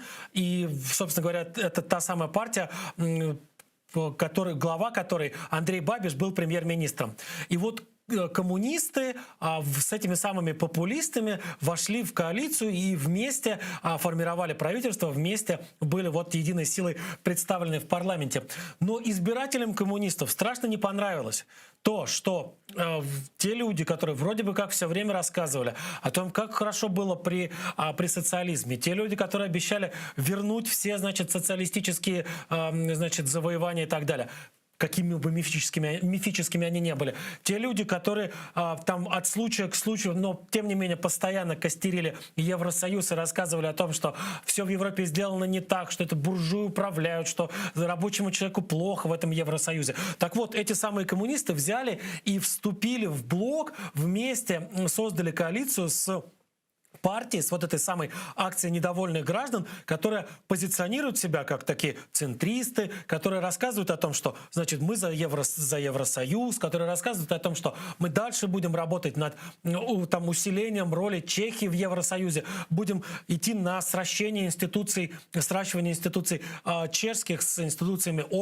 общеевропейскими. И, собственно говоря, вот это вот желание перестать быть вечной оппозицией и хоть какое-то время поучаствовать в управлении страной, в конце концов аукнулось и Бабишу, потому что он проиграл и перестал быть премьером, и его партия потеряла лидирующие позиции в парламенте, и коммунистам. То есть вроде бы как такие сошлись, значит, лед и пламень, и какое-то время дружили, и какое-то время у них, значит, все получалось, а потом избирателю надоело, он решил, что ему не интересно не вот эти вот центристские популисты Бабиша, не левые популисты коммунистов, и отбросил и тех, и других, и проголосовал за новые партии. Ну, кстати, вот этот Бабиш, который здесь рассказывает, вот здесь вот на этом видео, он рассказывает о том, что да, он признает поражение и готов будет оставить пост премьер-министра и передать управление страной уже новому кабинету, который вот был совсем недавно сформирован. Видите, он такой грустный, печальный, люди вокруг него тоже, некоторые улыбаются, но так это делают скорее так, с натяжкой, потому что здесь они, в принципе-то, уже поняли, что проиграли, и они проиграли, и их, повторюсь еще раз, коммунистические напарники, коммунистические партнеры тоже проиграли. А вот кто выиграл, но уже не в Чехии, а совсем в другой части света, так это Даниэль Ортега. Вот, конечно, человек непотопляемый. Я просто уверен, что большая часть наших зрителей из поколения 35-40, может быть, плюс, прекрасно помнит еще из советских новостей, из советских там телепередач, из радиоточки, вот эти вот постоянные разговоры там о сандинистской революции, об Иран-Контрас, и там все время проскакивала история про человека, которого звали Даниэль Ортега. Он был таким ярым коммунистом, ярым большевиком, которого поддерживал Советский Союз и который помог ему организовать вот эту вот самую сандинистскую революцию, по итогам которой, значит, Даниэль Ортега пришел к власти тогда еще в 80-е годы. Без советской поддержки вся вот эта вот весь его приход к власти, который, кстати, после которого и перед которым он обещал какие-то безумные социальные реформы, обещал там какие-то невероятную поддержку всем, кому только можно, рассчитывая, вероятно, на то, что деньги на все это придут. Вот, кстати, Даниэль Ортега, я вот про него буду рассказывать, а вы пока полюбуйтесь, если так можно выразиться. Значит, рассказывал о том, как он всех поддержит, но, видимо, рассчитывая на то, что поддерживать будет за счет советских денег. Советский Союз тогда разваливался, это были времена перестройки, причем уже так самый закат перестройки, и не было денег, не было возможности поддерживать кого бы то ни было, а уж там какого-то в маленькой центральноамериканской стране какого-то Ортегу так и подавно. В итоге он поправил несколько лет и благополучно ушел, но вовсе не на свалку история, и вернулся. Какое-то время назад он вернулся, и вот сейчас вернулся, причем был избран вполне себе уже в 2000-е годы, вполне себе официально он был избран на президентский пост на фоне экономического кризиса и вообще сложной ситуации в самой Никарагуа. Люди, многие за него охотно проголосовали. И одним из самых первых дел, которые он успел сделать во время первого своего президентского срока, он изменил, переписал Конституцию, выборное законодательство и кучу разных других законов и регулирующих актов для того, чтобы обеспечить себе все новые и новые победы. И вот на прошлой неделе, в его день рождения, 11 ноября, Даниэлю Ортегу исполнилось 76 лет. И на прошлой неделе, как раз за пару дней до его дня рождения, выборы прошли в Никарагуа. И вот по итогам этих выборов он объявил себя очередным победителем. И так совпало, можно, наверное, сказать, или может кому-то показаться, что так совпало, что на 76-летие Даниэля Ортеги за него проголосовало 76% жителей Никарагуа. Но есть очень большие сомнения в правильности этих цифр. По той простой причине, что, во-первых, он попал на 4-й срок, лично переписав под себя Конституцию. Он попал на 4-й срок, взяв под свой контроль вообще все мыслимые и немыслимые медиа. Он попал на 4-й президентский срок подряд после того, как вообще всех более-менее заметных оппозиционных политиков, тех людей, которые либо заявили о своей готовности выставить свои кандидатуры на президентские выборы, либо раздумывали об этом, либо имели какие-то шансы на этих президентских выборах. Вот всех этих людей Даниэль Ортега очень заранее отправил в тюрьму. Всем им придумал безумное обвинение, кого-то обвинил в шпионаже, кого-то обвинил в покушении на демократию. Выдумал самые разные обвинения для того, чтобы людей распихать по тюрьмам и беспрепятственно продолжить править в Никарагуа уже какой-то там безумный год подряд. Вот что интересно. Как я уже сказал, да, оппозиция не признала итогов этих выборов. Вообще, огромное количество стран, начиная с Соединенных Штатов, не признало итоги этих выборов. А вот тут на днях, буквально, если мне память не изменяет, в пятницу было заявление от Организации американских государств. Это организация, которая объединяет, как понятно из названия, государства в Северной и в Южной Америке, и, соответственно, в Центральной тоже. Так вот, эта организация, кстати, очень-очень влиятельная на западном полушарии, призвала, в принципе, игнорировать итоги этих выборов и сказала, что, слушайте, это какой-то фарс. Уже там, кстати, по-моему, Джо Байден назвал выборы пародией. Самые разные уже были эпитеты, которые касались этих самых выборов в Никарагуа, а местные организации, которые занимаются изучением общественного мнения, говорят о том, что явка на эти выборы с заранее предрешенным результатом, на выборы, на которые не было допущено ни одного реального оппонента этого самого Даниэля Ортеги.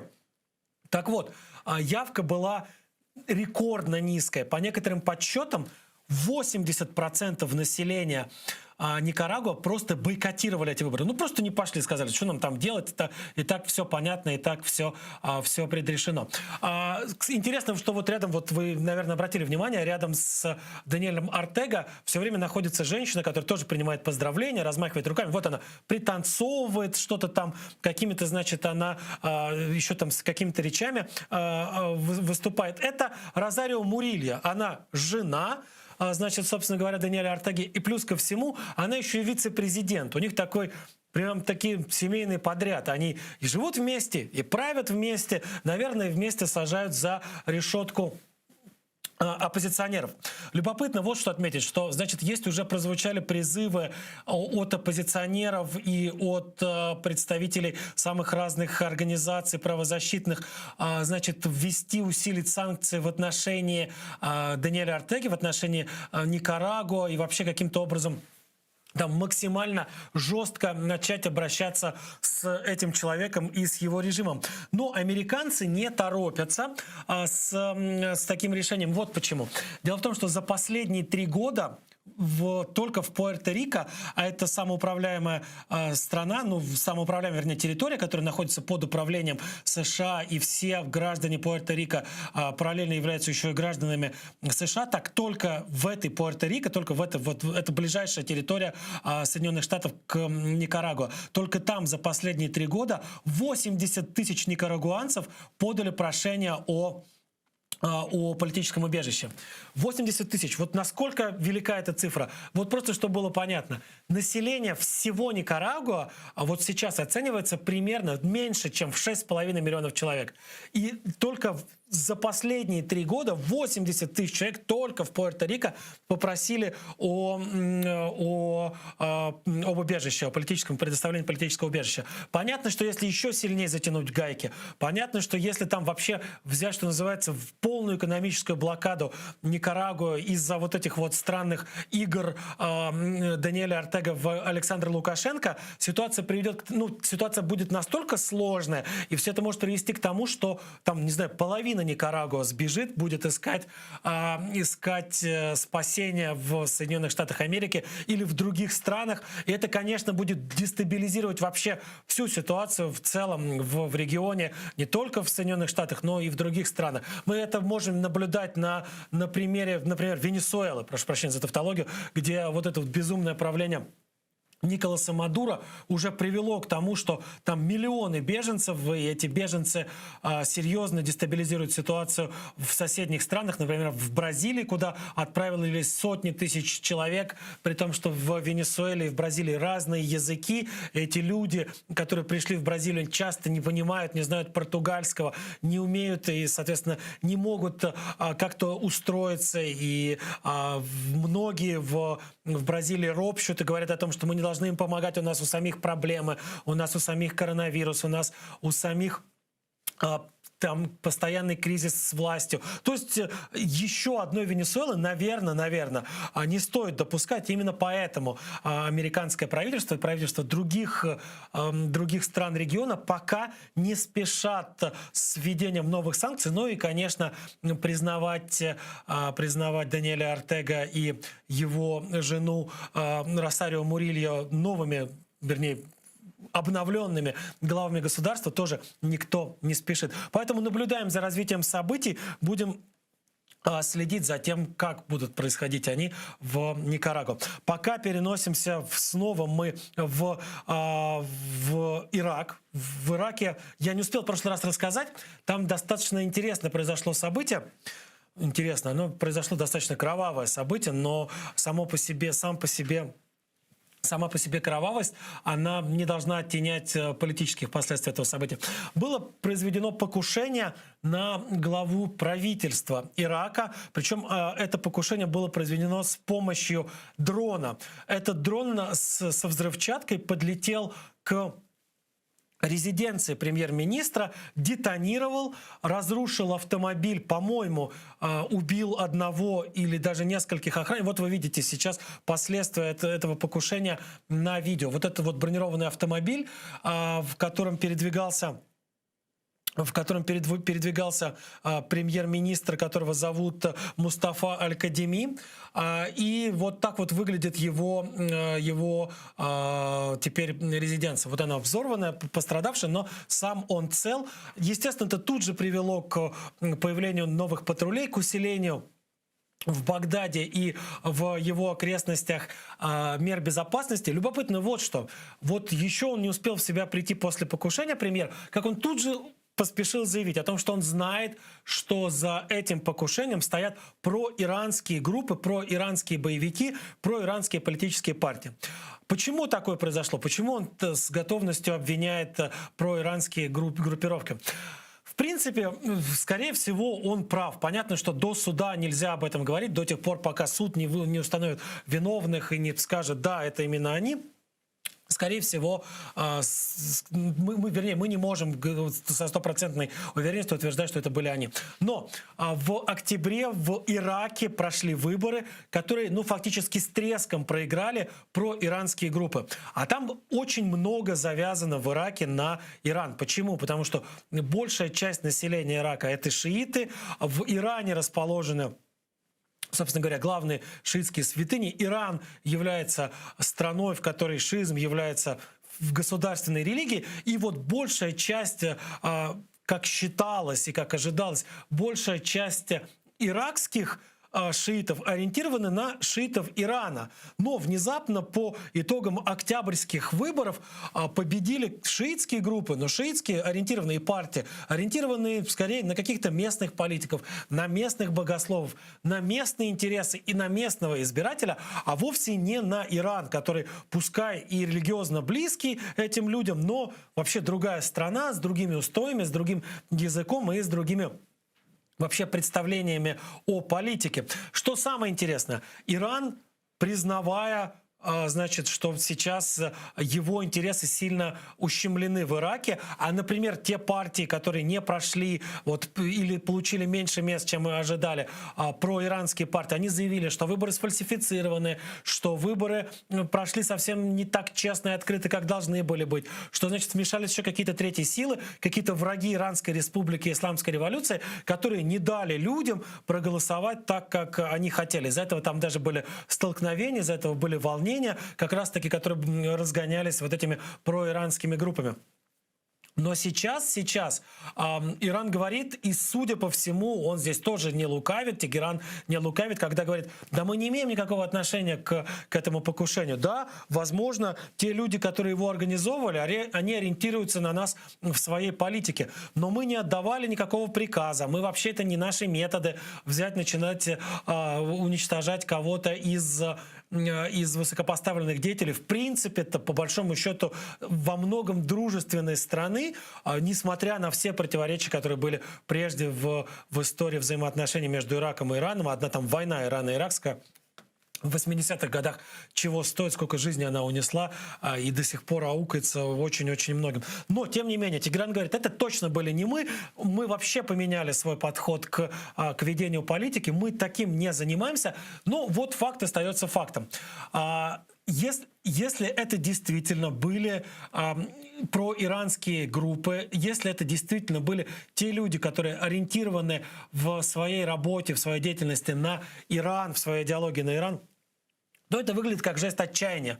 То вот то, что они попытались произвести покушение, причем такое сложное, высокотехнологичное покушение на иранского премьера, свидетельствует о том, что Иран сильно сдает позиции, и вот доходит до того, что ориентированные на него люди прям-таки вот доходят до таких жестов отчаяния. Кстати, нужно, наверное, заметить, что в истории Ирана это, в принципе, одна из самых древних цивилизаций, одна из самых древних ныне существующих стран на планете.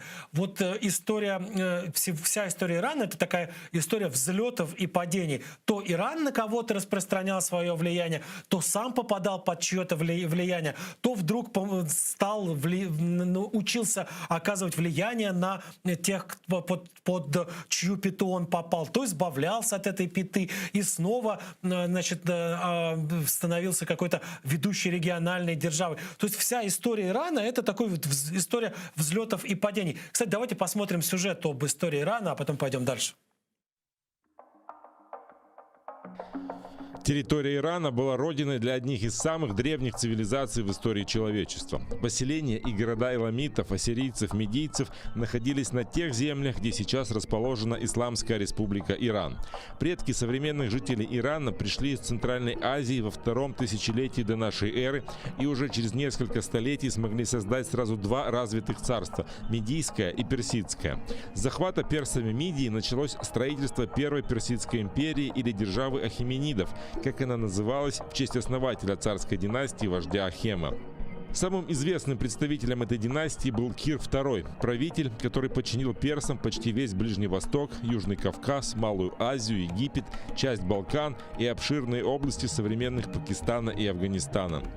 Кир II упомянут в Ветхом Завете как избранник Божий, помазанник. Этот титул царь заслужил за то, что освободил иудеев из вавилонского плена, уничтожив Вавилонское царство, и приказал восстановить Иерусалимский храм, главную иудейскую святыню.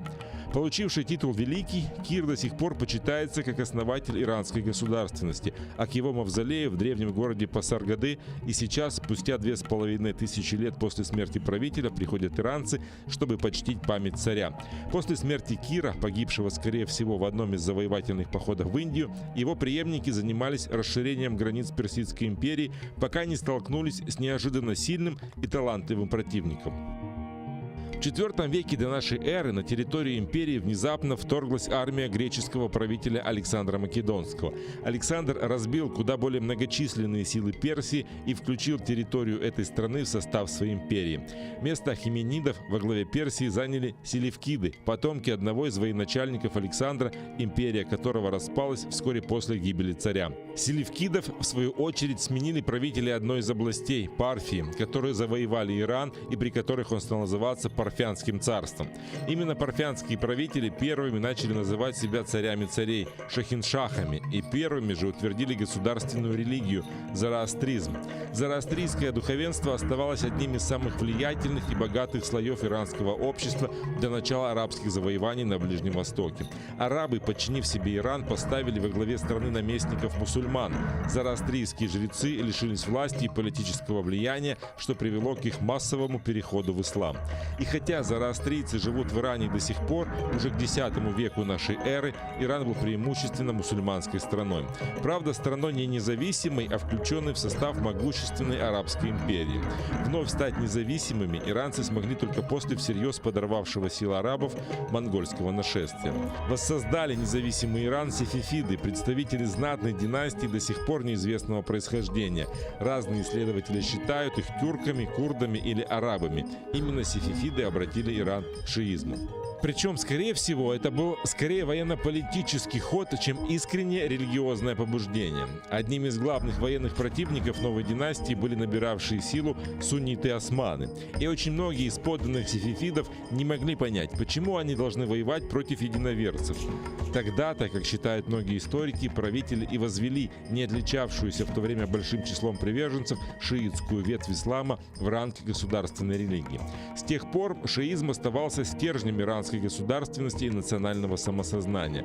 Любая попытка покуситься на него приводила к трагедиям. Иран и сейчас является подчеркнуто шиитской страной, во главе которой находится богослов Аятолла, который, как считается, обладает особой связью с небесами. Причем в одной из статей Конституции государства отдельно оговаривается, что это правление временное. Постоянным же правителем должен стать сокрытый имам, предводитель, который, согласно религиозным текстам шиитов, был несколько веков назад введен в непознаваемое человеком невидимое состояние, из которого в любой момент может вернуться. Кстати, значительную часть своей истории Иран назывался Персией. Современное же название было утверждено в качестве официального лишь в 30-е годы прошлого века. Произошло это, вероятнее всего, под давлением нацистской Германии, кинувшейся налаживать отношения с теми, кого тогдашние немецкие власти считали народами арийских кровей. Иранский и арийский – это, по большому счету, разные прочтения одного и того же слова, обозначающего жителя конкретной географической области на стыке Центральной Азии и Ближнего Востока. К немецким нацистам это определение не подходит и вовсе.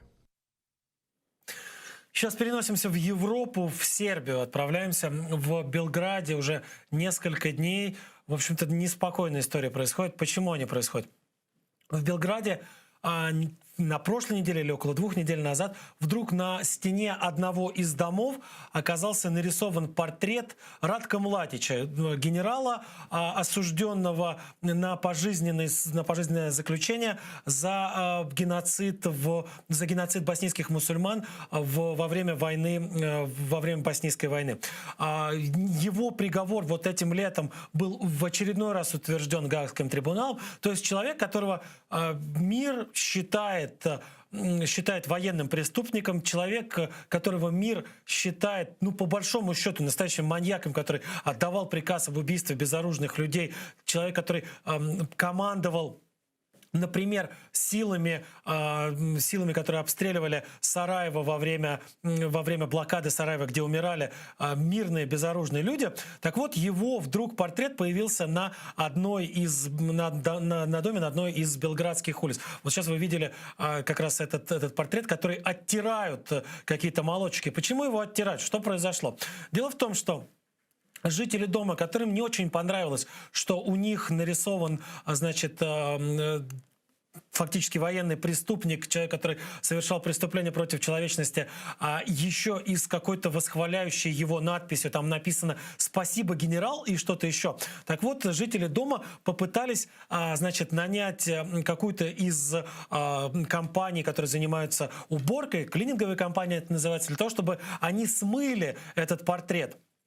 Но, как рассказала журналистам жительница этого дома, 5 компаний из тех, которые работают в этом районе, в принципе отказались участвовать в этом самом процессе. Сказали: нет, мы боимся, мы рискуем, что на нас нападут какие-нибудь правые, что нас будут бить националисты. Мы не будем стирать Ратка Млатича, живите как хотите.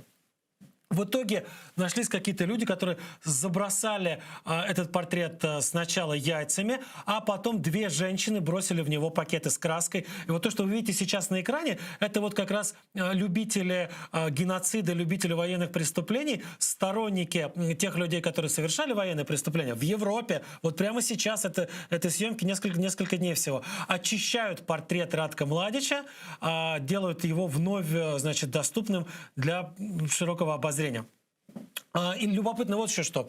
9 ноября в мире отмечается День против фашизма и антисемитизма. И одна из правозащитных групп, значит, в Сербии, в Белграде, подала заявку в Министерство внутренних дел, заявку на проведение акции антифашистской акции в центре, вот как раз на этой самой улице, и в ходе этой акции, как было заявлено, портрет военного преступника должен быть закрашен.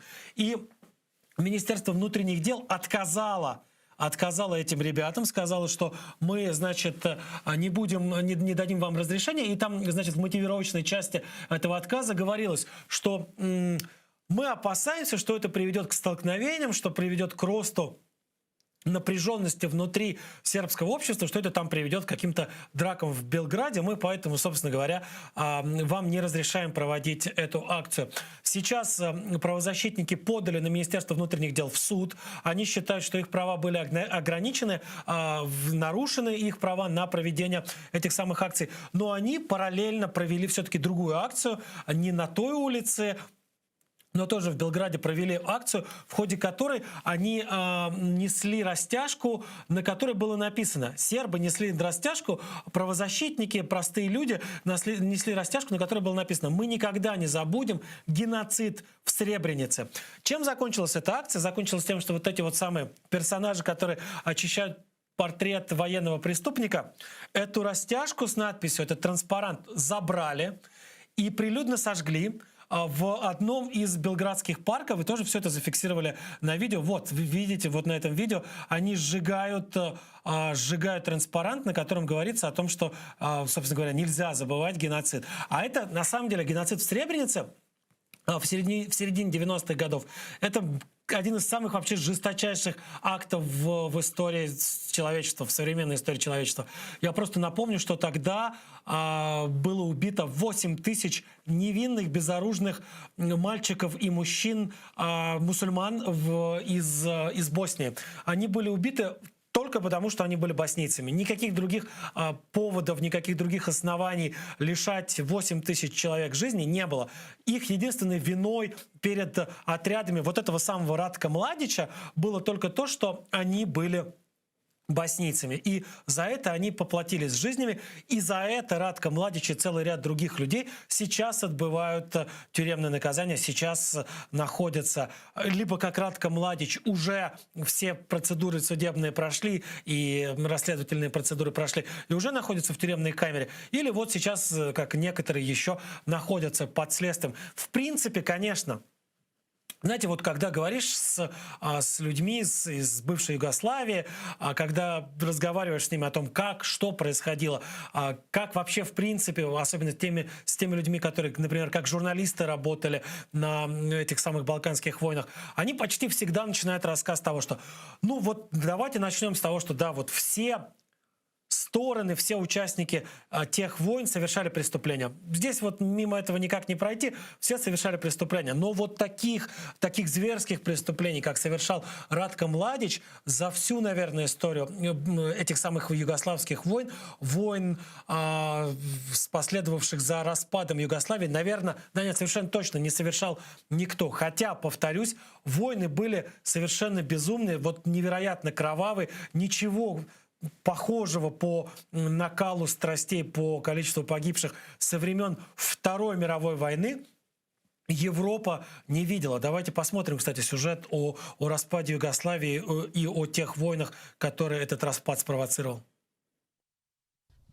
Югославия как независимое государство появилась в 1918 году, вскоре после окончания Первой мировой войны. Поначалу существовавшая как монархия, оно объединило несколько регионов Юго-Восточной Европы, большинство из которых прежде входили в состав Австро-Венгерской и Османской империй. Лидирующая роль в новом государственном образовании отводилась Сербии. Это подчеркивалось в первом названии страны – Королевство сербов, хорватов и словенцев. Кроме того, управляла королевством именно сербская монаршая династия Карагеоргиевичей. В 1941 году после нацистской оккупации монархия пала, а после поражения Германии во Второй мировой Югославия вновь стала независимой страной. К власти в ней пришли коммунисты, а ее официальное название сменилось на Социалистическая Федеративная Республика Югославия. Формально все входившие в состав Федерации Республики были равны в своих правах. Однако именно Сербия оставалась главной частью страны. Именно там располагались все центральные органы власти, редакции главных медиа, основные культурные и спортивные организации. Сербы являлись и крупнейшей этнической группой Югославии. Около 40% граждан страны относили себя именно к сербам. Второй крупнейшей этнической группой были хорваты, которых было примерно вдвое меньше, чем сербов. К 1991 году волна демократических преобразований, прокатившаяся по Восточной Европе, добралась до Югославии. Национальные элиты, входивших в состав Федерации Республик, одна за другой начали объявлять о независимости. Первыми это сделали словенцы, заявившие о выходе из состава Югославии в июне 1991 года. Центральное югославское правительство пыталось помешать Словении покинуть Федерацию и отправило в республику армию. Однако военная операция оказалась неудачной. Сербию от Словении отделяла территория Хорватии, жители которой сочувствовали словенцам и тоже заявили о разрыве с Югославией. После объявления о начале боевых действий внутри страны из югославской армии начали массово дезертировать хорваты, словенцы, боснийцы и представители других национальных меньшинств. Это заметно ослабило потенциал вооруженных сил в войне против стремившейся к независимости Словении. На руку словенцам сыграло и то, что в их республике практически не нашлось этнических сербов, готовых вступить в ополчение и воевать за сохранение единой Югославии. После 10 дней боев, в основном партизанских, в ходе которых словенские силы самообороны устраивали засады на югославские военные колонны и захватывали армейские базы, правительство Югославии приняло решение о выводе из Словении своих сил. Примерно в одно время со Словенией фактическую независимость обрела еще одна республика. О выходе из Югославии заявила Македония. Ее прощание с умирающей федерацией вышло и вовсе мирным, но не потому, что Сербия не хотела бы удержать македонцев, а потому что ее армия уже завязла в тяжелых боях в Хорватии. На стороне прибывших из Сербии частей югославской армии против независимости Хорватии воевали и многотысячные хорватские сербы. Похожая ситуация сложилась и в еще одной республике – Боснии и Герцеговине. И, например, знаменитый мост в городе Мостар был уничтожен именно хорватской артиллерией. К счастью, сейчас он восстановлен в первоначальном виде.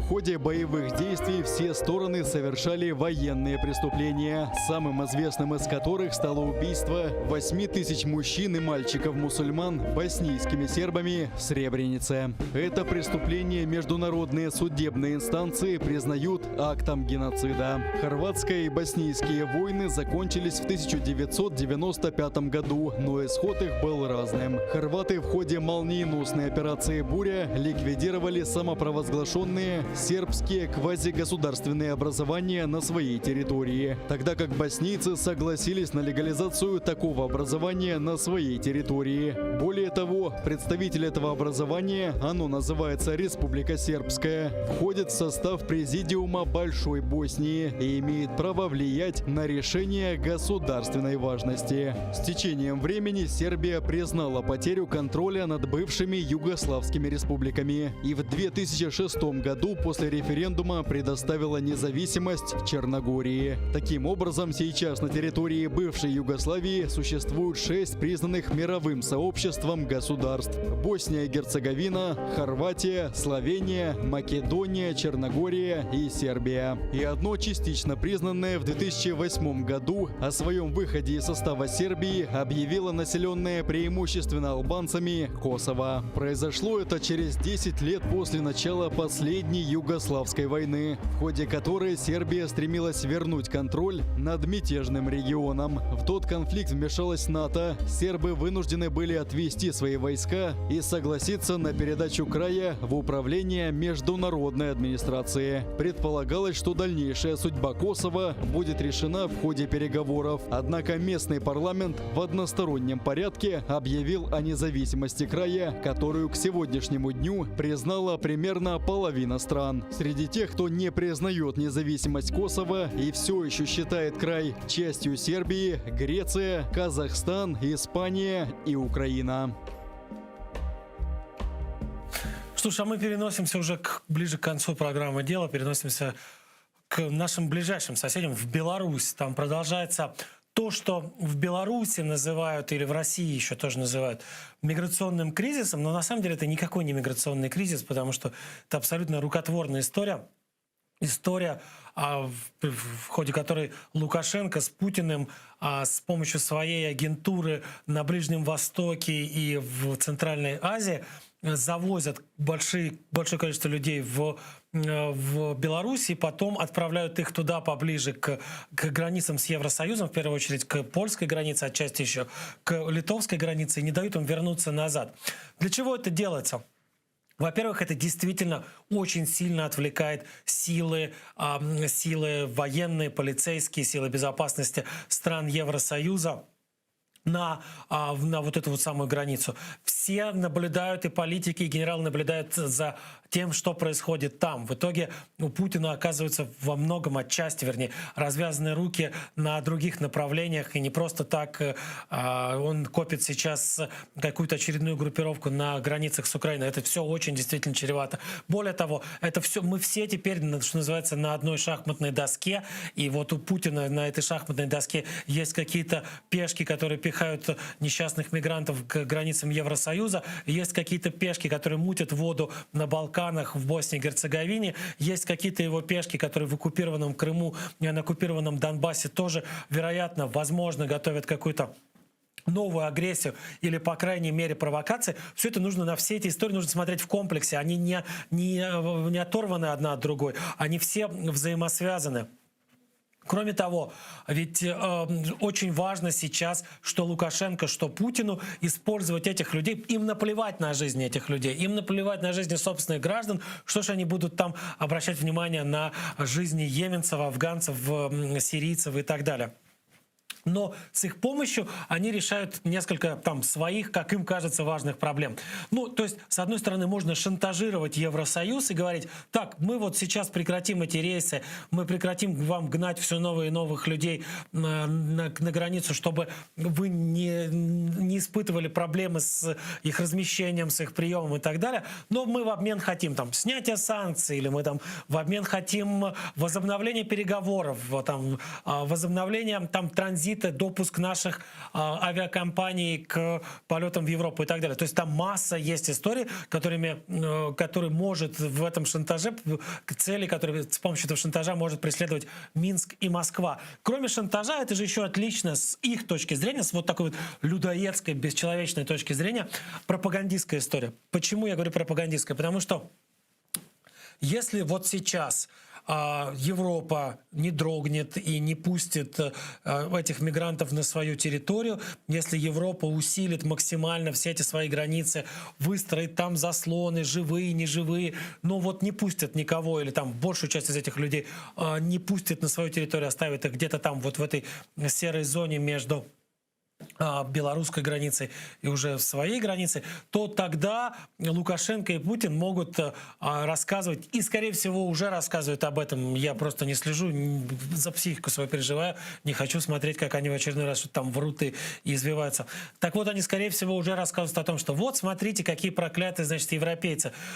На словах декларируют, что, значит, нет более высокой и важной ценности, чем человеческая жизнь и достоинство, а сами несчастных людей вон заставляют мерзнуть, умирать, а где-то там в болотах, где-то в какой-то этой лесополосе, буквально умирать. Есть уже погибшие, причем есть погибшие, как вот эти люди, которые пытаются выбраться из Беларуси на территорию Евросоюза, так есть, например, еще и погибший, по крайней мере, один польский пограничник, пока там не выяснено обстоятельства, но тем не менее, парень погиб, уже это известно. Вот в ситуации, если Польша и Литва не пускают этих людей, включается вот такая пропагандистская картинка. В ситуации, если все-таки удастся кому-то пройти или большей части пройти, включится совсем другая пропагандистская картинка. Будут уже рассказывать, смотрите, слабаки какие. Вот вы посмотрите, какие они там. Согнали войска, договорились с НАТО о поддержке. Немцы там какую-то часть войск перебросили в Польшу. Британцы там что-то заявляли о готовности помогать. Вообще какие-то пошли там, значит, какой-то раунд переговоров новый состоялся внутри всех этих структур, что НАТО, что Евросоюза. И ничего не вышло. В итоге они вынуждены были спасовать перед бедными людьми, голодными, замерзшими, без оружия, у которых только бревна были. И вот эти вот все десятки тысяч хваленных натовских солдат взяли и пропустили этих несчастных людей, свезенных со всего света, оборванных, голодных, кое-как, значит, одетых, кое-чем перебивающихся на этих самых границах. То есть в любом случае, те, кто врет, те, кому наплевать на человеческие жизни, вот в этой вот гибридной войне всегда имеют преимущество. Почему? Потому что вот, европейцы оказались в странной, страшной ситуации. Вот как поступать? Нет простого ответа. Пропускать всех? Значит, Лукашенко будет завозить все новых и новых людей. Значит, будет все больше и больше расти напряжение в Евросоюзе с вопросом, подождите, а почему мы в кризисные времена, во все еще продолжающуюся пандемию помогаем не своим гражданам, не их выручаем, а вот привечаем беженцев и помогаем им.